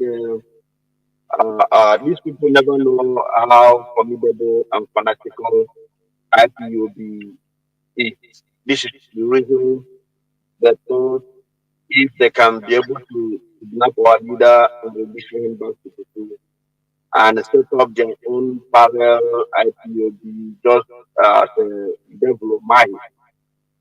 Make those say that he's going to create a parallel IPOB through his agent, Experiment Finland. But they never knew that any task that IPOB face make us more stronger. Anything that comes before IPOB make IPOB to think ahead of time. This is why Mazi Nnamdi Kanu, the last broadcast before he was kidnapped, he said, "What I'm saying today is not because if you try, you are going to succeed. But I'm telling you, most of you is going to be buy up. But those I'm talking to is those that we are born to be a freedom fighter. These men and women that we are born to fight to restore Biafra, they are the one I'm talking to. So, and nobody should be discouraged or trying to see the other way around. Yes, many might go to their obituary, many might do whatever they want, but we are here. We are here. We are here. We are going nowhere. We must continue to fight until Biafra is being restored. No back to go. Just as we used to say here. There is nothing Nigeria will do that will make IPOB to come back in this cause that we have all of us embarked on. Because without Biafra, all of us is in almighty men. Without Biafra, we are, even our children, has no future. It doesn't matter those that are born in this modern world. One day, you as a person is going to die. Think about it. What is going to happen to my children if I die? Automatically, if your children cannot be able to go back where you come from, don't know the village where you come from, and then that time you want to have to better one like this, automatically your name has been erased in your father's compound. You can only be a remembrance. So people should stand up to know that it is only Biafra can give us this life that we are looking for. There's no other way. So those of them shouting obituary. At the end of this matter, they will do them abracadabra. If you know what they're saying, if they will do them, all of them abracadabra, because what we gave Nigeria is what is called devilish alternatives. In any way they come, whether they come in obituary or whether they come in a Tipu or Biafra must come. Anyone they choose to bring Biafra closer. So this is why I feel we keep watching whatever they are doing. And our brother said that most of our IPOB are talking about obedience. My brother, we are here. Mazi said you need only 100 men to respect Biafra. So we are just watching them. At the end of the day, we see ahead of time what they never saw. We see. So IPOB is keeping them watching them whatever they are doing. At the end of the day, whatever you do to this, it will make Biafra come. Simple. And those of them that are doing things at home saying they don't want to start, IPOB is a peaceful organization that the whole world knows that no matter the conspiracy of Nigeria or the lie they are going to talk about IPOB, they have known that IPOB is a peaceful movement. This is where anywhere we must go will be open for us. So nobody should be discouraged. We must start firm with our leader Mazi and the family. Keep on fighting until this kingdom of God of Chukwu will be restored, which is called Biafra. Mazi, thank you, my brother. The woman say thank you very much. I have a call on WhatsApp. Wada, my comrade. Wada Marian. Can you hear me? Yes, sir. Good afternoon, Mazi. Good afternoon, Mazi Jonathan. And how are you? Mazi, this is the first opportunity I have to speak to you after the great interview you had with our Honorable Her Royal Majesty Uchechi Kanu. It was a brilliant outing, Mazi. Both from you, both from her, it was what I qualify as smart endeavor. So, my name is Marian Hader. I am calling from United States. Mazi, my greetings to my fellow Biafrans. My greetings to Hamadike. The breaking news today, I'm excited. I am looking forward to a good outing for him next week. We continue to pray. We continue to believe Chukwuka Abiyama at the fullness of time. He is the one that allowed him to be there, even though the enemies are thinking that the one that did it. No, God allowed our Hamadike to be taken. Not that, for a purpose. And some of those purposes are what we are witnessing now, just like what we are discussing. But my brothers that spoke earlier before me, that is, I'm invoking the person of Mazi Ugo and Mazi that spoke last. They have really said what I wanted to say. So I'm going to make my statement or argument quick and short because you guys have already said it all. So I'm going to summarize my arguments this way. What is happening? I don't believe that many IPOB members have left for P2B. But I mean that real IPOB members, I don't believe many of them. If they have, if they are very minimal.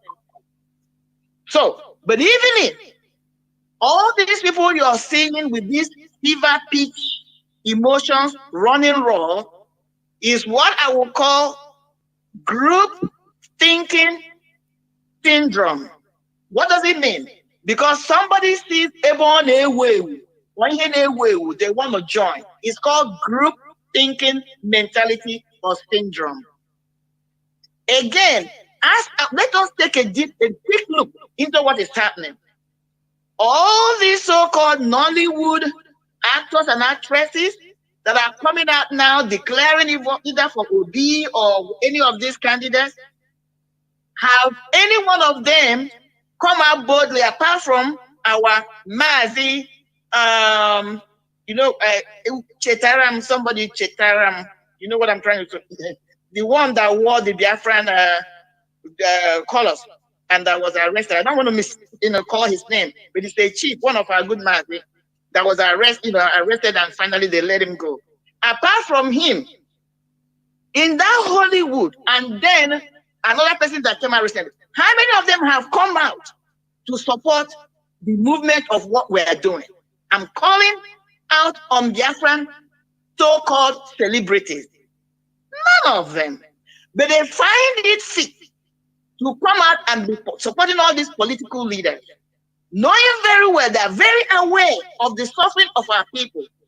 So what is happening is these people that are following them are following because the so-called celebrity effect and what I call group thinking syndrome. But let us remember that there's a saying that he who puts his or her hands on the plow and looks back is not worthy at all to be part of that movement. So all these people we are seeing, they are going for Obi syndrome. And again, I don't have any problem for them or with them. I'm rather happy because we are in a pruning phase of this movement. What it tells me is that they were never real members of IPOB movement or project in the first place. They were never there. The same argument I just made now why they followed Obi was the same argument I'm going to make why they were in the Biafra struggle in the first place. The group thing syndrome. Because of that, I want to be part of it. If you ask them why they're into it, they cannot explain it because they did not go into it with their heads or minds. So that's what I have to say because you guys have said it all. So that's what is happening. Somebody like me, I'm not afraid. I'm not moved. I don't have any point because I know that those who have been called for this purpose are standing firm and nothing will move them because the foundation at which they came in and standing on is a solid rock. That's how I'm going to end it. But man, I'm going to ask this as a question because I didn't catch you up when you started. There was a news I saw today, which was really interesting to me. They are saying the man is supposed to be one of the negotiators of these train kidnappers who was negotiating for them, and he was caught in Egypt by Interpol. My question is, this guy has been in Nigeria. Nobody went and arrested him. Nobody went and did anything to him. And he has been going in and negotiating with the so-called trained terrorists, trying to negotiate the release of the victims. No, the Nigerian government did not do anything. But only when he got to Egypt with his family, trying to go to Saudi Arabia or one of these Arab countries, that he was intercepted and brought back to Nigeria. Mazi, I don't understand. It doesn't make sense to me. It was just a question. You don't have to answer me now, but it's something I would like to explore. Thank you so much, Mazi. It shows that Nigeria is a terrorist country. Finish. There are many people in Nigeria hearts, in Asorok. People ruling Nigeria, they are terrorists. They are non-terrorists. If they move out to some countries of this world, they will be arrested and jailed. Do you understand? Don't worry. Later on, I will continue this teaching another day. I will also say many more concerning Babangida and others. You are elder statesmen that every presidential candidate will go and visit and bow down to. Elder statesman. These are hardcore terrorists. Have you forgotten that Babangida formed this Asari Dokobo? I said before, this caliphate, there is one policy they put in place. Catch them young, Biafrans. Anybody that they saw that is going to do something tomorrow, maybe has a, our leader, Mazi Nnamdi Kanu, escaped them because he is not a product of the zoo. Had it been he was in the zoo, they started noticing his charisma, his enlightenment mindset. They would have tried during his student time, student's age, in order to entice him and brought him to their side. That is the way they cut them young in our land. The celebrities, on a morphoma, on a dress, or on a mansion. But they will be killing, marginalizing our people. You don't hear them cough. Boom. Where you see them is where they spray money. Just the same way Oliver the Coke came, destroying the fabrics of our people, of our collective survival, little by little. You don't know. Moving forward towards the end of this program, let me pick these last two callers. I'm telling you. Caller on Signal, welcome to the program. Can you hear me? Brother, thank you very much. Good night to you, and good night to Biafrans and lovers of freedom all over the world, especially in Biafra land. My name is Ifan Chukwumada Abichi, and I'm calling from the Netherlands. My brother, I have to, that's what they say in Igbo language. If somebody has spoken and you say, let you lick his mouth or her mouth, meaning to confirm what they or she or he has said. What I mean by this is that it is erroneous to say that a lot of IPOBs are doing obedient or doing whatever person they are following, other person they are following. The original, the patriotic Biafrans are not swerved, and according to our leader, it is not the plenty. It is it's not how many dogs you have in the fight, but what kind of fight is in the dogs or are in the dogs you have in the ring. I mean that IPOB is intact, our leadership is intact all over the world, and we're moving forward. So now coming to your presentation tonight, military, like every other profession, has its language or balance. Now, kinetics involves red hot shooting. That is brute force. You see, that was what Nigerian armed forces and intelligence agencies were using against Biafrans, have been using against Biafrans since 2015. Up till date, up till when they went to kill our brother, our leader in and yes, it's our brother, our leader in his home in Isiama Faruku in Ebek. And that you see what they are using against us until they decided to to kidnap him and then begin Naira Ren that Pastor Bosun Emmanuel warned us about in 2014 or thereabout, that the Fulani want to bring Naira Ren to truncate the agitation or any meaningful change in Nigeria, and then to Fulanize Nigeria and conquer us. And so the opposite of that kinetics operation or mode of conduct is soft power, diplomacy, inducement, bribery. And this is what these people have been using against Boko Haram, Ansaro, ISWAP, Mietiala, Fulani terrorists of all sorts. Now, go figure what is the difference. You see the quantum difference between the modus operandi of those terrorists and IPOB. Yet they chose to induce and bribe the terrorists and knock all IPOB down and up and down. But that have made our case, even in front of the world.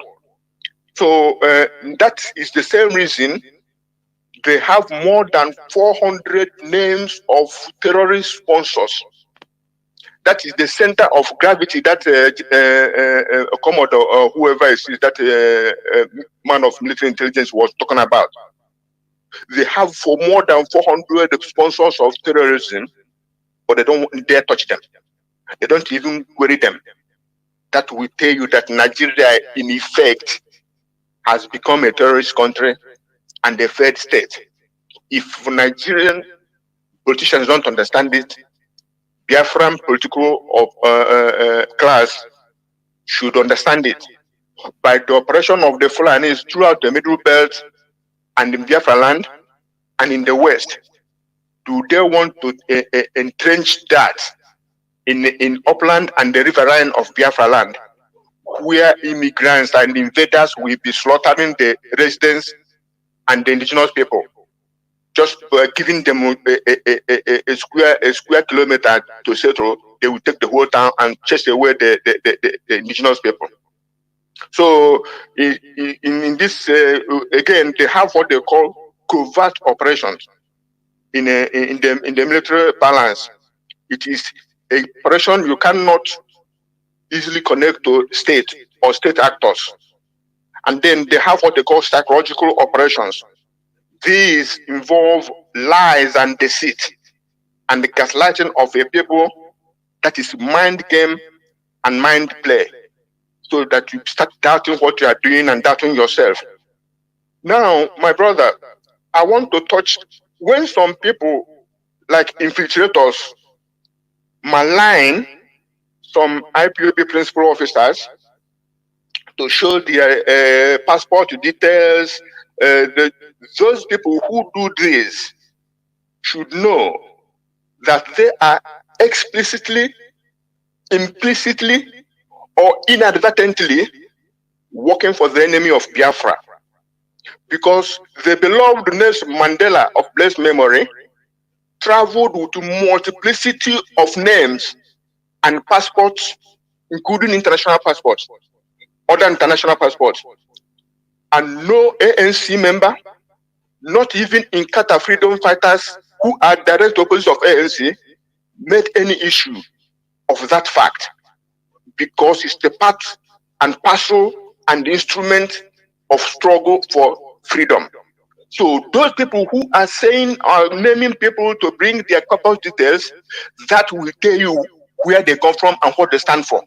Because from the abundance of the mind, the mouth speaks.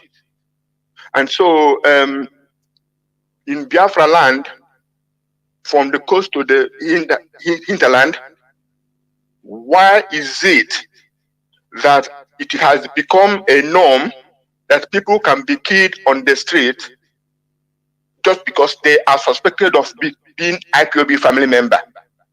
And our political class and our traditional rulers think that is acceptable.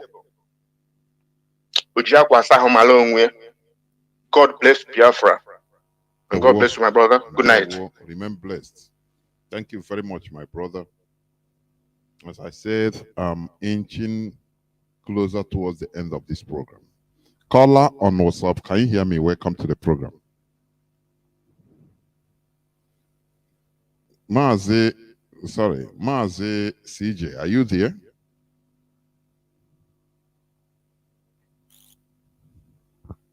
Mazi, yes. Go on, please. The platform is yours. Yes, Mazi Jonathan, I'm here. There we'll go on. Can you hear me? Thank you for bringing me in. I've been waiting for some time. Thank you for bringing me in. Biafrans all over the world, and friends of Biafra lovers of freedom, I salute you this evening from here.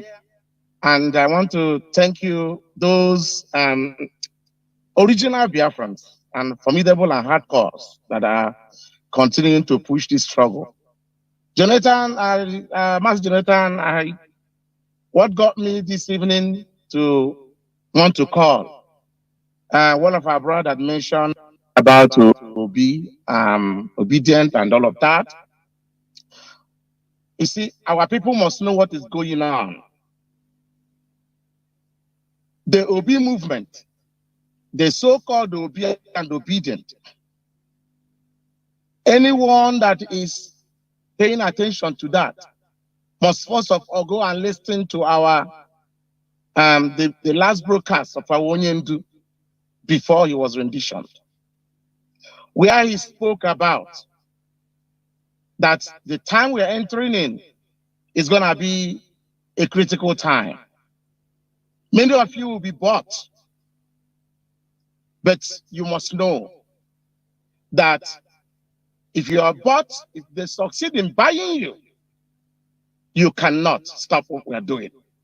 That was the words of our leader, Mazi Nnamdi Kanu. You see, Mazi Jonathan, IPOB, as led by Mazi Nnamdi Kanu, is a movement, a mass movement. When he spoke about people being bought over, some people thought it's just buying you with money.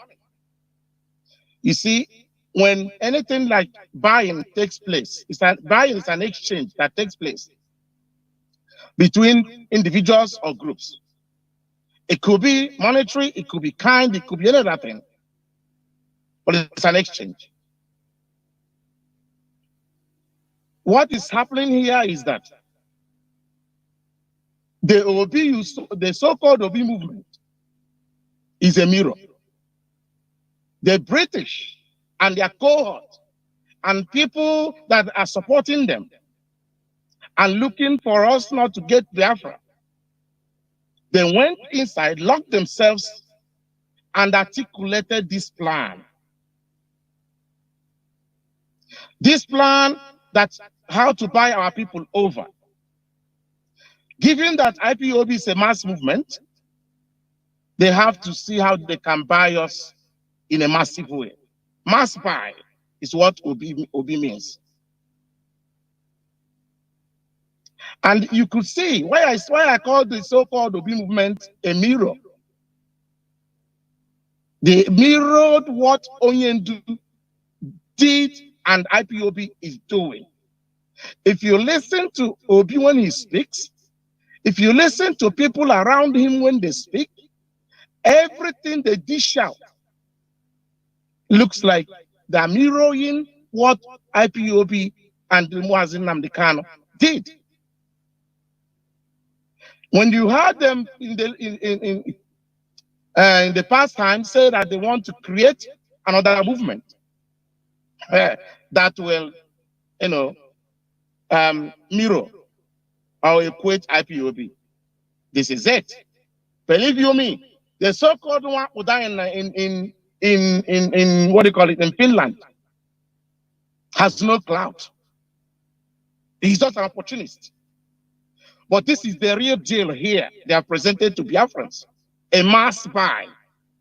Because IPOB is a mass movement, and Onyendu went around without giving people sheshe. And you hear Obi say, we don't give sheshe.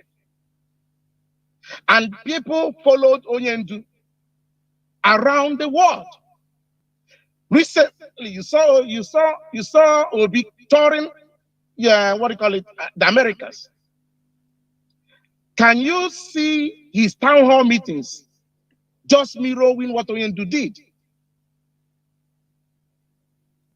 Every statement he dishes out how he wants to fix his zoo was the template, a mirror of a template Onyendu provided to the zoo government on what they can do, which the so-called Igbo governors and them threw in the bin. Whether they brought Abuja and Abuja told them no way, nobody knows. But you could see Obi saying that he wants to, break Nigeria effectively in particles to be able to work effectively. In effect, in a sense, talking about restructuring. He wants to unite Nigeria. But the point I want to make here today, if you're a Biafran and you are a serious proponent of Obi movement, know that you've been bought. Buying you does not necessarily mean they will present money to you. This is the mass buy.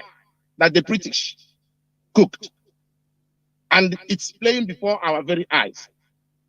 Now, Jonathan, you must know that when you stand in front of a mirror, what you see on the other side of the mirror may look the same, but it's not original. The reason why they took away, you spoke about here how they took away the center of gravity, which is Mazi Nnamdi Kanu. They took him away so that this thing in the mirror, that is Obi, that they presented to our people now. Because our people are not seeing the original. But believe me, the moment the original suffer, and this is why they tried everything they could to terminate Oyendu completely. But Chugo Kabiama was in control. There are so many other things I have been able to articulate since why Oyendu came to speak. But those things, it's not something I was on the radio. But believe you me, Oyendu is not a stupid. He's not anyone. His wife said he is the most mentally articulate and alert than those roaming around free. Why they're not free? So even now, he is very mentally alert in the dungeon. Then tell me, was Oyendu not mentally alert before he made the journey to Kenya? He's not a stupid person. I believe Mariam Heda says something here that God allowed this to happen to Oyendu. I believe Oyendu believes this is the best option for him and Biafrans. What is happening to us now? Believe you me, it could have been worse, Jonathan. But I don't want to say everything here. But I believe Oyendu may have chosen this. That's why he said, in the next 2 weeks, in the next while, we will know who is who. The chaff will be removed from the wheat. But in the end, we will win. He said, remain strong. And I thank Biafrans, those hardcore that continue to remain strong. And believe me, Jonathan, we must win. This OB movement, you see, like I keep saying, from day one, is the more you look, the less you see. We are looking forward to our Oyendu coming to court on the 13th, right? And we believe that something must give that day. But Jonathan, before I finish, I want to make a special announcement to Biafrans living in Dublin and its surroundings, Kildare, me and the rest of them. Those living around there would know the place I'm talking about. That we're having our monthly meeting in Dublin this Sunday, the 11th of September. It starts at 5 o'clock and the venue is St. Andrew's Community Center. The address is 6468 South Circular Road, near to Dublin 8. The bus routes are there, 17, 60, 68, A68, 122. So you stop in, and you have 27, 56A. You can take the tram and stop at a Fatima bus stop or Fatima stop or Riato stop. So it's important we tell our people come around and help propel this gospel and push this movement. Believe you me, what we have is the original. What we have is the original. Like you said, it can only be delayed, but not in a long time from now. I thank you so much for giving me this opportunity. And thank you. And sorry, if anyone that is coming, if you want to contact us, you can contact myself as CJ on 0899591330. Or you can contact our secretary, Mazi Chukwemeka Stephen, 085-8683-440. 085-8683-440. Thank you very much, and I appreciate you taking my call today. Thank you. Thank you, Mazi. We will continue towards ending this program. I will not pick any other call. Dear friends and lovers of freedom, we have yet made an expose of issues. You know, what we preach here, we preach to ourselves. The only thing remaining is for you to work on it, to ponder and to reason. That is what we are asking you to do. Not something too big. Reason, critically think about what we say here. Do you understand? You know, our leader, right from time, he has challenged so-called Nigerians, the topmost intellectuals in Nigeria, to come. He said, invite him on any platform, as long as it is live. It is not something that will be doctored, you know, recorded now, later doctored and aired as a BBC used to do. Something live. He said, come and debate, convince me through, you know, a superior argument to jettison what I'm doing. That Nigeria is best for us. Come, you know, I'm open. Because if you convince me, I will just leave what I'm doing. We leave the Biafra struggle. That's what he said. For many years, nobody. You know, Nigeria, as our brother said, only works on kinetics. Kill them. That is why, when you look at Nigerian forces, let me call it forces, everybody in Nigeria is armed. Both Boy Scouts, they are armed. Not small guns, big guns. Once you look at the Nigerian setting, you see animals in action. Pure wild animals in action. They carry arms. Hey, back here, stop here. I will shoot you and nothing will happen. I'll kill you. Nothing, nothing in the brain. Nothing. Still, no security. Because Nigerians only know working brutal force. They thought that everything else is on brutality. You need to first of all work on the mindset of people. Talk to people. You know, put things in order. That is what we are doing here on Radio Biafra. We challenge people to reason. We subject everything to the altar of reason. Not a hearsay, not a, you know, I believe. They have sold Mazi Nnamdi Kanu. I'll give you proof. And the day the proof, because say it's in the dream. Elohim tell him or her. And you think that these are human beings? These are wild beasts. IPOB, what we are doing to bring back the mindset of our people to critical reasoning. Because this is what we lack. And that is why we are suffering. That is the basic problem of African sufferings. You understand? You know, when I talk mostly in my platform, I always bring one way or the other religion. You understand?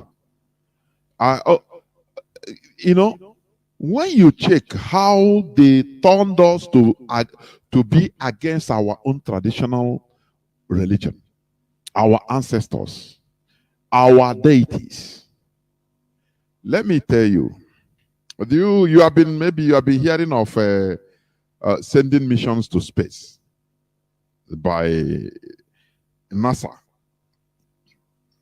You understand? Although Russia started it, the first send the first human being to walk on the surface of moon, Yuri Gagarin. But when you study advancedly, he's not the first person to enter space anyway.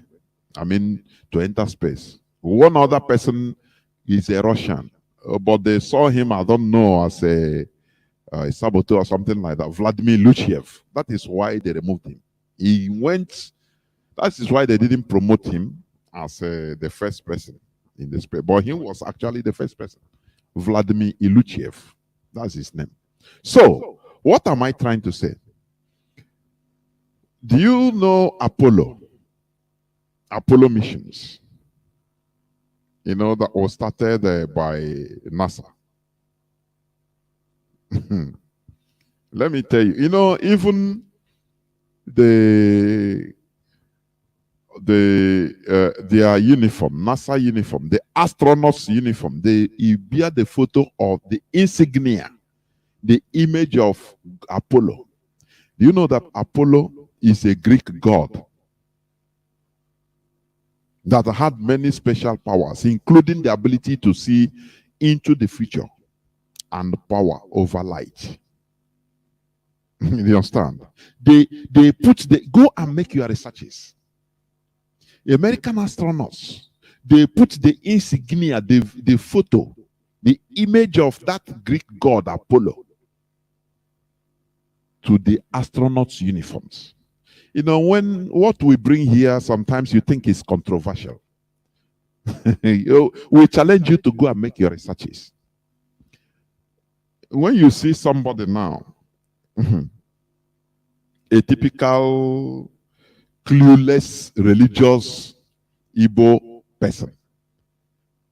Oh no, why? How we quote to quote? But tell me, people that have gone beyond the earth you are living, do you think that you know more than them? Don't you think that they are enlightened minds? But they wear the image of their deity, the Greek god. He has special powers, including the ability to see into the future and power over light. You understand that? That Apollo program, Apollo project, is the third, or it was the third United States human space flight program carried out by NASA. That is National Aeronautics and Space Administration, NASA. He succeeded in landing or preparing and landing the first humans in the moon from 1968 to 1972. Other people landed 1972. They named it Apollo. Their god, their deity. Man, I now see we think they are worshiping idol, but you don't know that everyday life you are living in this modern world that is named in praise of some foreign gods. Do you know that? They said the father of that Apollo, according to the Greek myth or the story, the father is Zeus. But you can praise them, right? But when they talk about Amadioha, our deity, it's evil, it's evil. And they are oh, it's not me now. Till I die, it's not me. Let us shun emotion and reason deeply, so that we try to know what these people know, the secrets of this world, which they are using to manipulate every other person, which they are using to, to fly, send the missions into space. But what you know is belief. I believe, and you quote. Oh yeah. Do you have electricity? That is just if you want to kill any Nigerian, you say, ask him when electricity in your village, not generator. Electricity, is it shining? Do you have it? Or you make a na lazy azon. You quote all these things, make all these things in Emma. You believe in Emma, the religion they brought to you. But look at what they are doing secretly. You don't know that they know the secret of this world. We must make use of our own thing. That is the thing. We must make use of our own thing. That is it. That is it. Otherwise, we continue from pillar to post. occupying space. Sometimes, if I see the ground-breaking technology that is going on in the world, see, did we black people, black African, are you the the same world kind of? You go to churches in Africa, it's filled up. Go to mosques, it's filled up. But what is happening? When you want to sentenced into, what do you call it? Mental rubbish, garbage. It's high time, honest. Apollo. Go and research about Apollo and define the Apollo God. Go and make researches. That is what we push you to learn the truth, to enlighten yourselves, so that you don't see enlightenment as is evil. Because there is nothing religion can kill. I saw, I think on Mazi Samoru's platform, he said the Nigerians have 2,000 and plus churches in the United Kingdom. Let me see whether I can see it. Nigerians have 2,000 plus churches in the United Kingdom, whereby Pakistan have 4,000 plus industries, factories, companies, and India have 6,000 plus. Now tell me, who is the wise person? Okay, abroad. That there are some people no abroad, even do you understand? You continue going to open churches,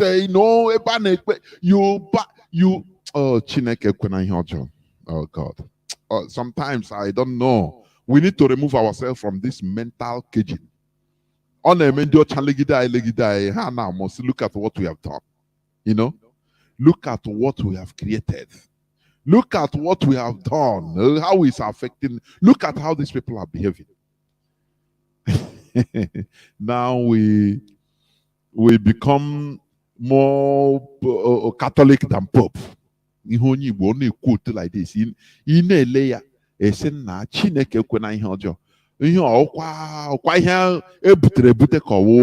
Whereas the people had their own, the names of their own deities now progress. Man, what you don't know. What you don't know. This UG alarm name. Nnamdi Kanu. But we must continue in making sure that we attain enlightenment. Without enlightenment to thinking in another way, I'm telling you honestly, you are going, we as a collectivity are going nowhere. Africa gonna push it. Look at what people are the competition in Nigeria. They are building mega churches. That is the competition. This one, Yedekbo will build a church that will contain 1 million or 2 million people. Another one, we say, no, challenge. I'll build an auditorium that will contain 10 million people at a time. Don't you see the stupidity of this UG? No factories. People we finish schooling, no place to work. Churches and mosques are thriving because they are playing with your brains. Go and study about Apollo mission. People that were able to send the mission to space, man the mission, where human beings enter and move out of this space. I mean, this earth, go. They sent mission, unmanned the mission to the sun atmosphere. Sun. You know that? He landed in 2000. He entered the sun atmosphere 2018. Do you know the core of the sun's heat can pass more than 15 million to 100 million degrees Celsius? Do you know that? But to human being with a brain like you and I, build something that can resist that heat. A heat that under normal circumstances, that any object, you just evaporate. Not burning, you just evaporate, you become nothing since you become nothing. You just evaporate direct. But human being with the capacity, nature, God put inside us, that image of God, build something that can resist and enter the atmosphere, sun's atmosphere, facing history. If you come to our side, I'll only quote the book of Galatia. Or as onye nke ọzọ count with the book of John Mark. Onye nke ọzọ ọ dị ka m sị na Jisọs a ọwụdo onye Igbo amụrụ n'Ọnịcha ka ọ n'Enugu. Otu anyị si buru ihe niile a buruzie n'ishi. Chukwu oke abịa ma napụta anyị from gullibility. I'm telling you, we need to be thinking inwards. That's the thing. That is the only way to, activate our natural thinking capacity so that we reach the level that we are created to live, reach. But with the caliphate, staying in one place with the caliphate, they turned us into thinking like zombies, like Almajiri did everything. As I say, I will continue this submission another day. But thank you for listening, because we must continue doing the needful. Stop being mindful or listening to gossips. Stop listening to gossips. Thank you for listening. As I said, Biafra is our religion. Biafra is where we worship. Biafra is our identity. I'm telling you. Without Biafra, we have no identity. That is the reality. Without Biafra, simply, we have no identity. Any person that is telling us to stop or let us stop or leave this restoration effort, you are telling us to just go and commit suicide. Finish. We cannot stop. We will never stop until Biafra is restored. Therefore, thank you for listening. From me, Mazi Jonathan Chinedu, from here, it is simply good evening. IPOB, one family. IPOB,